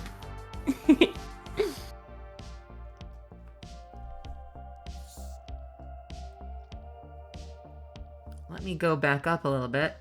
Angry Misfortune, how long have I been voice acting for? Officially, I've been trying to push this career for like 5 years now. Something like 5 years. Maybe going on 6. Going on 6, maybe. Someone asked me a question, I swear to God. I swear to God. Oh, spray tag. By the way, have you gotten a VTuber mama or papa in mind to ask for a commission? Yeah. I've written, I'm so self-conscious. I've written my VTuber mama, dream ask. I don't know if they're going to care. I hope they do. I hope they do. I'm just stuck at a black screen, apparently. I am too. Well, I've got the little loading symbol on the bottom. Do you have the loading symbol at the bottom, or are you just completely stuck in a black screen? I do have a loading screen at the bottom. It's behind me, so chat can't really see it, but I do have a loading thing. Yeah, mine's kind of behind me. If I like move over a little bit, they can see it. Yeah, I know I'm not, obviously I'm being hyperbolic, but I feel like it's in the face of some of these big artists. I feel like a fucking nobody. So I did send a message. I thought I sent a very sweet, respectful message expressing interest in working with them, and I hope that they say yes. I hope they write me back. Yeah. I emailed about a week ago and I haven't heard back yet. I don't know how long I want to wait before I follow up, but I'm trying to be patient because I don't want to scare them off. I don't want to make a bad impression. It's really important to me. Like, excruciatingly important to me. It's been giving me so much anxiety lately, but I really hope they write me back. Well,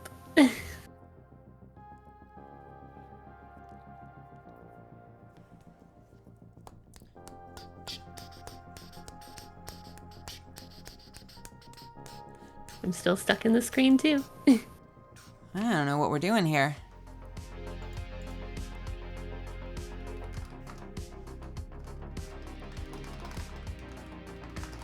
Bungie, why?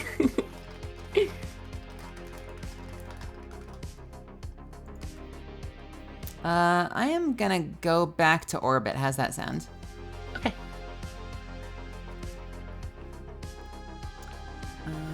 Well, can you afford their rates? I hope so.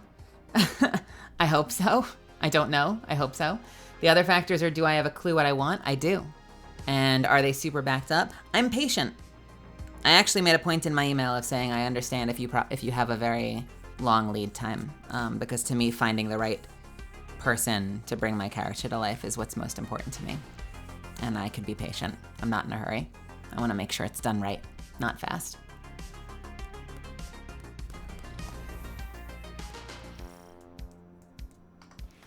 Right. Yeah, thankfully, I don't think I sent that kind of email. I'd be very embarrassed if I sent that email. Or I was like, hey, who are you? I want a VTube model. I don't know what I want. Email me back, please. No, if anything, I've been fixating on it. I've spent a little bit too much time thinking about it lately. It's like all I think about in my free time. I've become obsessed. All right, you can join on me. Okay. We might also get a rail for at least a game. Yay. Hey, rail. Hello. Real. How are the games going? Well, I'm having fun. We've only won 2 of 3 of them, but I'm having fun. Sorry for the tapping. I'm anxiously tapping a comb against my knee now as we talk about something that I'm anxious about. So I'm fidgeting. Don't worry about it, okay? Just give them some time and let them see their skills on your request. I was anxious too on my end, but eventually I got the screenshots of my VTuber model. And you're happy. I'm so happy for you, Spray Tag. Nice. Yeah, I don't know how long it takes, because, like, I take a while to get back to people. Sometimes people email me, and it's like a week later, and I'm like, I am so sorry. So I really should be patient, because I'd be a hypocrite otherwise. But, you know, when it's something you care about, it's hard not to, you know, obsess. Where are you, Rel?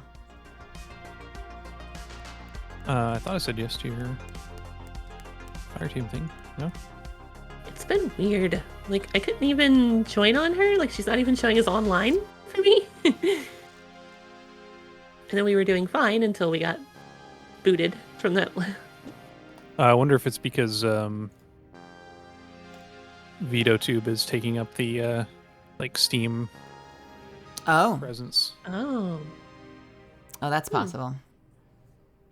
Huh. That's the fun didn't part know about that. being friends with a whole bunch of VTubers is if I look down my Steam list now, I just see like VTube Studio, VTube Studio, VTube Studio, VTube Studio.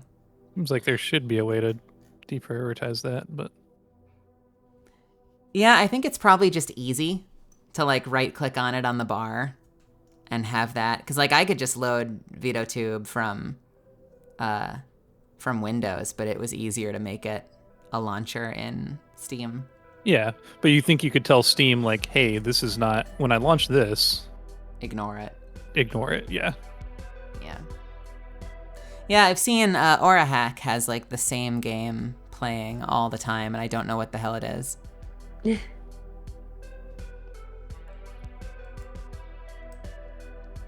Yeah, I still need to find someone I'm who can using a make... 3D model VC faces like separated from Steam.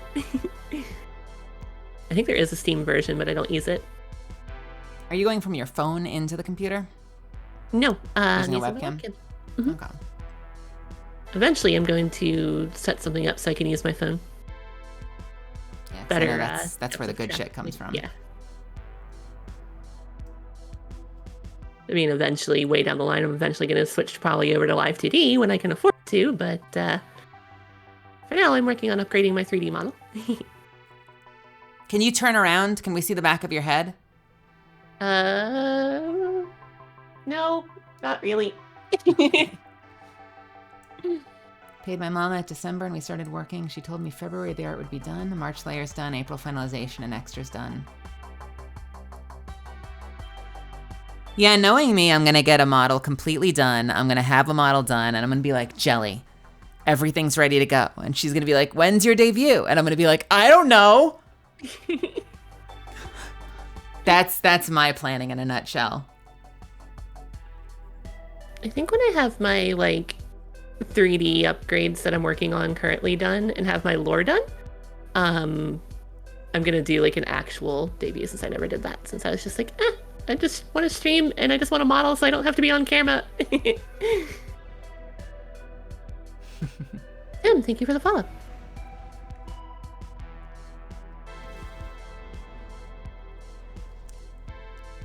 I added a VTuber on Steam to play Apex with her.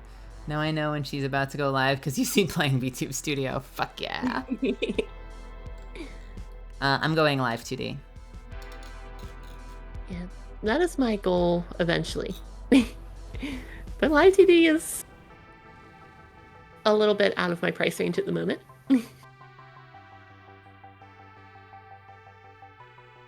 And working with the programs I've been working on my 3D model has been kind of fun. Flash. Hey, LMB.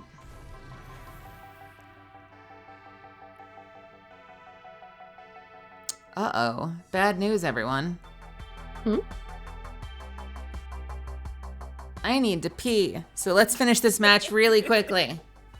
Alright, we gotta get the Please. win. We gotta blitz them and just get the win. Nothing to help. Let's win really quick because my body needs to release. Help. No, I need to help us win. I can't be AFK. They'll just be farming me. I don't want to feed.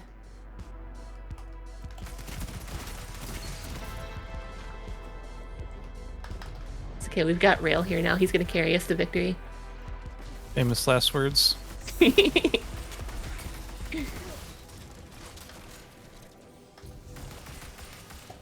that's a friend. I was just blind.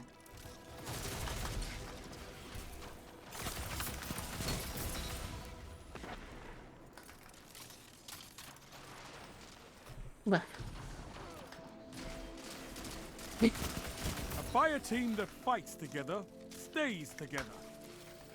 Let's do a little bit of LFR. I've not been using that at all. Oh, they were already dead.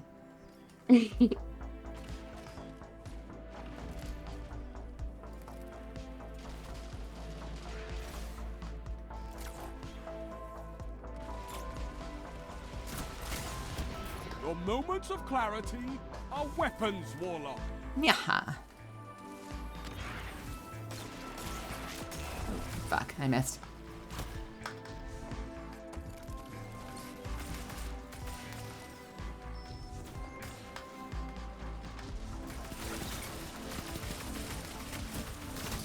Oh my god, did I not? Fuck.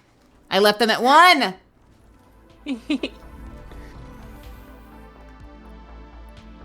Alright, I'm gonna try to come back and catch up to the group. Or I'm just gonna get picked off. Yeah, I think the solution might be to mute one of us.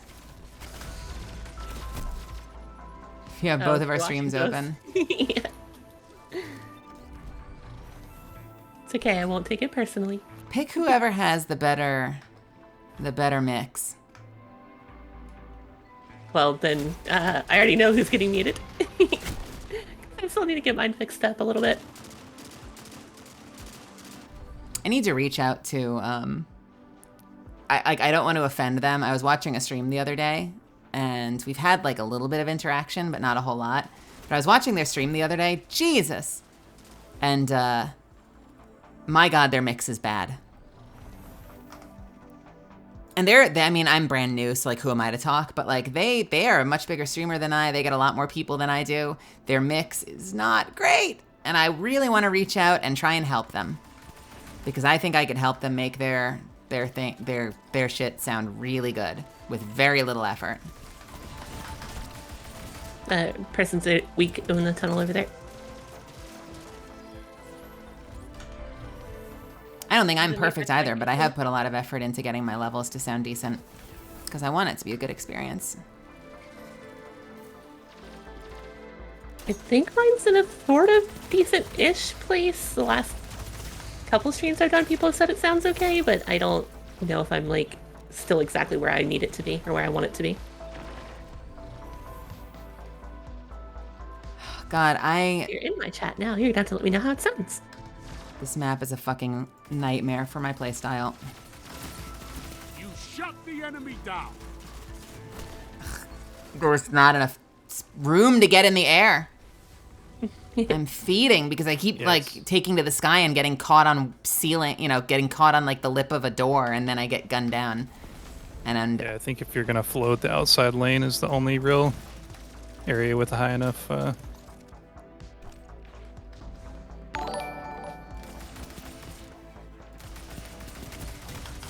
Fuck you.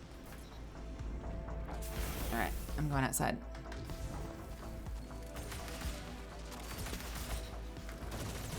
Thank you.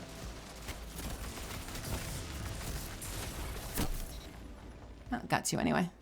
2 for my 1, not bad. Oh, this is very close. We need to do a little bit more team shooting, I think. I'm going to you, Rail. I'm right behind you. Oh, God.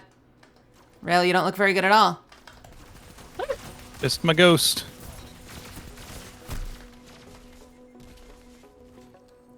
The reason I like to stay in the air is because my build heals when I'm airborne, so I can keep the momentum going.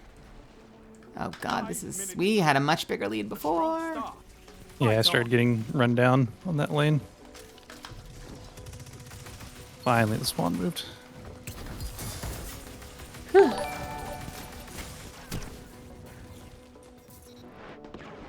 Oh, good good kill. Hey, Purple, and thank you for the follow, Satanaxo.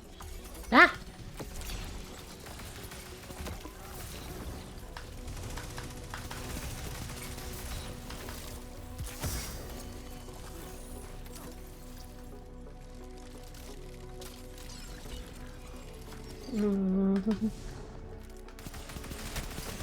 Too many people. Fuck.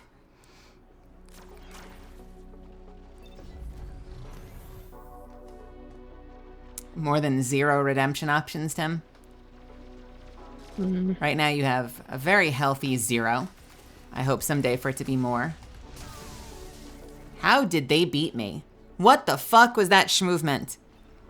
I do not even know what I just beheld. They like ducked to the right, came back out, slid underneath me.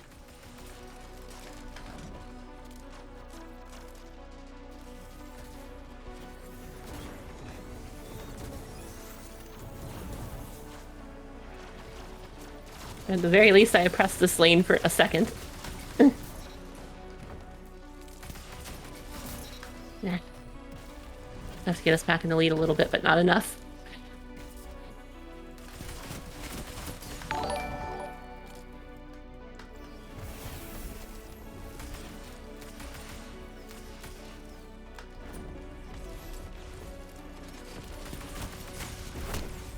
Shit.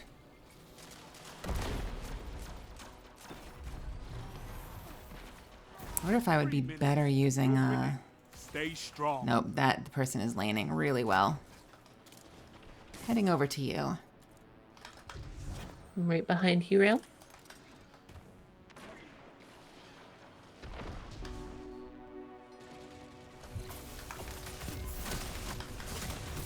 Your enemy can't kill if they're dead. We are tied. We're up by 1. Now we're tied again.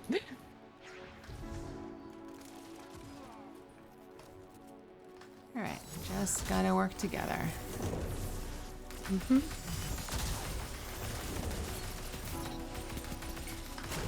2 for 1.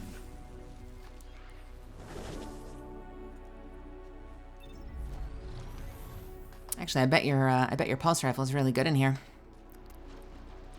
Yeah, I probably should switch back. If I get a second to. Man, this is a very different... Maybe it's the match. It's funny, because we were in that match before. When I was airborne, I was mowing people down, and now it feels like everybody has my number.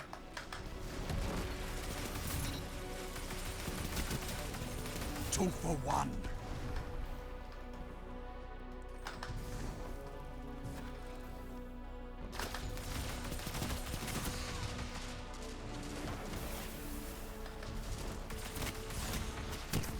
Wow, how is that not hitting? Quick question, should I buy Legacy or Witch Queen because both of it is on sale and the price is nearly the same? What is Legacy?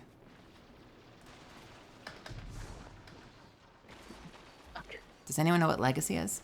I do not. Yes. I don't either. Now show them the true meaning of war. 1 minute. Won't be long now. I will show them the true meaning of Christmas. Oh, they had to use their super. They just wasted all of that power ammo. This one over here, I got like half their shield down. Oh, bang for your buck. Legacy is probably better. They're all really good. Witch Queen is a phenomenal campaign, but Beyond Light is also a phenomenal campaign. Shadowkeep is okay. Forsaken is great. So if you had to choose between the two, I'd probably say go for 3 rather than just the 1, honestly. I could not ask for a better victory. Thank God. Woo. Yay, we win! We fucking did it. Got some fight in you. Good.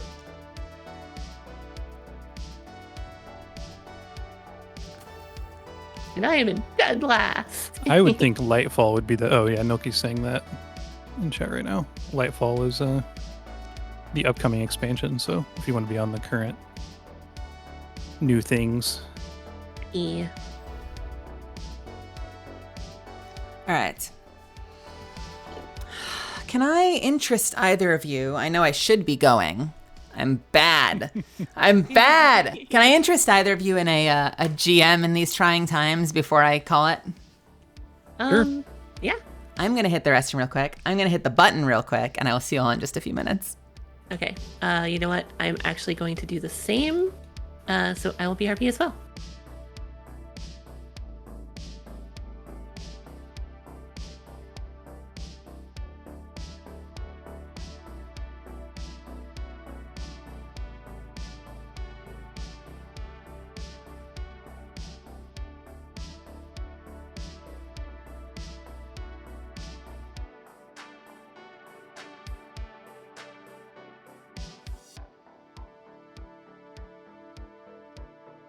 Well, chat, what I've learned from Nilki is it's times like this when it's appropriate to start taking bids for full ownership of the chat.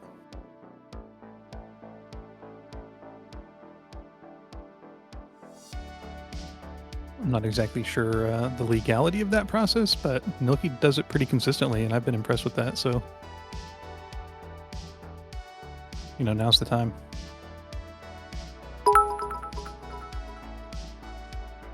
See, there you go.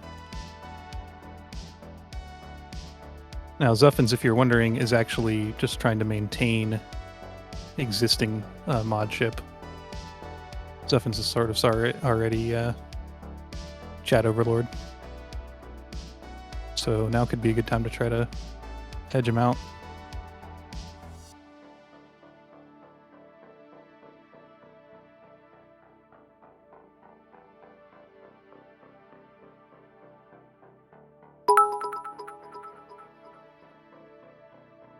Milky, has that always been 30? That might be because it's clicked out.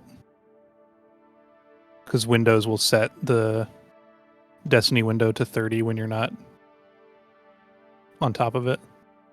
So she probably moved out to grab the BRB slide.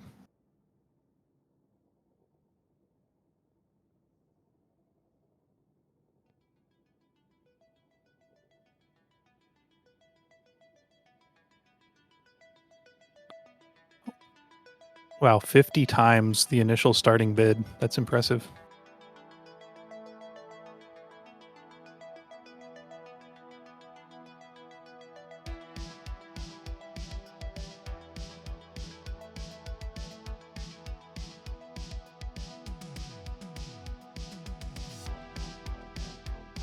Okay, I am back. Welcome back. Thank you. So if you are subbed over on my channel, you're still here. Thank you. But if not, you're probably in an ad. For another minute.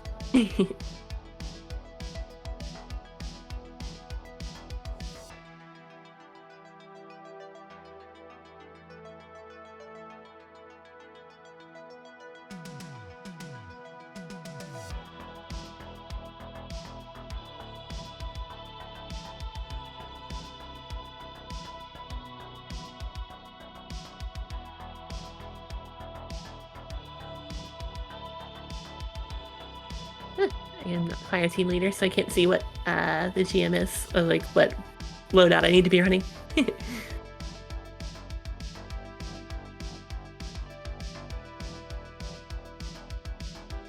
If it's barrier and unstop, I am already ready. Can I just say, I made some really cool new triggers for my Stream Deck. So now when I hit the BRB button, it automatically mutes my microphone and Discord. And I have a button now when I hit end, it will automatically mute and deafen Discord, mute my microphone, and slowly fade out the desktop audio. How sweet is that? That's cool. Stream Decks are really handy, and I appreciate that they've kind of expanded the model line to different sizes. Yeah, that's probably going to be my next purchase. It's going to be one. Does my mute button? It does, although I'm not sure if I've noticed it yet. I haven't been caught muted at the very least, but we'll see. We'll see when it happens.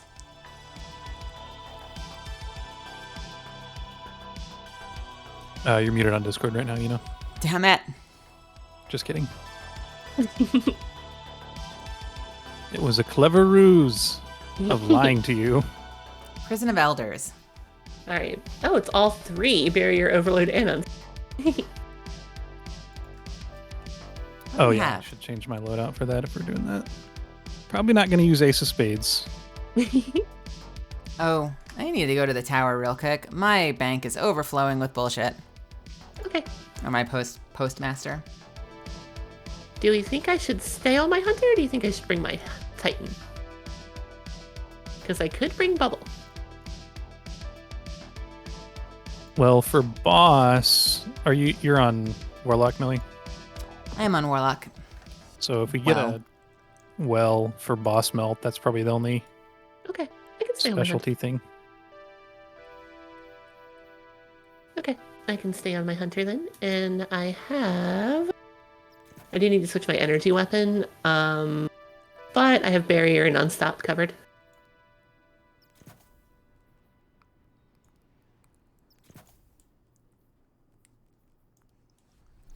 Oh my god.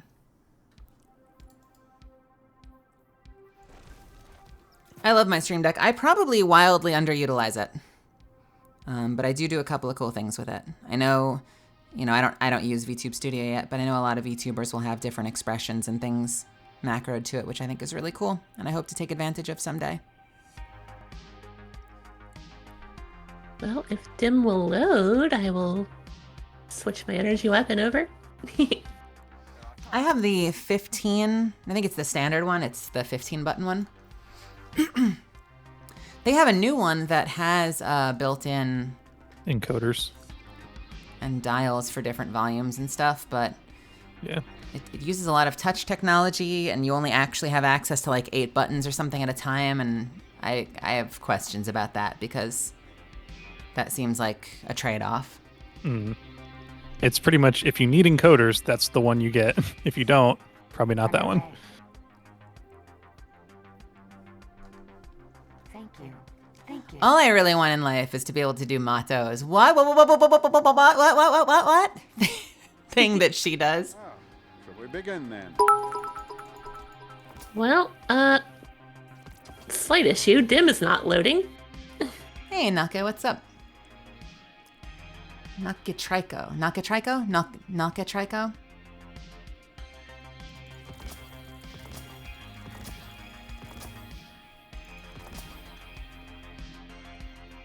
Wait. It might be trying to load now. It was working for me earlier, for whatever that's worth. Yeah, I wasn't having a problem with it earlier, but now all of a sudden it's just not wanting to load.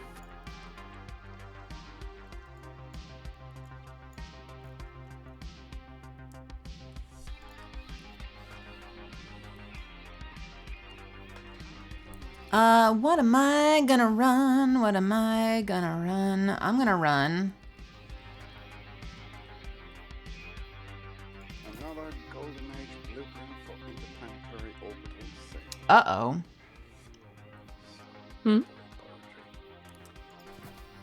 I actually run the stuff that I want to run? 4, 5, 2.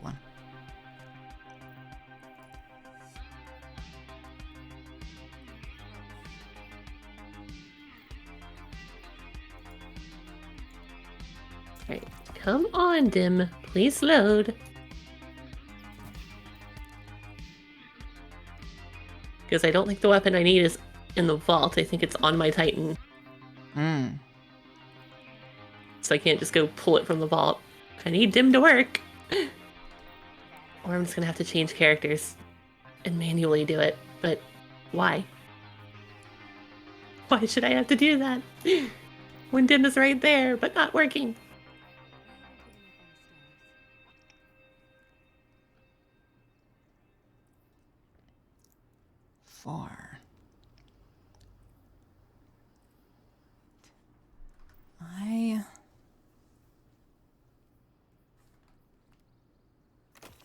I want to run grenade launcher for unstop, but I don't know if I can. I think if you have, yeah, I also have unstop. So if you have anti-barrier, I think we're in pretty good shape. Do either of us have overload? I have overload also. Okay, I have barrier. Do any of these work with the fusion rifle? No. I just need to bring over an energy weapon that is not a glaive. Would it help if I had anti-barrier or overload? Which would you prefer? Barrier. Barrier? Okay. Yeah. There it is. Hey, thanks for the sub, Undivided. Appreciate it. There's an energy weapon I can use.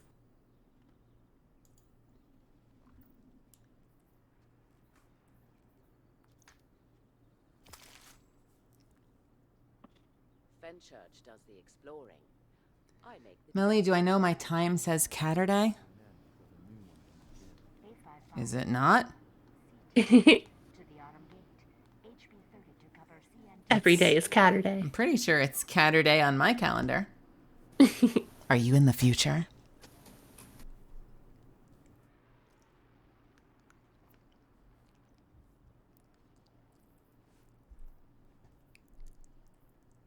Okay, I am ready steady. I think. Am I, though? Am I? Am I? Hey, Rail. Hello. Can I offer you a Benoit in these trying times? See it go. There it goes.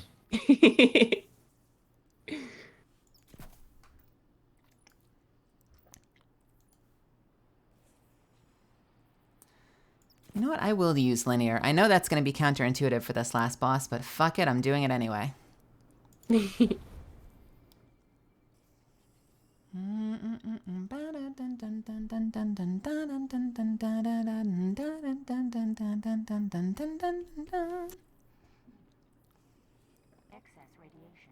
But I need my Taipan. Sorry, bear with me. You're fine. Oh, unless actually are either of you running Galahorn? No. I will run Galahorn. Oh, I guess I should run a rocket launcher then. I will run Bump in the Night then. Do I have a rocket launcher? That's that level that's not Galahorn?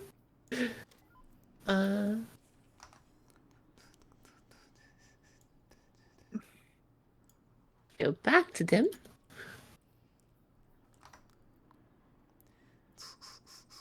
Although if I change my heavy, I won't have Unstop anymore.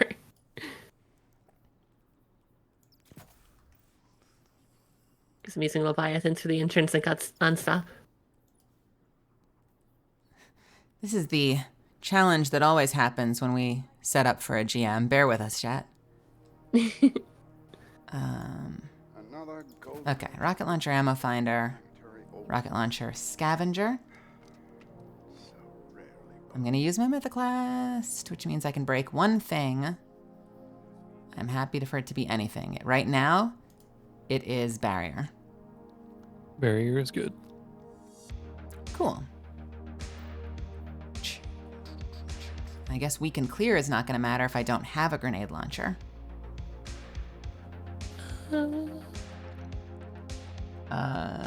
Void and stasis grenades cause disruption. So maybe I'll run that instead for the time being. Alright, can I infuse Oh, but I'm solar. Fuck. this into a Bad Omens? Then I will tab that.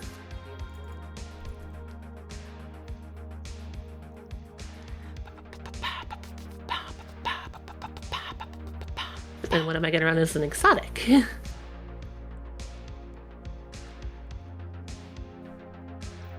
Well, I mean, so I don't have to do this as a... Well, Does Galahorn Wolfpack affect Galahorn? no, it's built into the Galahorn. Okay, because that's the only can at-level run- rocket launcher I have right now. Well, You if can you run run, another bump. if I you don't have a Run bump. double bump.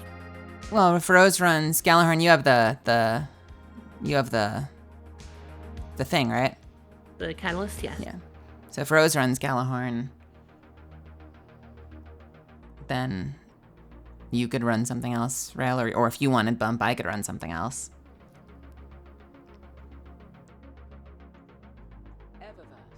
I mean, I can like power up the Bad Omens really quickly, but yeah, Galahorn is the only at-level rocket launcher I have right.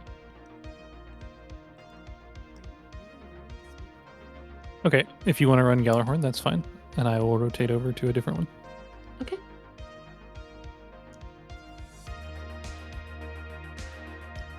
But it does, Nuki. It does matter. It does. It does. Although The now boss I is only very melty, have so barrier because my unstop was Leviathans, so I only have barrier now.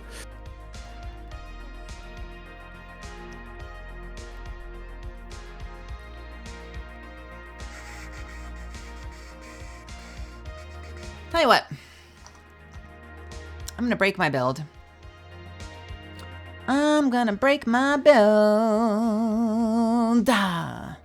And I'm gonna run my Under Your Skin. Let's turn off stacks and stacks. My build is not gonna be doing very much here. I will run that and this. So I will have unstop and anti-barrier. Okay. Bear with me while I set some stuff up. Weakened clear. And can I move any of this over? What do I have right now, 92? Okay, so I'm just gonna be running 90 resilience, but that is fine. No, actually I can do one here. One resilience here, and I'll switch this over to resilience. I've got 100 resilience. I've got Under Your Skin, and I will run Wither Horde. How's that sound? Works for me. All right. And I still have barrier.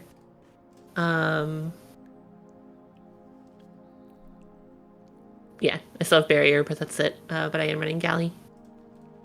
Okay. And you've got overload, Rel? Yes, I have overload and unstop.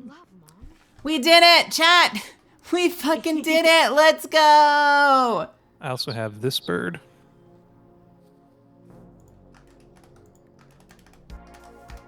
We fucking did it. Checking now. Sign, please. And I'm like, oh shit, guys, I actually gotta go. It was all for nothing.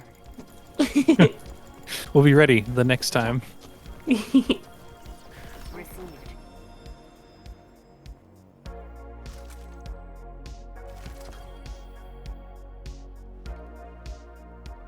We figured out what we're equipping for this fucking dungeon. Strike, whatever. Hi again. Fucking games using different words and ways counter to the ways other games used words. So I think this is the first time I've ever used Gallarhorn on my hunter. I've only used it on my fuck. Rose has died. Rose died that day. My Titan. I could not think of the word Titan for some reason. My mind just went completely blank. I was like, no, Guardian? No, that's what we're all called. Tank? No, I mean, I play it like a tank, but... My mind shall surely snap. All right. Fuck. I gotta go. We're doing this GM. Let's fucking go. Are we still? Yeah, we are. Okay. All right. Tell me when. I'm ready. Let's fucking go. Holy shit.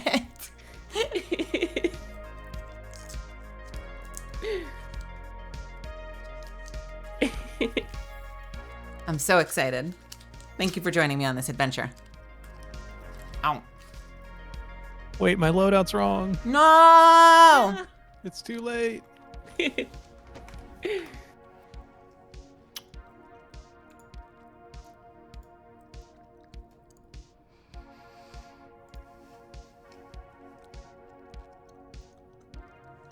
Nilky's adding this to the list of things to call you out about, I see. Nilky and Fluffy. If they have cute little names that end in Y, they come for the throat. Does Jelly come for your throat? Escaped inmates are going to town on the reef. Sometimes. We're gonna deal with it at the source. I think I out-tease Jelly, though. Oh, you're fine, Tim. That's okay.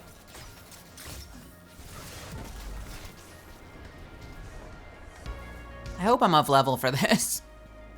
1593 is right. 1590 is what you need. Yeah, I did it when we were doing this a couple weeks ago as 1591. Yes.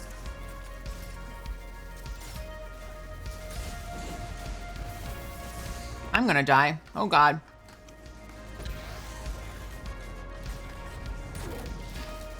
What?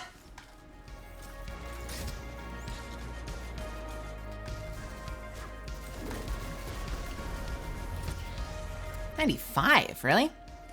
What am I? 93?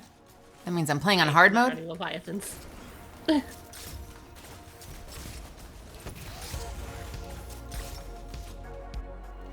Oh god.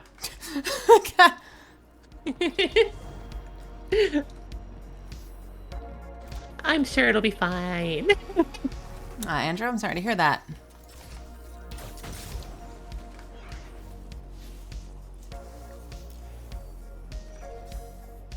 Let's move this prisoner train. How's your stomach? Roadblocks are up Do you ahead. feel well enough to get yourself something really fucking awesome to eat to feel better?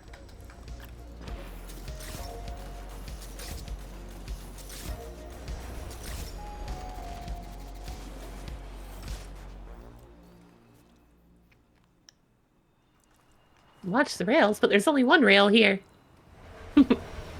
Watch out. I don't know. Do we have Loosen Finisher? I do. Okay.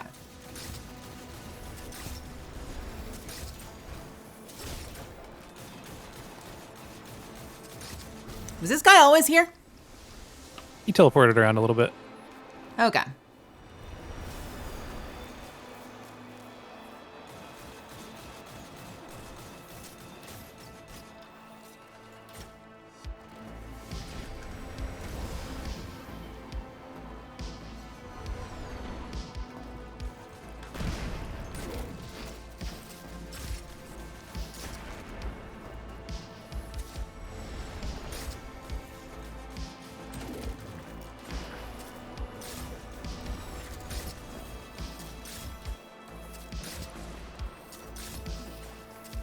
I feel a little weaker.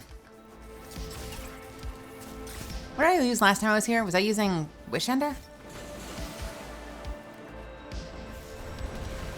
I don't know. Was the last time when it was Yumi and Nilki, I think?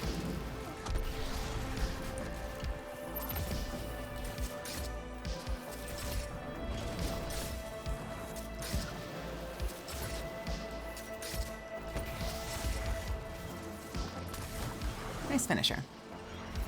Nice.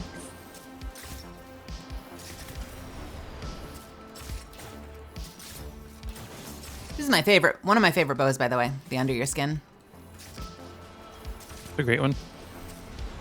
Sounds great. It's got my my gold, liquid gold shader on it. That is, oh, that hit, nice.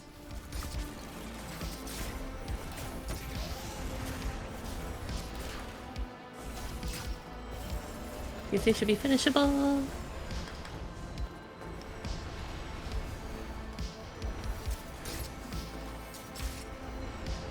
Naka coming in with, you know what else goes under your skin? A knife. What? I mean, little dark, but fair. But it's true. Hey, Kid Anime, what's happening?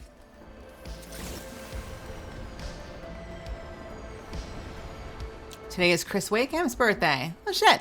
I'll have to send him a message.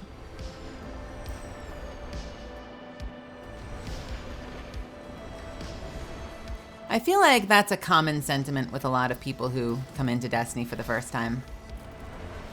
What's that? I don't know where to start. Oh, yeah. Uh-oh. Ah, nice. Nice finish.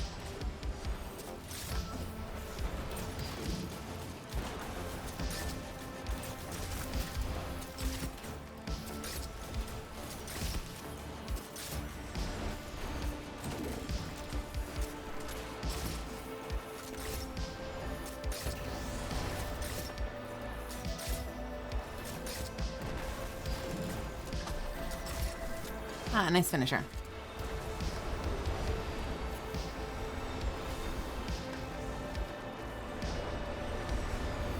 I feel like somehow this is about the most dangerous part right here.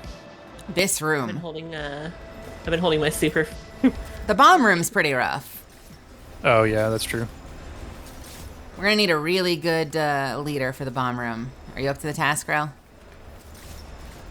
To nominate you as the leader? Yeah, I can do that. Fuck.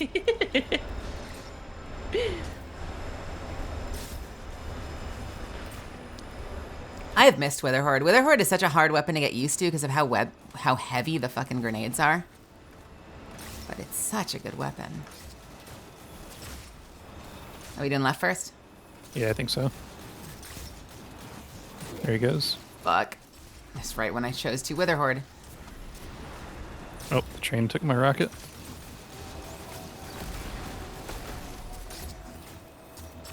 Shielding. Guardian down.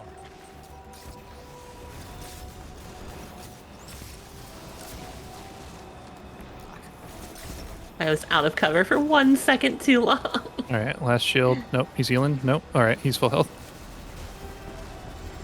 Wait, I thought he was dead. Nope. Oh my god. Opposite. I swore he was dead. I swore his health bar went away. What was he at 1 and then I turned to res Rose and he shielded? I don't know. It maybe looked different on your screen. He was pretty low, but I knew he was going to get another shield turn in there. How fucking weird. My brain, I must have just seen it wrong. My brain had the process of like, oh, I'm gonna go rocket, and then I'm like, ah, fuck, I have to reload. Oh, but Rail's got it anyway. Okay, now he's dead. Good, good, good.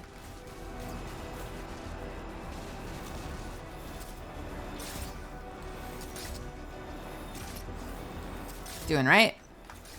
Yep. Fuck you. Right as I'm switching to my rocket launcher.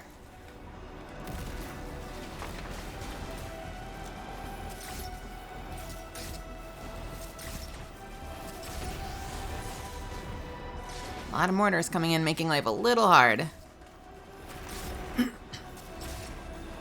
Dead? Not dead. Dead. He's dead. Broken. He's not dead. What? Oh, yeah. I just See? had the same thing happen. Did his health bar go away, right? Yeah. Fully gone. What a fucking day. I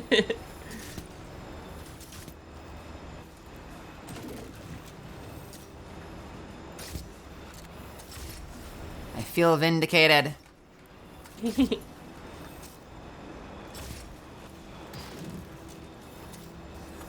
Nice. All right, coming over.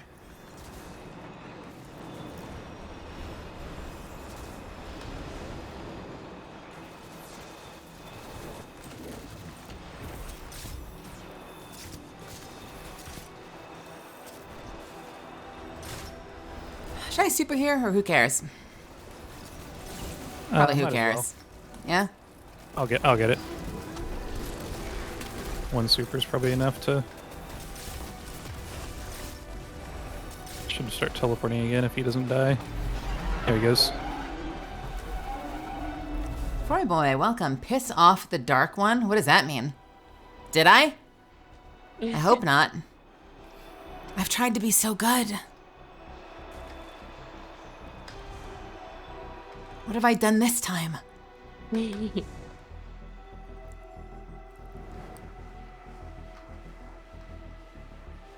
And now they shall come for your soul. Again. But I like my soul. Every time.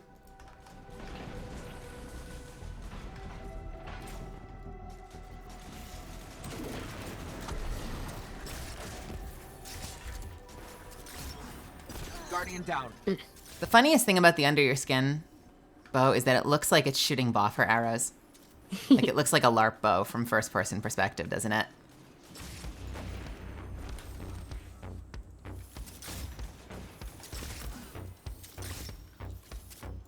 Oops. Oh, fucking. There we go. Oop, gotta unstop you, boy.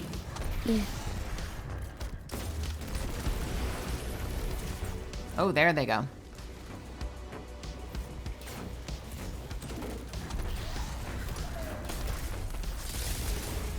Oh, baby. Nice. I get it, Froy Boy. Cute. Did you get a finish on that? I did, I think. I'm not sure. It was a little glitchy for me, but I went into the animation at least. Yeah, there's a brick drop, I think, so. I didn't think I got one. Yeah, I didn't get one either. I have been slain! Yeah. Despite my best abilities, I'm dead. Thank you. No, you're not dead.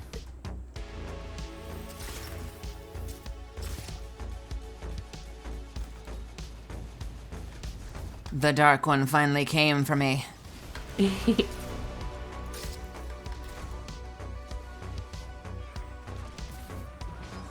am digging this playlist. This is a new one. Haven't tried this before, and I'm into it. I don't have any other music on because I'm playing Destiny.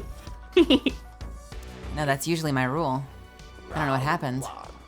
Alright, my Alright. ticket's back for this room. I will say this, if we do somehow wipe here, I must go. But let's not wipe here. Call targets. The barriers first. I'd just start on the left barrier hob. Left barrier it is, if they don't walk behind that stupid thing.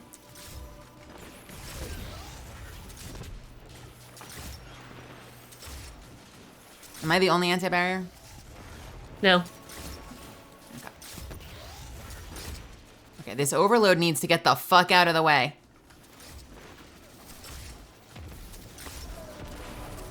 Barriers up. Nice break.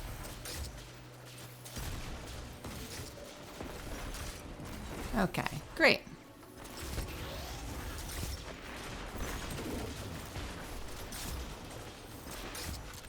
Going in on this guy. Oh my god, that was Oh. incredible. He got detonated instead of finished. I'm dead. Ah, Guardian down. Oh my. Well, now I'm nervous. Got was one more trying- barrier. okay, I was trying And to a bunch dodge out of more, the stealth, but I will slowly work on this. Is this the only thing left? Several legionaries and a sniper up on the ledge. But once I kill this champion, it's gonna switch events. Yes, I believe that's correct. Not sure if you have to kill everyone, but it might trigger off the champion.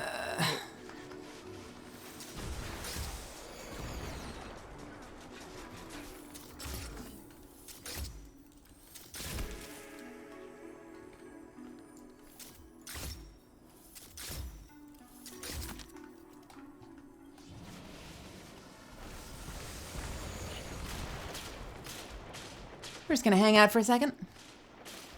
Rose is going for the res.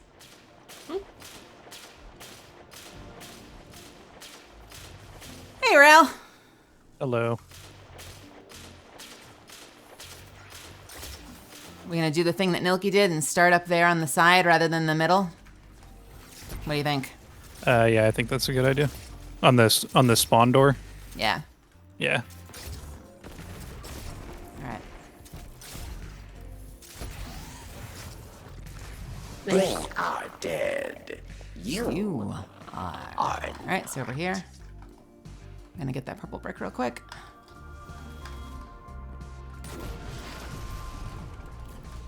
Round 2. Come on. Oh my god. Dismantle mines, yes. I'm gonna put the thing. I just don't trust. I don't trust.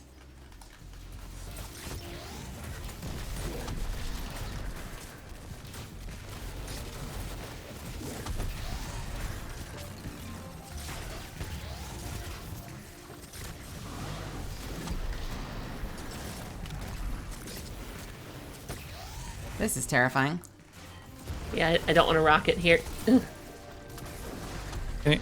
28 seconds. We've got the Yeah, other we can side to worry start. about. Yeah, we can start capping, I think. I don't have the well. I probably should have selected well. But I am, how you say, not smart. All right, heading for beat.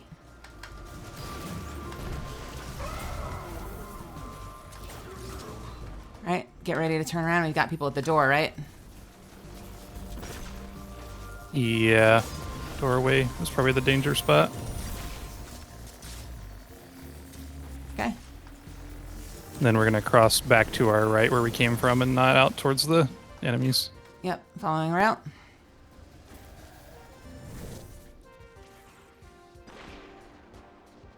"30 seconds.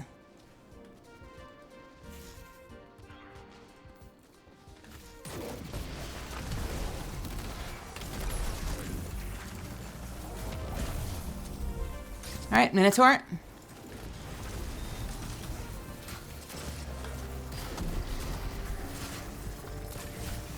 Nicely done. Victory. Nice job. Well earned. Little rocky start, but we pulled through. Sorry. I shot it on purpose. You getting caught in it was not on purpose. Let's take out some ads. Let's play a little save. Final round. Supering in the middle of that. A mighty cabal warrior challenges. He's still up, but most of his ads are dead. There's maybe 3 or 4 legionaries up, I think.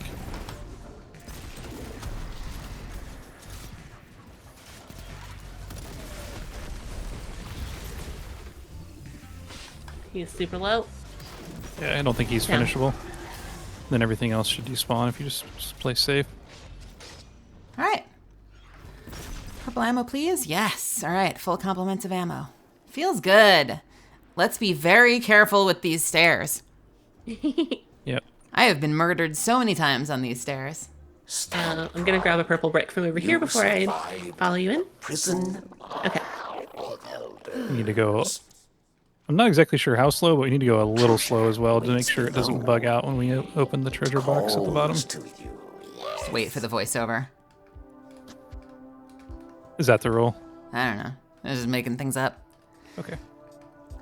Hey, chat. Thank you so much for hanging out with me today. I appreciate you spending my Saturday afternoon and early evening with me. Your treasure. I'm gonna do my absolute best to work hard this evening so we can spend lots of time tomorrow as well. So we're gonna open this and then get right the fuck out, right? Yeah, that's what I'm gonna do. Just so we can space out our drops.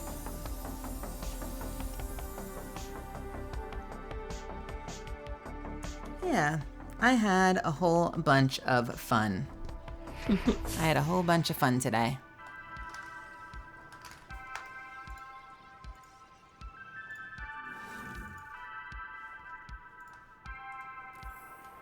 I'll go next.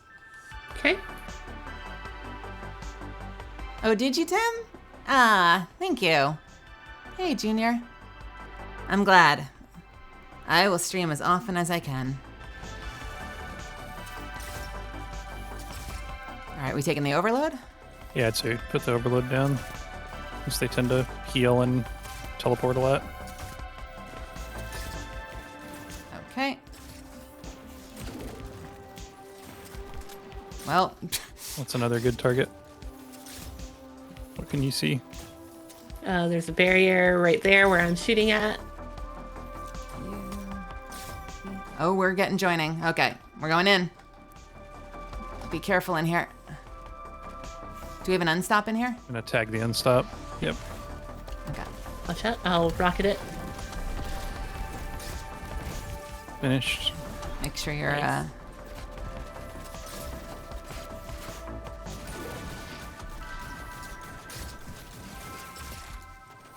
Ha! Be careful. I was dumb. Yeah, you should get out of the... Yeah. The barrier came up as I was shooting my rocket. Thank you. I'm gonna get to cover and let you get that res. Yeah, I got it. Thank you. Same one? Which one are we doing? I heard a... Come on, come on, come on. Okay. Just be super careful and mind your ammo because we need some for the boss too. Good finisher. And finally, yeah, that Cabal can shred. Holy shit.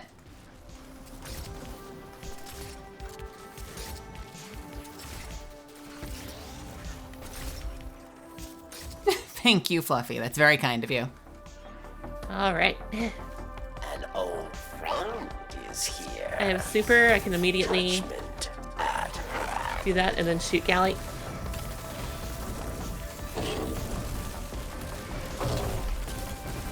Cabal Good job. strategist. Nicely done. Well done. Look at us. Thanks for your help out here, chosen one. So, Woo! hey, in Woo!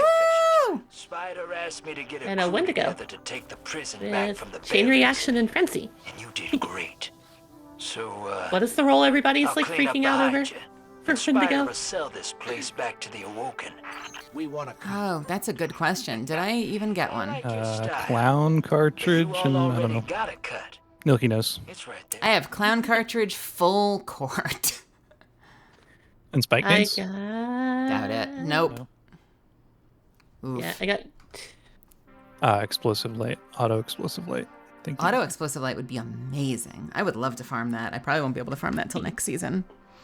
Yeah, I got spike grenades, chain reaction, and frenzy.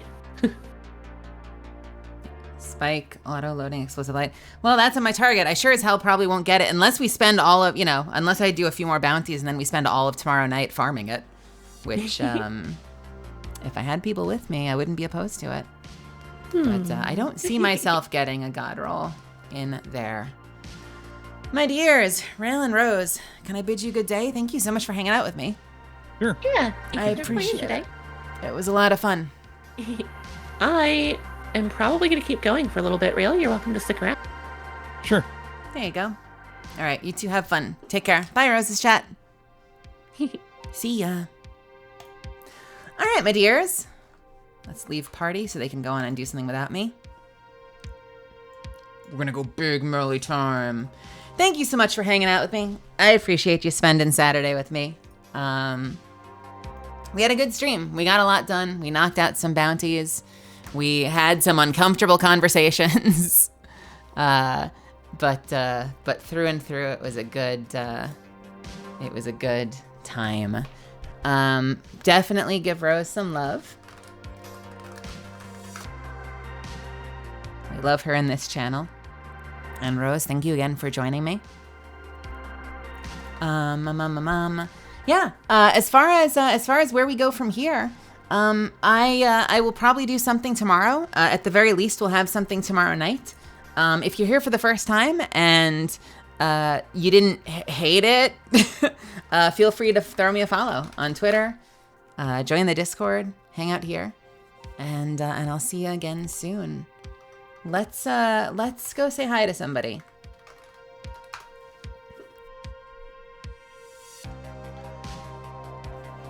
Are you staying live, Rose? If you're still there. Rose probably has me muted. She said she is. Okay. Well then, feel free to go say hi to Rose. And I will see all of you tomorrow. I love y'all. Thanks again. Good night, good night, good night, good night, good night. Wish me luck writing. Wish me luck. I'm gonna need it. I wanna finish. I wanna be done tonight so I can enjoy my Sunday. Damn it. Damn it. Damn it. All right, bye.